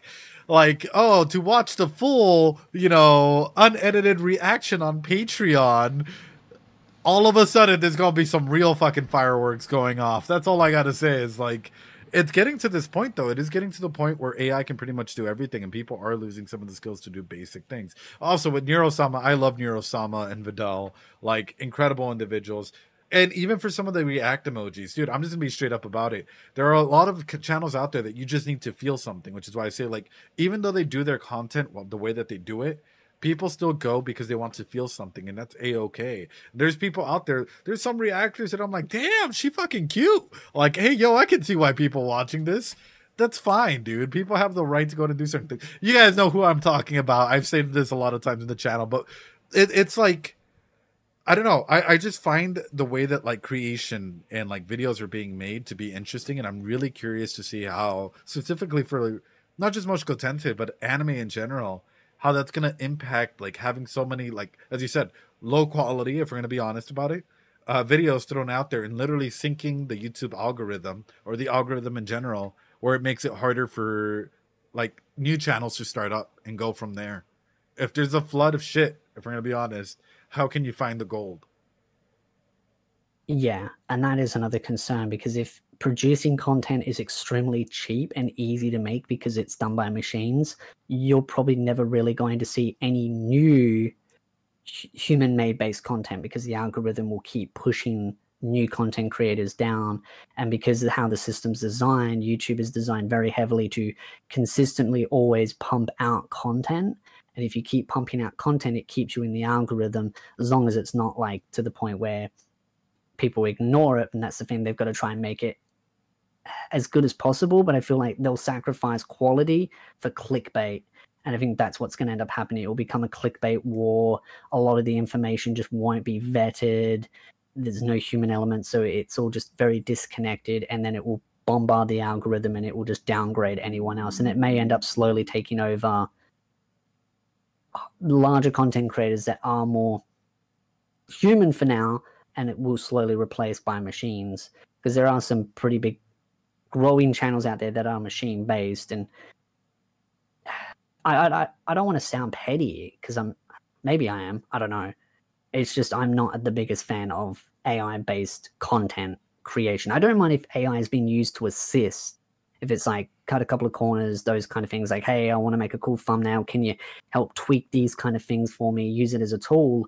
But I'm just concerned that we're throwing all human element out just to produce, like, almost like mass. It's like the industrial revolution of the internet content creation, where it's just like mass produced, cheap, easy to make content. And does that mean we're losing the value and the quality in it? Right. Because they say back in the old days, they didn't make them like they used to, because, like, if you made a chair, it would break down after a couple of years, or electronics. But back in the old days, it would last until you died, kind of thing. So kind of the way at least that's how my mindset is with AI. So jumping into this, right, back into Mushoku Tensei real quick, which is for Elinalise, bruh, There should be a restraining order on her in schools. That's all I gotta say, brother. Like, on a watch list there. Okay, so realistically, her coming into this uni and actually trying to attend with Rudy, my question for you is, why? So, what was the question exactly? So, Elinalise, Elinalise coming into this university with Rudy, why? She's hungry. There are so many men in this city, though, like outside of the uni. She wants young, fresh, delicious, scrumptious meat. She's there to collect the V cards. Oh God. Oh no. Oh no. Well, I mean, because here's a question for you, Ed. Sure. Can anyone slay that thirsty animal? Could someone quench her thirst? I mean, if she has a curse, I don't know. It's a good question. Can someone She's into showdown now. Oh man, okay. I don't know. That's a good question. I wouldn't think so, considering that like how rampant she's been, unless someone finds a cure for the curse, right? Actually, I have a question for you. This was brought up in season 1, but it hasn't really been touched on in a while. Laplace.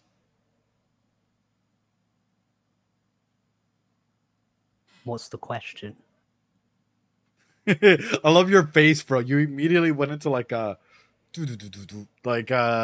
face scrunched up. You're like, wait a minute, where are we going with this? What's up, Raggles and everyone else? Yo, Karu, thanks so much for the follow. What does, for example, we've all heard it. We saw that guy come through before the displacement incident, right? Show up. Because of all the events that have been happening, that's sort of been in the background of my mind, where it's like, how does this come into play? Because clearly this is more than just like an offhand. And also, I guess, does Laplace have anything to do with Elinalise and Geese and all of these like wonderful characters that we've seen, like sort of like interestingly enough, like act different?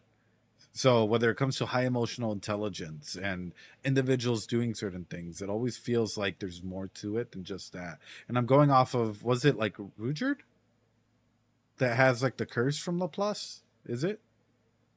Yes. So Laplace, not Laplace. I think now I'm having name lapses.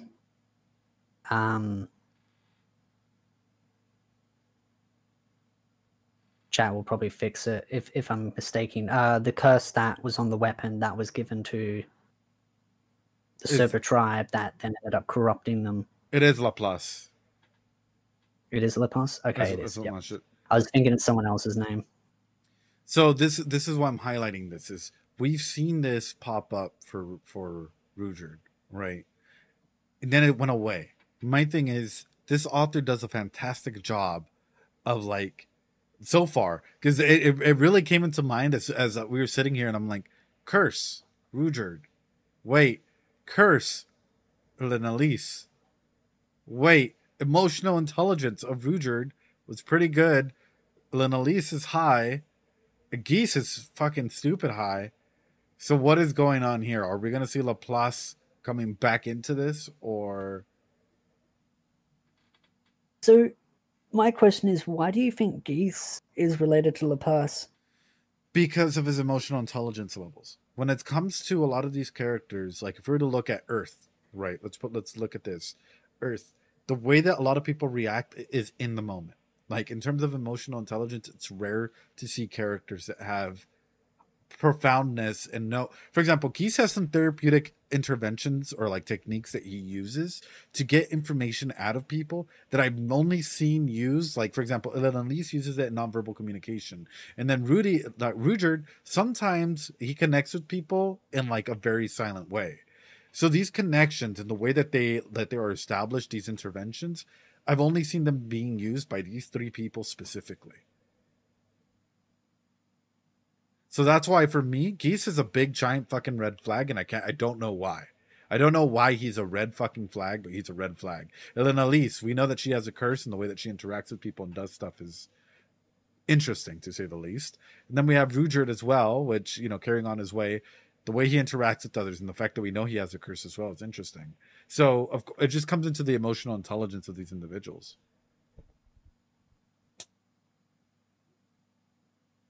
I actually can't answer it. Oh. Because that would be future stuff.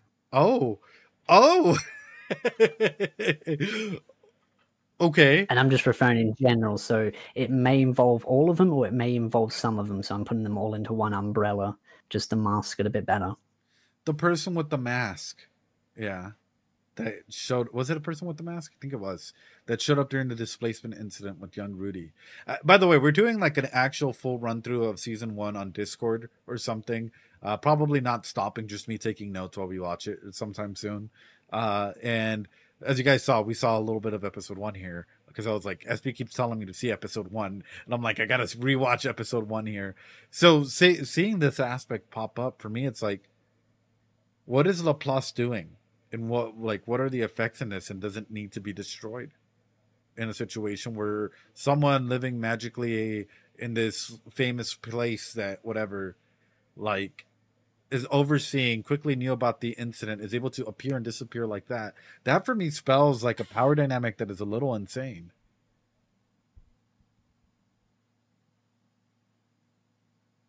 Yeah, I mean, a lot of the backstory and the world building is built on Laplace and that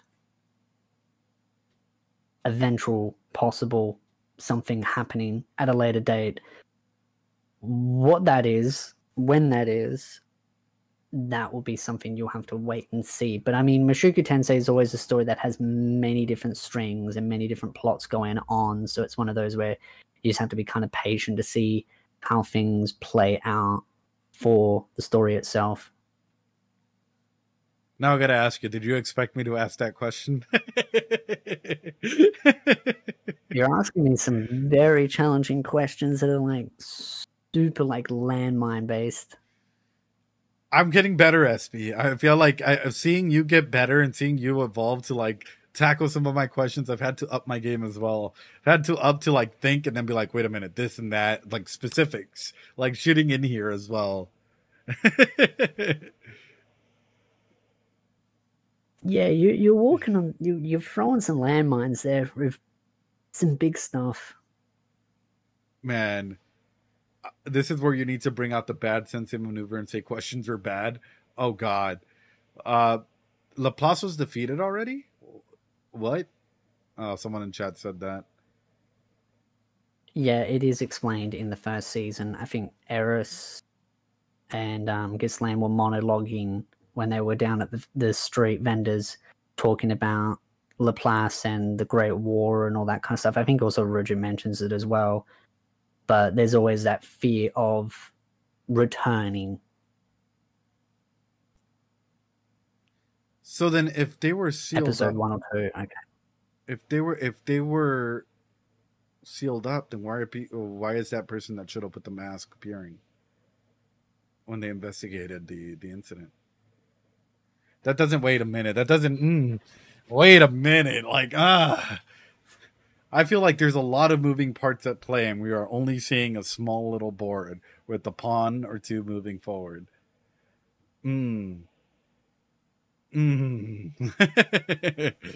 Okay, I'll put it in this way. So we have Laplace on one side, right? We have the Kirishika and the whole demon situation on the other. We literally have the displacement incident in the middle and everything else falling in there. Right now, because of the displacing incident, we're only focusing in this area. But what is happening to the rest of the world during this? Because clearly, like, Kirishika is like an agent of chaos wherever she goes. And like that little kid just trying to eat and find her way around. And on the other side, it's like we have this weird palace thing that is able to go ahead and put like curses on things and people and tribes and whatnot. So what? Just what?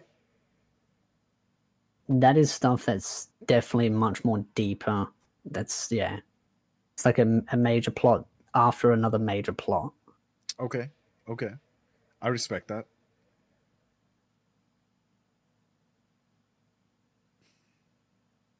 But I will say you'll probably learn more about it as time goes on.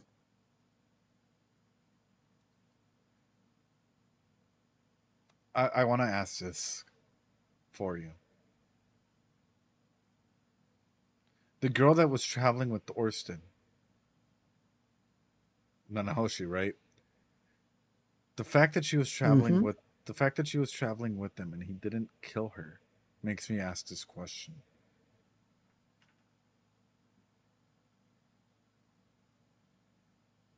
Is she... He was willing to go ahead and kill Rudy. Is she a major... Orsted. Is she a major foundational stone for a future story or something?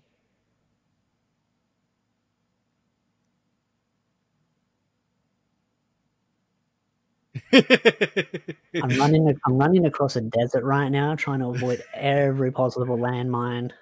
You're like, nope. Because I'm like, Orsted immediately saw Rudy. You know, he doesn't fit into this world. I would assume she doesn't fit into this world. However, she's safe. Rudy's not. Rudy mentions Man God. He goes fucking wild. Now, I'm wondering, why hasn't she interacted or brought up Man God as well in that case? Other than the fact that, number one, Man God might have no access to her. Man Child God might only have access to Rudy. Or number two, they are going to play some really, really important role in some future orientation. And the displacement incident happens, like it or not. And Orsted has to go ahead and keep, like, you know, because it's not weirded out. It's just going through the cycle of things here. Sorry, if that blows your mind. This is me connecting all the dots of all of our conversations together and being like, wait a fucking minute. Wait a minute, SP.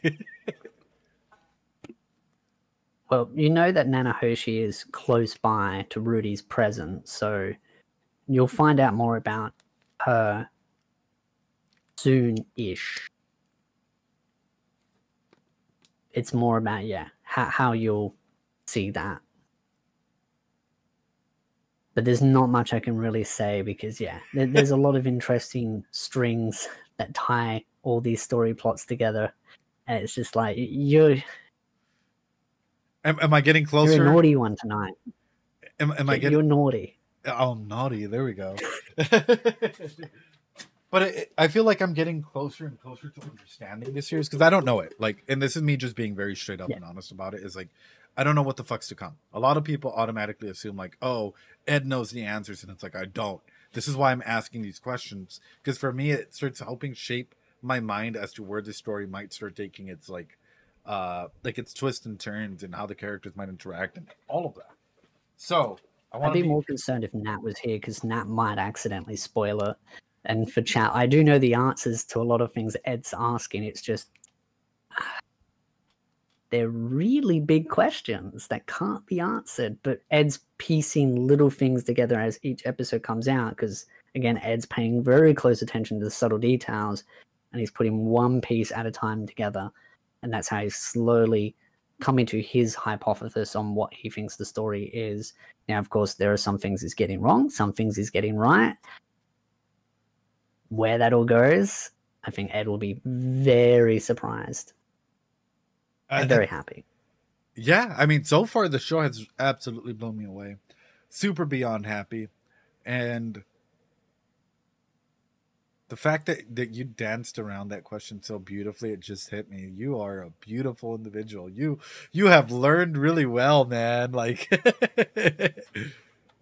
oh, okay.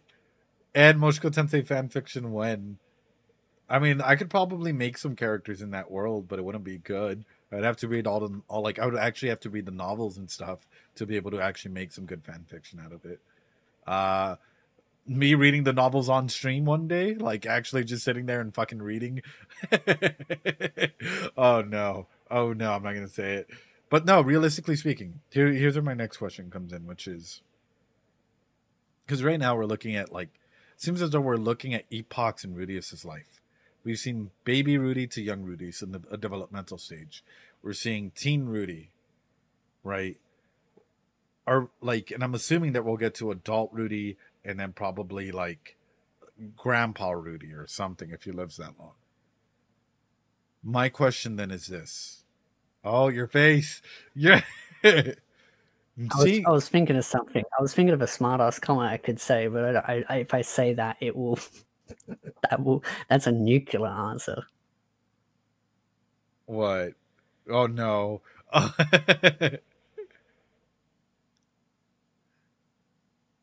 Which order comes first? That's all I'm going to say. Wait, what? Wait.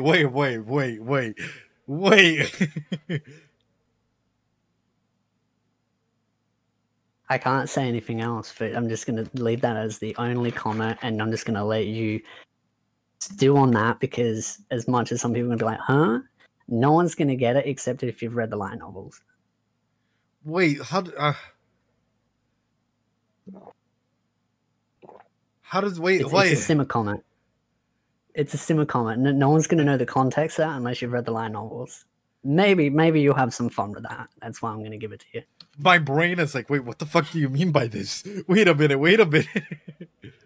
Chat, he hasn't worked yet. He's trying to guess. He's coming up with like 6 different ideas. I am. I'm like, oof.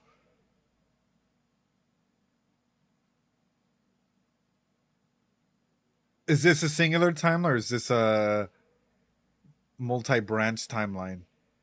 Like, is this a circle time or branch? I've asked this before. I'm asking it again because you are asking the right stuff. And I mean, again, remember back to season 1 when Orsted mentioned about Rudy saying that you aren't meant to be here. And then that question comes down to, how does Orsted know that Rudy isn't meant to be there?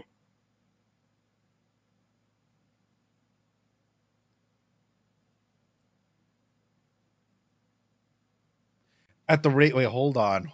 Yeah, no, because now I've been thinking about what power can even bring Rudy back into this, like into this world, and you know, I know we've gone over a lot of questions here. It comes in the next one, which is, fuck, how do I even ask this question? Man, you have me sweating. I'm legit, like, my palms are sweaty after you drop that fucking bombshell. Like, what? Wait a minute, like. Then here's I've asked this question too, which is, if old Rudius were to suddenly appear, what advice would he give his younger self? And now that we're going through this, my brain's like, wait a minute. So then what timeline are we in? Now we've talked about that possibility, and that was way early on in our discussions where you mentioned about the idea of if Rudy could tell himself about past mistakes, what he would do. So then comes my next question. If Rudy is literally learning and getting this powerful, would this not cement him as like one of the most revered individuals if he does get to an old age? I.e. to the point where, let's say that he keeps training up and he has this disable magic and all of these things, and words are spreading about him. He took down a dragon by himself and all of these wonderful things. Wouldn't this put him in a situation where he can literally be revered as, like, I don't know, one of the great mages or whatever of his age?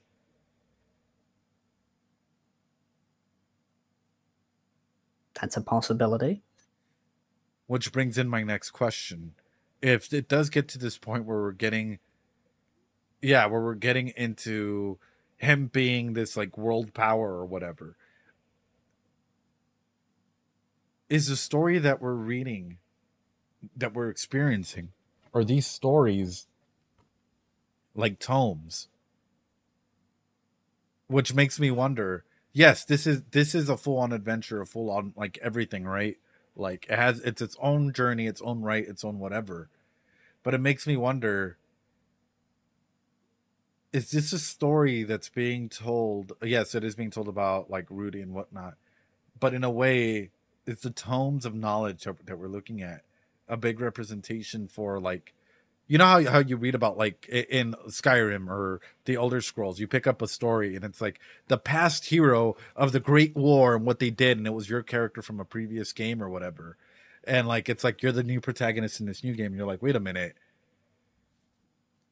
So this is where my question lies. If the story were to continue on forward, are the tomes of Rudius that we're picking up and we're reading essentially like these tomes of a great hero for whoever may come next, whatever next protagonist may come? If that's the case, who's going to be the next hero? And why does the world need another hero? That's a good question, actually. That's a good question. Oh man, I feel like we're having this intellectual back and forth. I love it, man. Every single time we do this, I'm like, my brain's like, wait a minute. Also, who's writing those tomes? I'm using tomes as an example because even like culturally, right? For example, we have the story of Quetzalcoatl, right? Which is literally just written on like Mayans like wrote it on a couple of things, stories being told, folklore about like this great god, this great individual, whatever, right? We have hundreds of stories that we tell through mythology, through folklore, through whatever, where it gains an insight into future generations as to what to do. And I'm wondering if Rudius is increasing his powers this much and he's growing to a point where he can't be stopped. Wouldn't people tell stories of the old, like, you know, for example, old Orsted the Great, right? Or whatever. Like, these stories get told. So that's why I'm like, I don't think Rudy's the hero because of one trope. One isekai trope. What's that? He wasn't summoned into this world.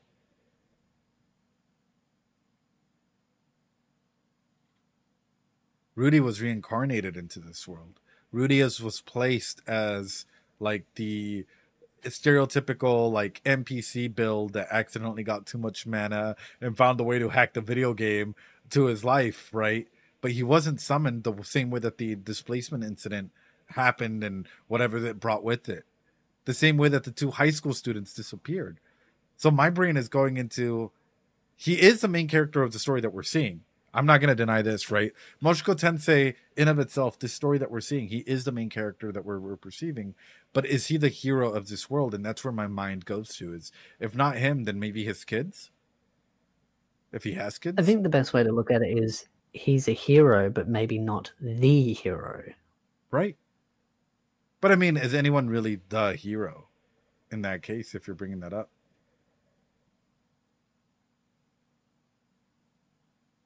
Or heroes is another way to put it, I guess, is that the story is built up of many different characters and many different heroes and many different villains, and they all interact.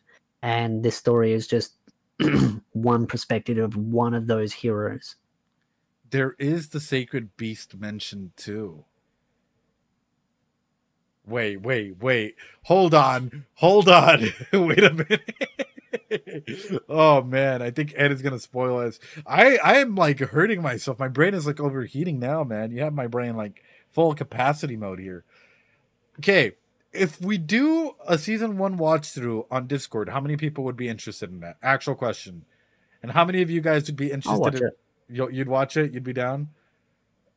How many of you would be interested in like legitimately being like, hold on, you might want to go to take a look at this again? No spoiling, just like rewind it a little bit. Just take a look at it. I would. Okay. 100% down. That's what I'm thinking. Man, I feel like now I missed so much in season 1 that I need to go back and rewatch with this like current understanding of where you've increased my thought processes 110%, SB. These conversations that we've had have increased the way that like I look at this story and like, yeah, like literally navigate around it.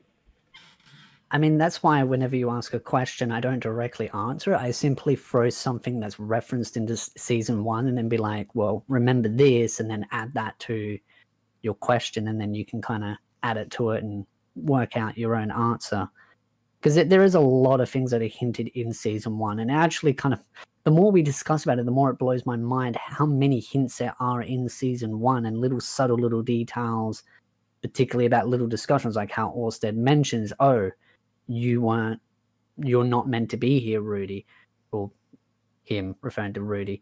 So there's always those little subtle details, backstories, characters, history, like Paul reading the book to Rudy as a child, and that history of Laplace, and it's all those little subtle details that are all just kind of compounding. And even season 2 is doing the same thing as well. It's giving little nuggets, little hints, and then as you go through them, it just continues to compound.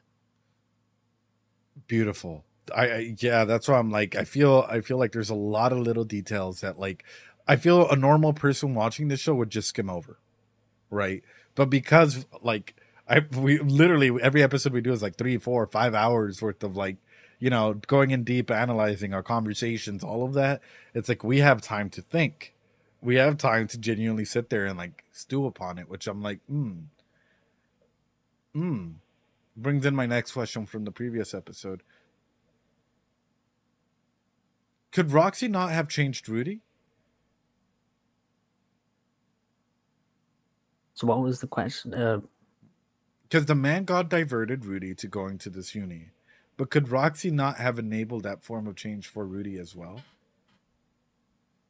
That is a question that I've always wondered, is if Rudy was to go to Paul's side to try and save Zenith, could have someone else there helped Rudy overcome that? Could have Paul possibly tried to help him out a little bit? Paul might have some experience in that area, or Roxy would be there by Paul's side. Maybe Roxy could assist, and because of Rudy's relationship with Roxy, maybe that could have helped. It is one of those where I feel like there are multiple ways to solve a problem like that, but the man god is simply directing Rudy in the direction that fits best to his vision. So then comes the next question. You've now set off all my battle flags. Because he made a big deal that there was going to be consequences if Rudy went to Paul, if Rudy met with his family. My battle flags are fucking raised. Guys, here in this channel, we're going to go against the man-child god here. Because now I fear that the man-child god is targeting Paul or Roxy or someone in his family and trying to take them out. Because this is not ideal. Like I'm literally like shaking thinking about it. I'm like, okay. He's clearly diverting Rudy into a separate path that he feels is the best for him to go down, because it doesn't necessarily change things a lot for him. It's going according to his vision. Why separate him from his family when his family could be one of the greatest forms of support? It might take him 1 year, 2 years, however many years to get to his family, but during that period of time, you also grow, you also change, you can start formulating plans, you can do 101 things.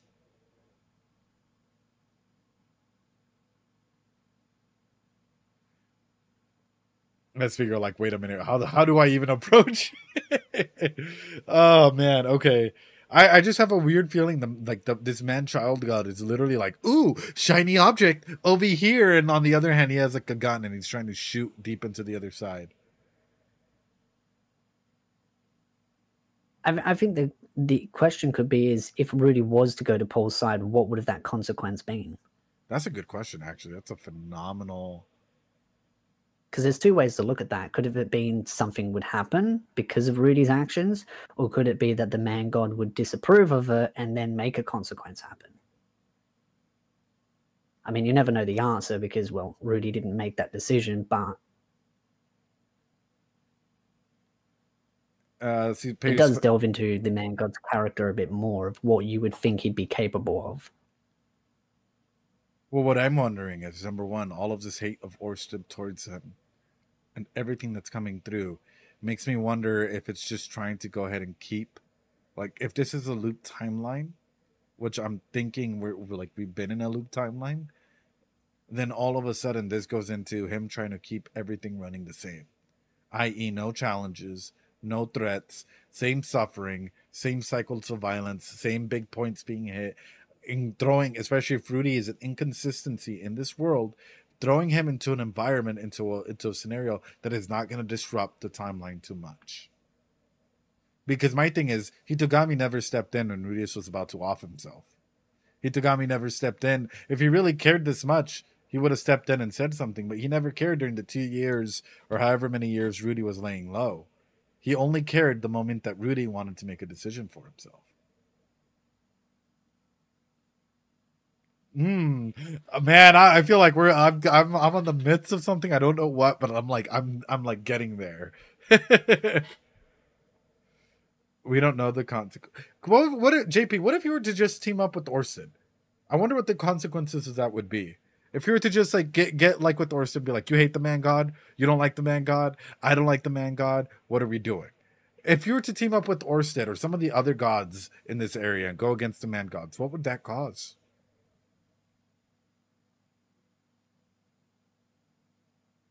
That's the right question, I think.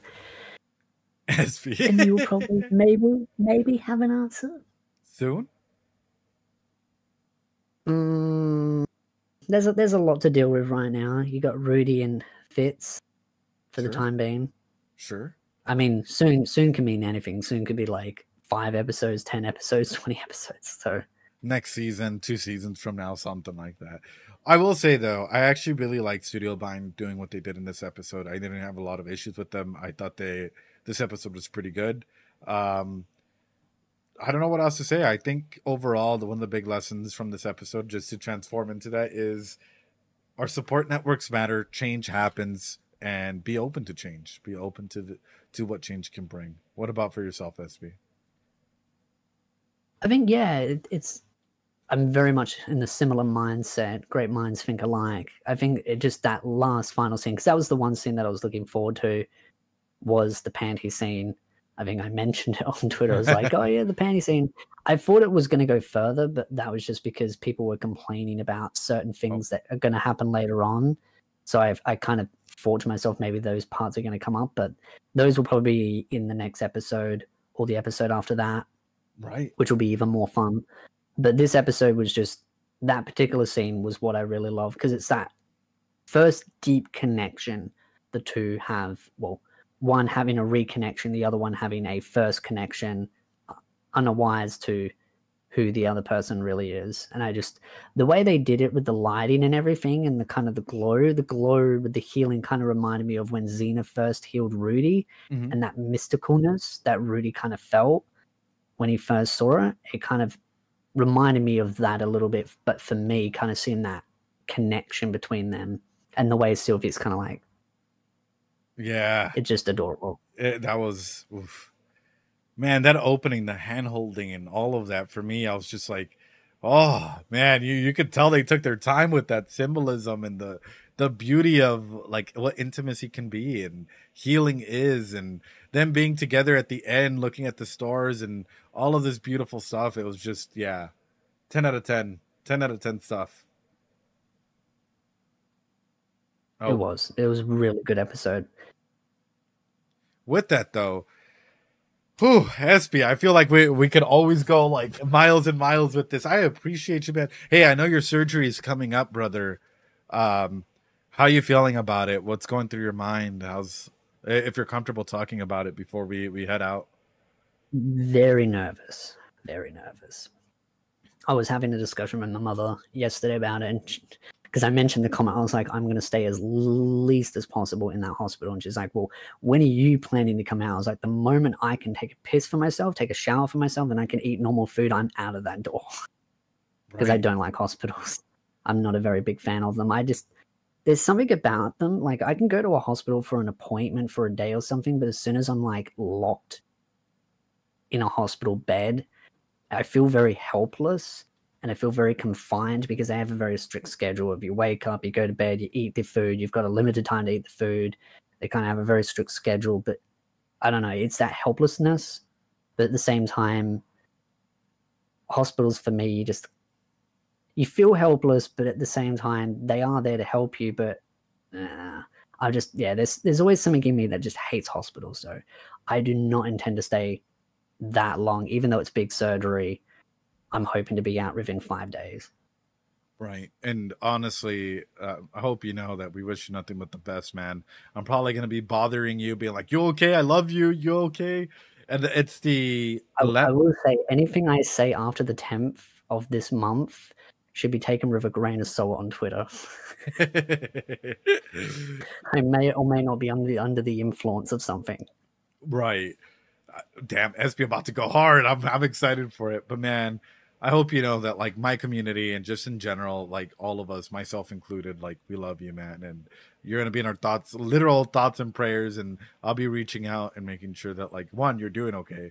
And two, that you're going to go hard mode and survive this and come back out here and have this amazing discussions with us, because it's not the same without you, man. Like Mushoku Tensei and some of the series that we do, like especially starting off, like people look forward. It's like, oh, it's SB time. Let's go. SB's about to pop on in. Like you're a family, man, and you're my brother from another mother, and I hope you know that. That means a lot to me, and thank you. And thank you to Ed's community, because I have seen a lot of comments on my videos from like Ed's stream being like, oh yeah, I came from Ed's stream. So thank you to everyone out there. Happy to entertain with my content and our discussions. And yeah, looking forward to our next discussion, even though it won't be on Sunday. I mean, I might be home Tuesday or Wednesday or Thursday. I assume, because I'm going in Thursday, Friday, Saturday, Sunday, Monday. I'll probably be home Tuesday, knowing my luck, because they never like to keep people in those beds for long, and I know how to manipulate the staff, specific staff that are very much about ticking boxes of being like, okay, are you ready to go? I remember when I first went into hospital, I tricked a staff member to actually let me leave. As soon as I got into the hospital, I was like, oh yeah, I'm really good. And I tricked them. And then my gastrologist came in and said, straight to him, he said, he's manipulating you to trick him to go home. And the guy was like, oh, really? I'm like, I didn't want to be in hospital. So, but I will make sure I take care of my health. I just don't want to be in hospital. It's just, once I can eat, shower on my own, I'm out the door. Because they don't really do much other than that. They just give you a bunch of medication for pain stuff, and I'll probably end up having a stoma nurse come around once a week just to check the wound and everything, and I've dealt with it before, so it's pretty self-medicated. Making sure that everything is good and running smoothly and whatnot, because I'm going to be straight up with you, like, the way that you said it, that you talk to, like, you know how to riz your way out of the hospital? Like, that's something else, man. Like, I've seen people literally ask me, Ed, how can I answer these questions to not get... not stay in the hospital? It's like, I ain't telling you that. Like, but like hearing you say like you've been able to do it, I'm like, my man. It's not hard for me. I can do it really easily because I know what their jobs are. So I'm just like, I know exactly who to talk to, who to convince. But they generally don't try to keep you in there for that long. But I'll just have my stoma nurse, and plus my mother's a nurse anyway. So right. But with that being said, SB, I'm going to be checking up on you. You know I love you, man. Everyone loves you. And even if you can't make it till next Sunday, like, you'll be in our... Like, literally, I'll be messaging you, making sure that you're okay. We'll do it, and then whenever you're ready to go ahead and come back in, it's always available for you. Guys, drop some love. Drop some love for SB, please. All the Doritos for SB as a get well message soon, so that way he can join us soon enough and we can keep going. Also, I know that we might be doing Eminence in the Shadow later on when that appears, and maybe ReZero if you're up to it, you know, as we continue. I would love to. I love Eminence in the Shadow. Oh, Eminence in the Shadow is so good, man. It is. So I am super thrilled. I love you, SB. Chat, I appreciate y'all being here tonight for Mushoku Tensei Sunday. I will be streaming throughout the week since I finally got partner. I don't know what else to say. Thank you guys so much. It means the world that I finally was able to go and get partner here on Twitch. You guys mean the absolute world to me. I appreciate each and every single one of you guys. If you guys like the content, make sure to go sub to SB's channel. Like all his different channels. You want to highlight which one they should go to? Should they go to both? Otaku, Spiritu, and SB Analysis. And SB That's Analysis. the main one now. Go show them all that love and support. Guys, I do have some things on Throne that I'm trying to work towards. If you guys could help me out with that, that would mean the world. Or any and all Ko-Fi things would help as well. Guys, I appreciate you an absolute ton. I'm so excited, guys. Throughout the week, we will be doing Heavenly Delusion. Might be playing some Hollow Knight. Might be going on all up in here and playing some Baldur's Gate or some other games as well. So get ready, ladies and gentlemen. This shit is about to get good.